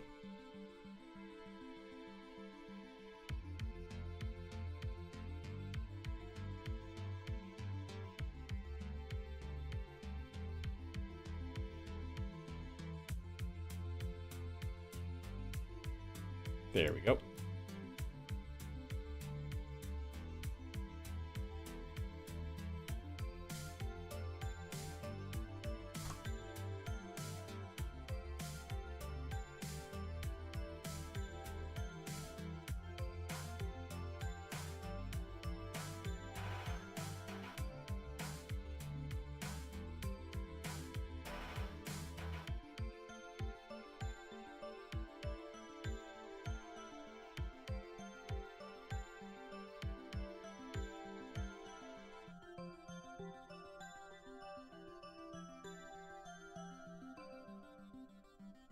There we go, we're in. Oh. Now I should just be able to push it and hopefully it'll align itself.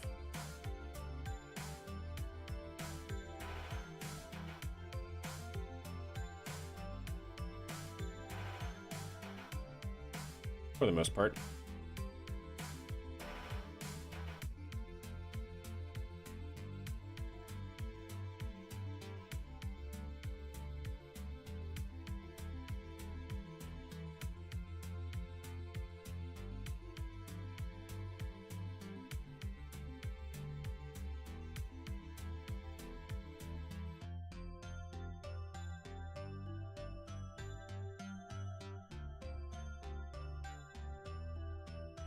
Okay, we'll leave it right there. I like it. Okay. Get Valentina back.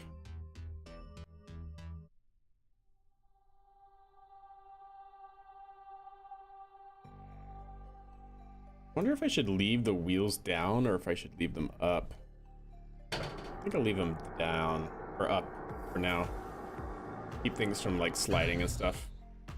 I just don't know if wheels are better at handling like Kraken strikes and stuff. Really? Why can't I? No nearby controllable objects.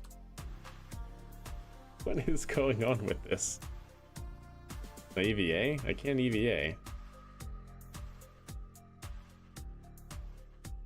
I can go to Space Center now. Okay, that's good. Let's go to Space Center and hope Valentina doesn't die. We need struts on the SPMT. Check the plate on the bottom of the rocket. Probably rams, probably. But I'm so close to ending the stream, I'm so tired. I just want to get this check done.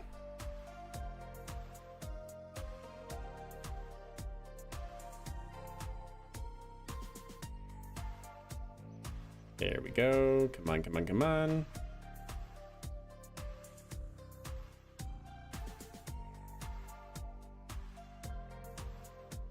Always another day. Well, I know, but I'll probably be off tomorrow and Christmas, so wanna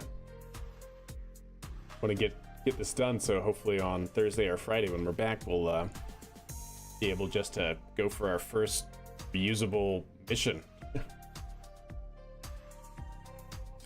let's see. SPMT time. Load that in. The rocket will probably be borked, right? Yep.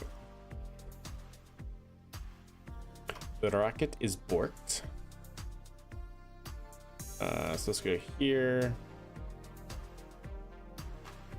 Grab you.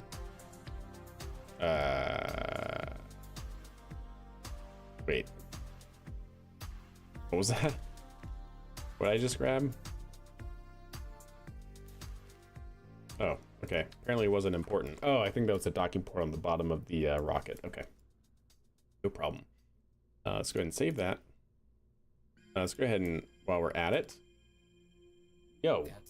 Valorant coming in with the gifted subs. What's up, Valorant? Good lord. Added 1 gifted sub and 4 bonus. Much love to you, my friend. Love what y'all are doing.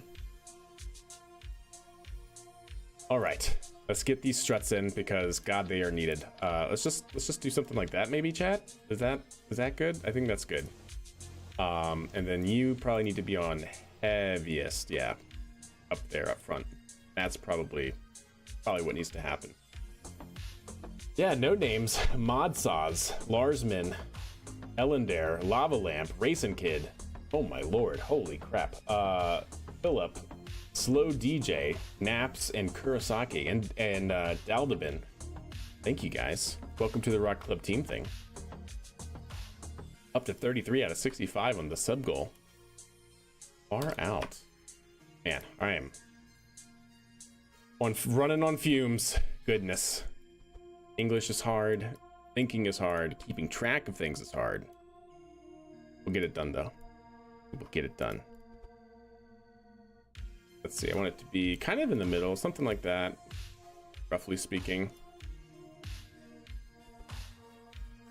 There we go. Move this forward. Move that back. There we go. That should be good. That's all now auto-shredded in heaviest part. Make sure that these are set to same vessel, and same vessel. Perfect. That should be set to same vessel. Awesome. Save it. Good. That is now done. All right, let's go ahead and open up here. We want our Minerva from the SPH. There we go. I want the Minerva 2 flight ready, right? Flight ready, flight ready. There you go. Merge it in. All right. There we go. And let's make this the root part. Also make sure that is same vessel interaction. Those are also same vessel interaction. They are perfect. All right, names, have a good night. Much love to you, my friend. Oh, and names. Is gifting 5 tier 1 subs to the community. Man, yeah, see, there you go. I am just totally out of it. Good lord. Totally out of it. Names, I appreciate the gifted subs, my friend. Happy holidays. Yeah, I'm running on fumes, like I said. Much love to you, Names. Hope you have a happy holidays for sure. All right, that seems good. Make sure that these are all good. Same vessel. Good call on the plate. That's good. That's good. And that's good. And that's good. Perfect. Okay. Save it. No worries. No, I feel horrible. I just saw the big thing saying Valorant. I was like, oh, Valorant.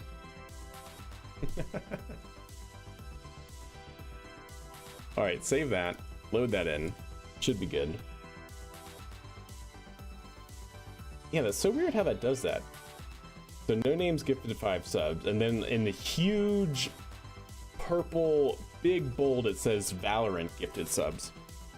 So it's like completely drowns out the person who actually gifts the subs. How do I use CurbNet to see biomes? Ooh, you know, I haven't had to do that in a very long time, Blurgert. I do not know. You need to have a scanner, right? You need to have a scanner, and then you should be able to see the different biomes. I'm not sure. That's a great question. Wow.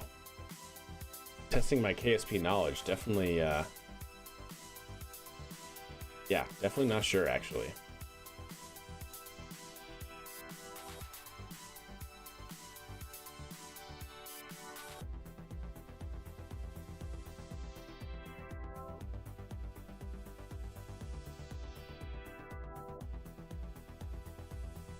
Do you use KOS in mission mode save? No, I use KRPC. Yep, KRPC in mission mode.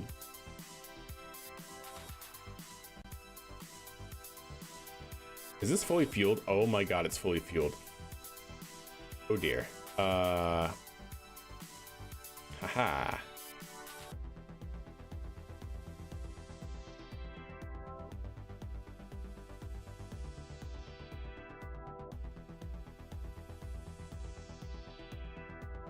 Can I really not?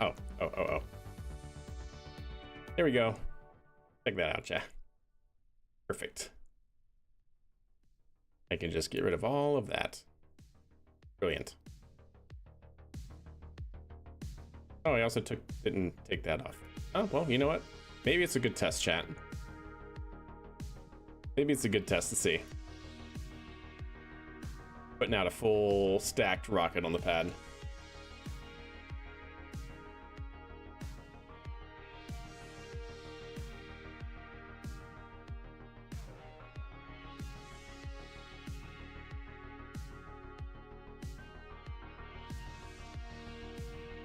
Oh, we're still full of oxidizer, really?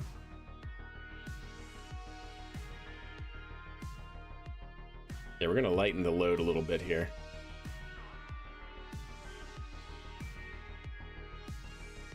There we go. That should be better. Oh yeah, we already popped some wheels from the massive load that this thing was under. But we're good now. Oh, the surface scanner? That sounds right, yeah. So long as it can be used in orbit, because isn't there a surface scanner that can only be used on the ground? I don't remember. I have to look at the KSP wiki.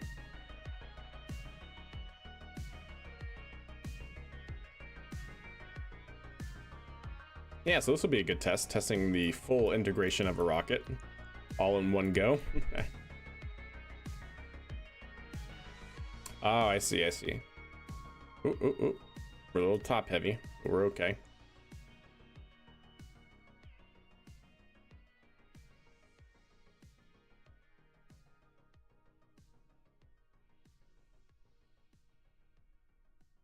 Would you ever forgo chopsticks to just land directly on the launch mount? Oh yeah. I mean, if you could get it that accurate, sure. I mean, that was SpaceX's original goal, was to do cradle landing back in the cradle, landing in the actual launch mount. That was their original goal, and they forgone that for the catch tower.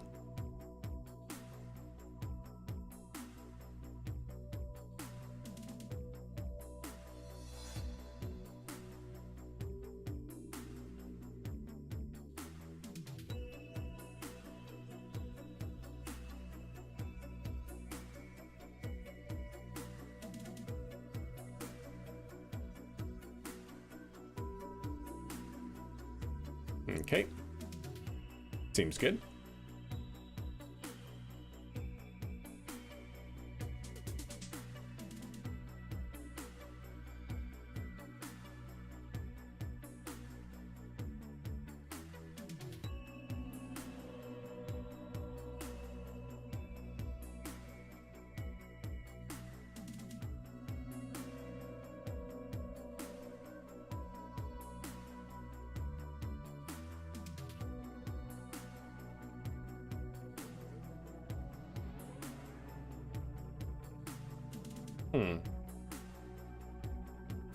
What is stopping it from being picked up? Is it just the weight? Or is there something caught? And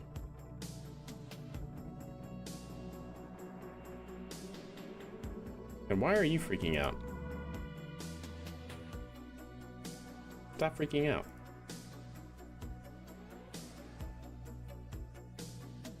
I say there's like no reason to be freaking out right now. Did I miss something? Did I accidentally strut something to the wrong thing? No. Is it just the weight on the front now? Is it just all this? I mean, it could be.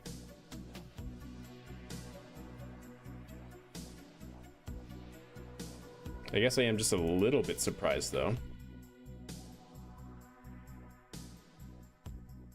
It can't be, right? Is there something keeping it from rising?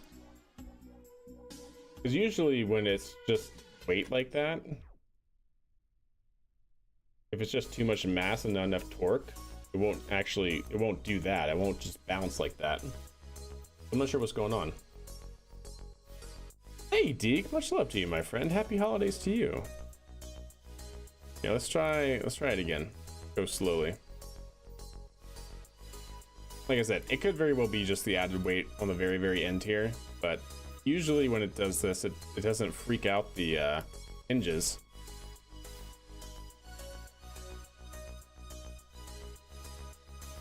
Usually, eventually, it'll finally go. But maybe it's just too much weight. But see, it seems like it's kind of like stuck. But it might just not be enough torque, or too much weight up front. That's what I want to make sure. Oh, maybe. Is it going? No.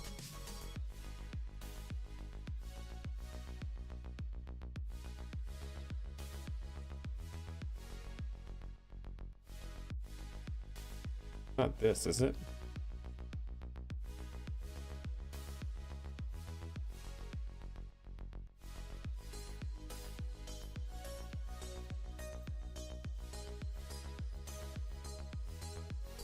No, not that.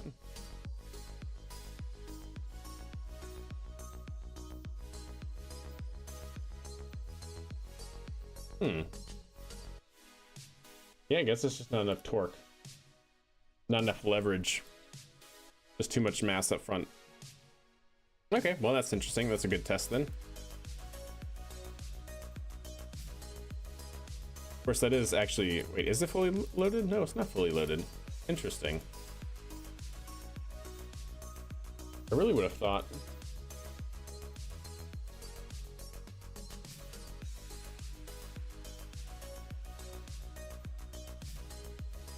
Come on, you can do it. Come on, you can do it. Oh no.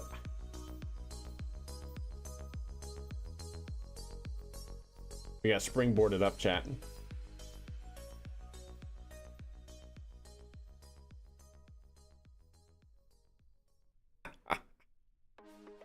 Uh-oh.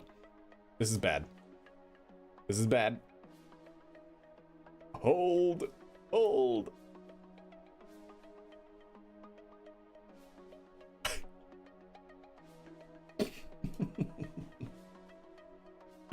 Oh no. Oh dear. That is not it, chat.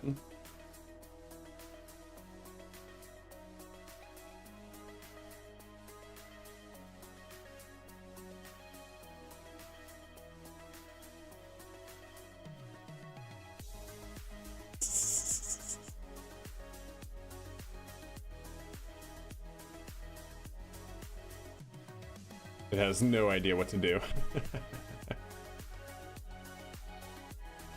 Yeah, it's got no idea. It's very unhappy. Oh, also? Is that? Oh, that's why.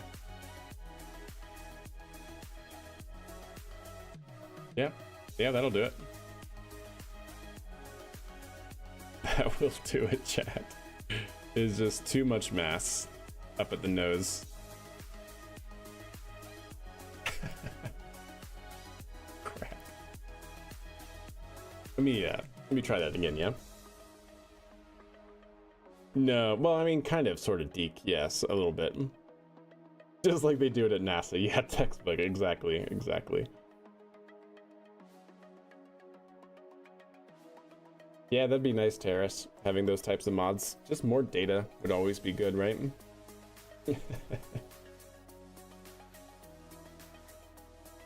But yeah, we did pretty much fix that.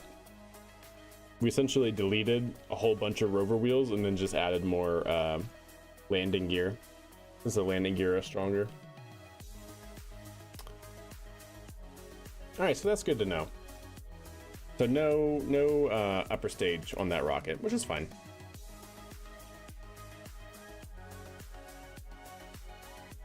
That is fine.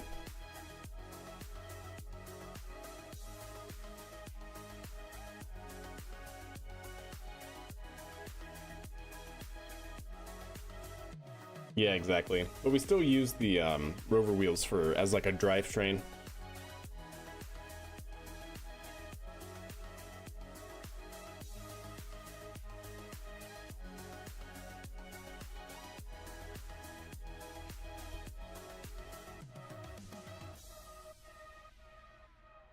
Why do you do this, KSP? I wish I knew.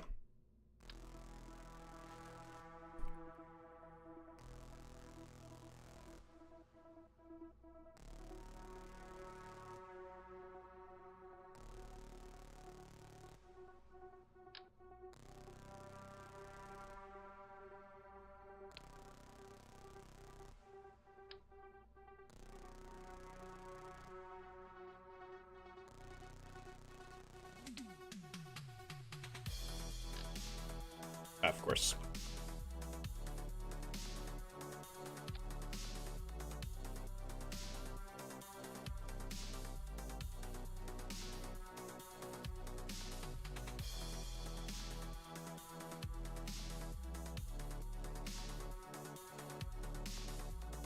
All right.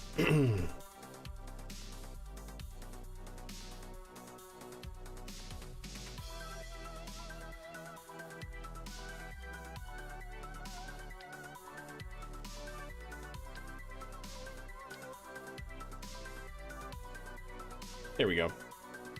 That should be good.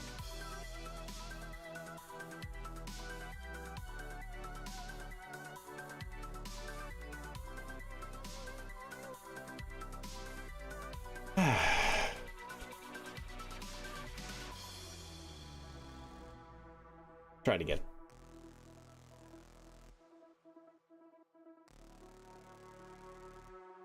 I know, right, Deke? And truly, I'm excited for it.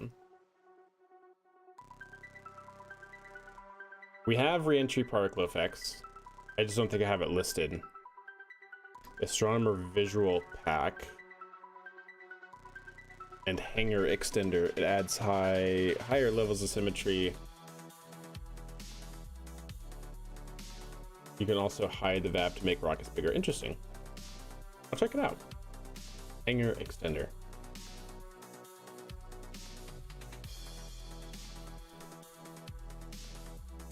What does Astronomer's Visual Pack do? Is it the Skybox? Because I think I already have a mod for the Skybox, right? Ooh, that was a little rough.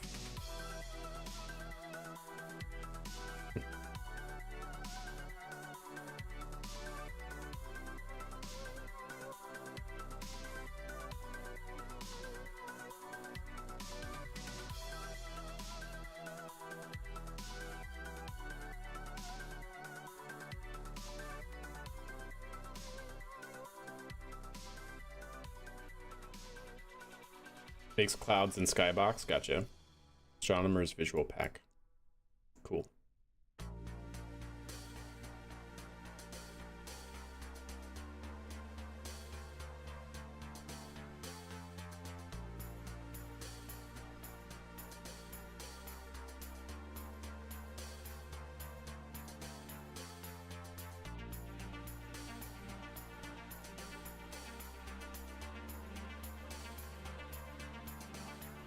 All right, we'll see. See how this goes. Oh, Valentine is still there. Try not to run her over.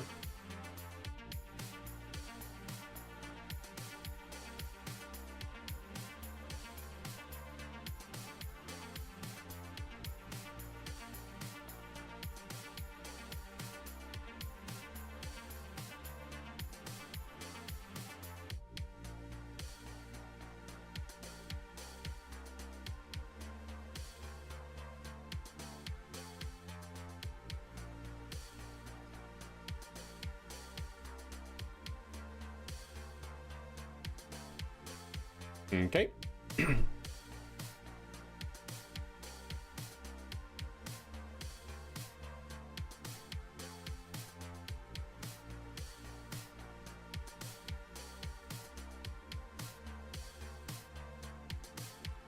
Try to get a little bit better than that.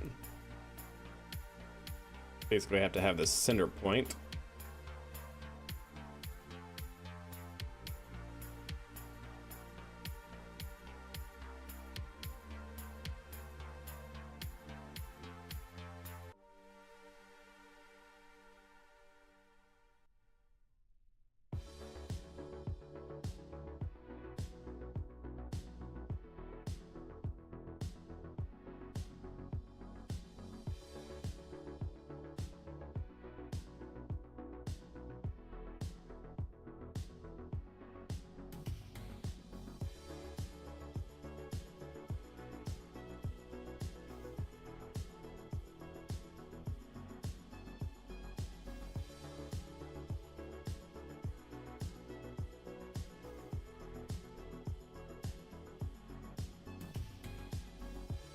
Here we go. How about that?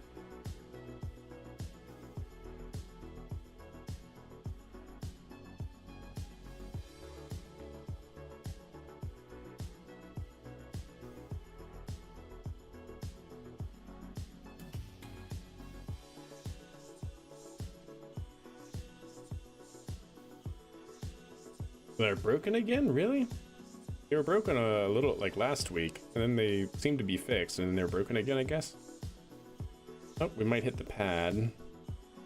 I have to pull forward here.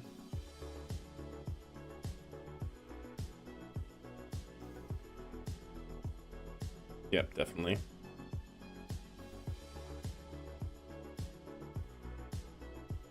Try to get it mostly vertical if I can.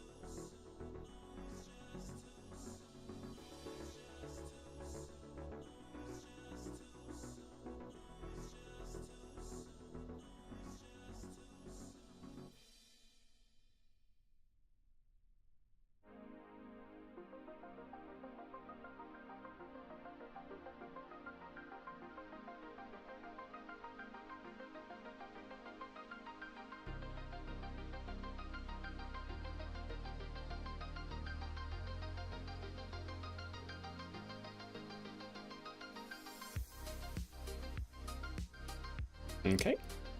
Keep lifting.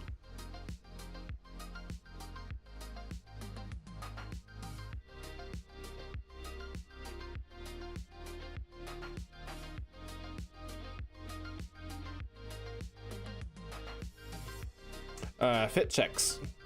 Just making sure it all fits together nicely.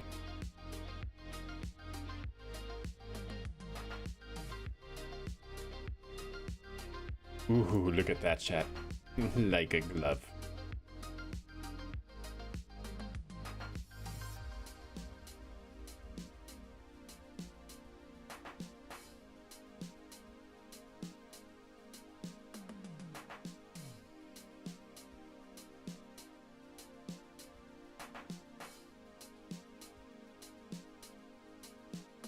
All right, that seems pretty good.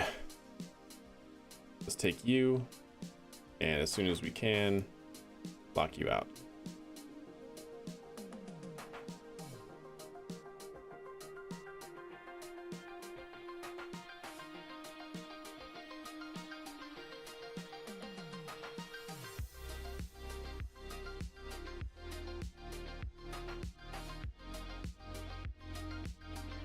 Oop, I missed my shot.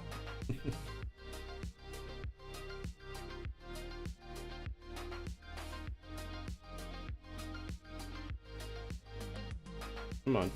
Gosh dang it.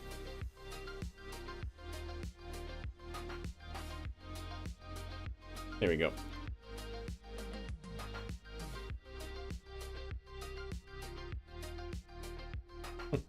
It actually seems like it could go even further. That's interesting.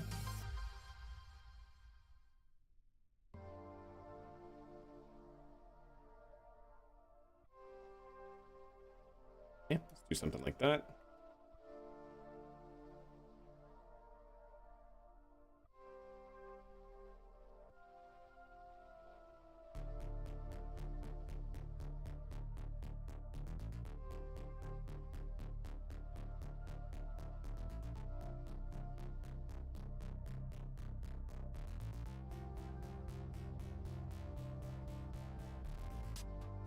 Come on. Doesn't want to do it yet. Maybe it's not necessary. I was just going to see if I could lock it out.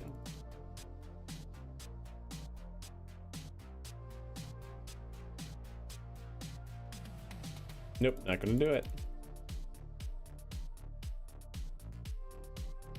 I'm spamming. I'm clicking. Oh, okay, fine. Not even super important. Okay, well.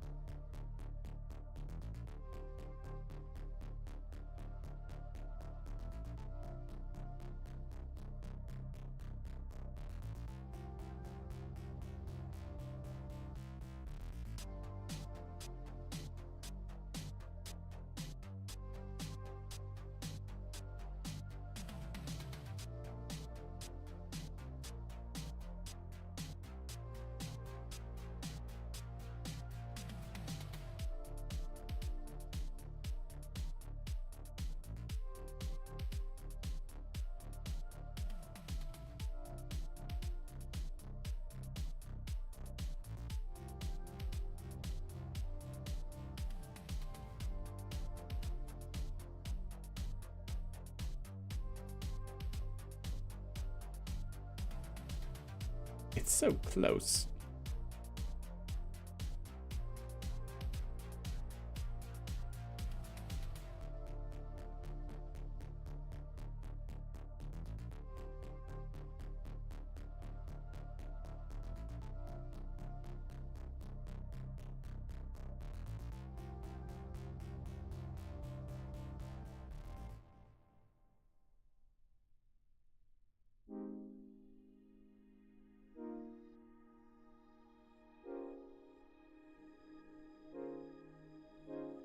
This is fine. This is totally fine, chat. Don't even worry about it.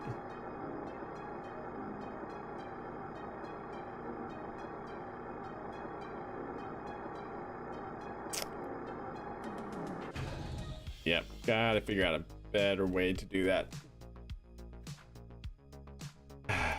It's got to be like perfectly aligned. So yeah, I think we're gonna need guides for that. I think that's the only way. Only way to do it. Oh man.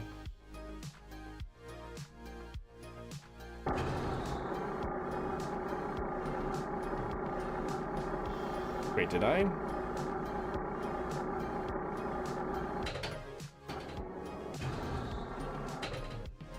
Did I have the landing gear down? Is that why that did that? I don't remember.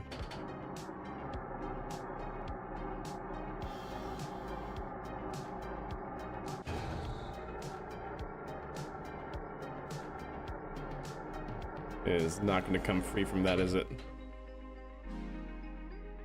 Nope. Well, I guess while we're here.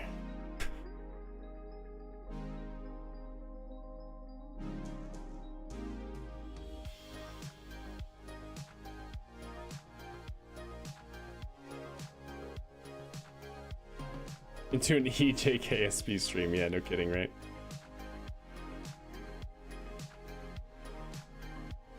Yeah, so we gotta get it perfectly aligned. I was just hopeful that it would be a little bit forgiving, but it's not. Are you too good for your home? Hmm? I guess yes you are. Nyah. Nyah. Just yeah. Oh, oh, oh, oh. Yes. Right. This is fine. Oh. Yep, this is fine. Totally okay. Totally nothing wrong with this, chat. Totally nothing wrong with this. Nah. Definitely not.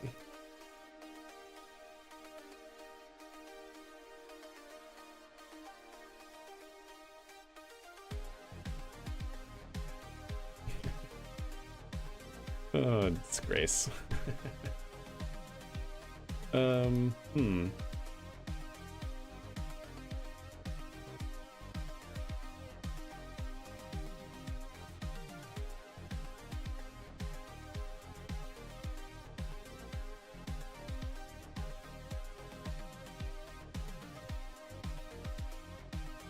What could possibly go wrong, right?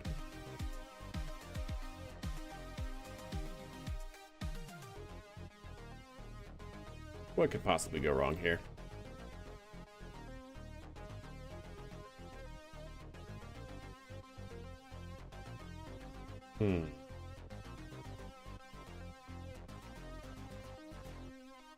Stand by.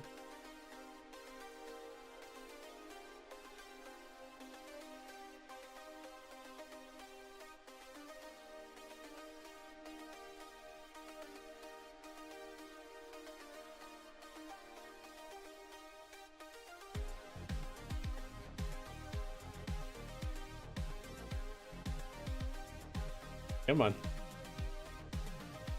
What could go wrong? Nothing.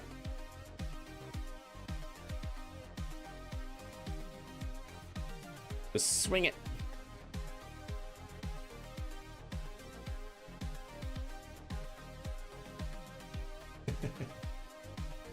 It wants to. Irish reverse rate. Oh, there we go. Now we're swinging.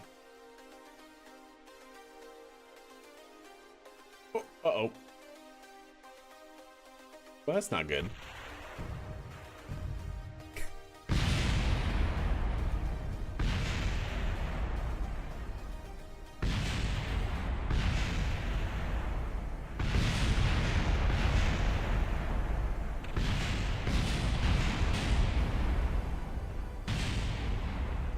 What's up, Slubman? How are you?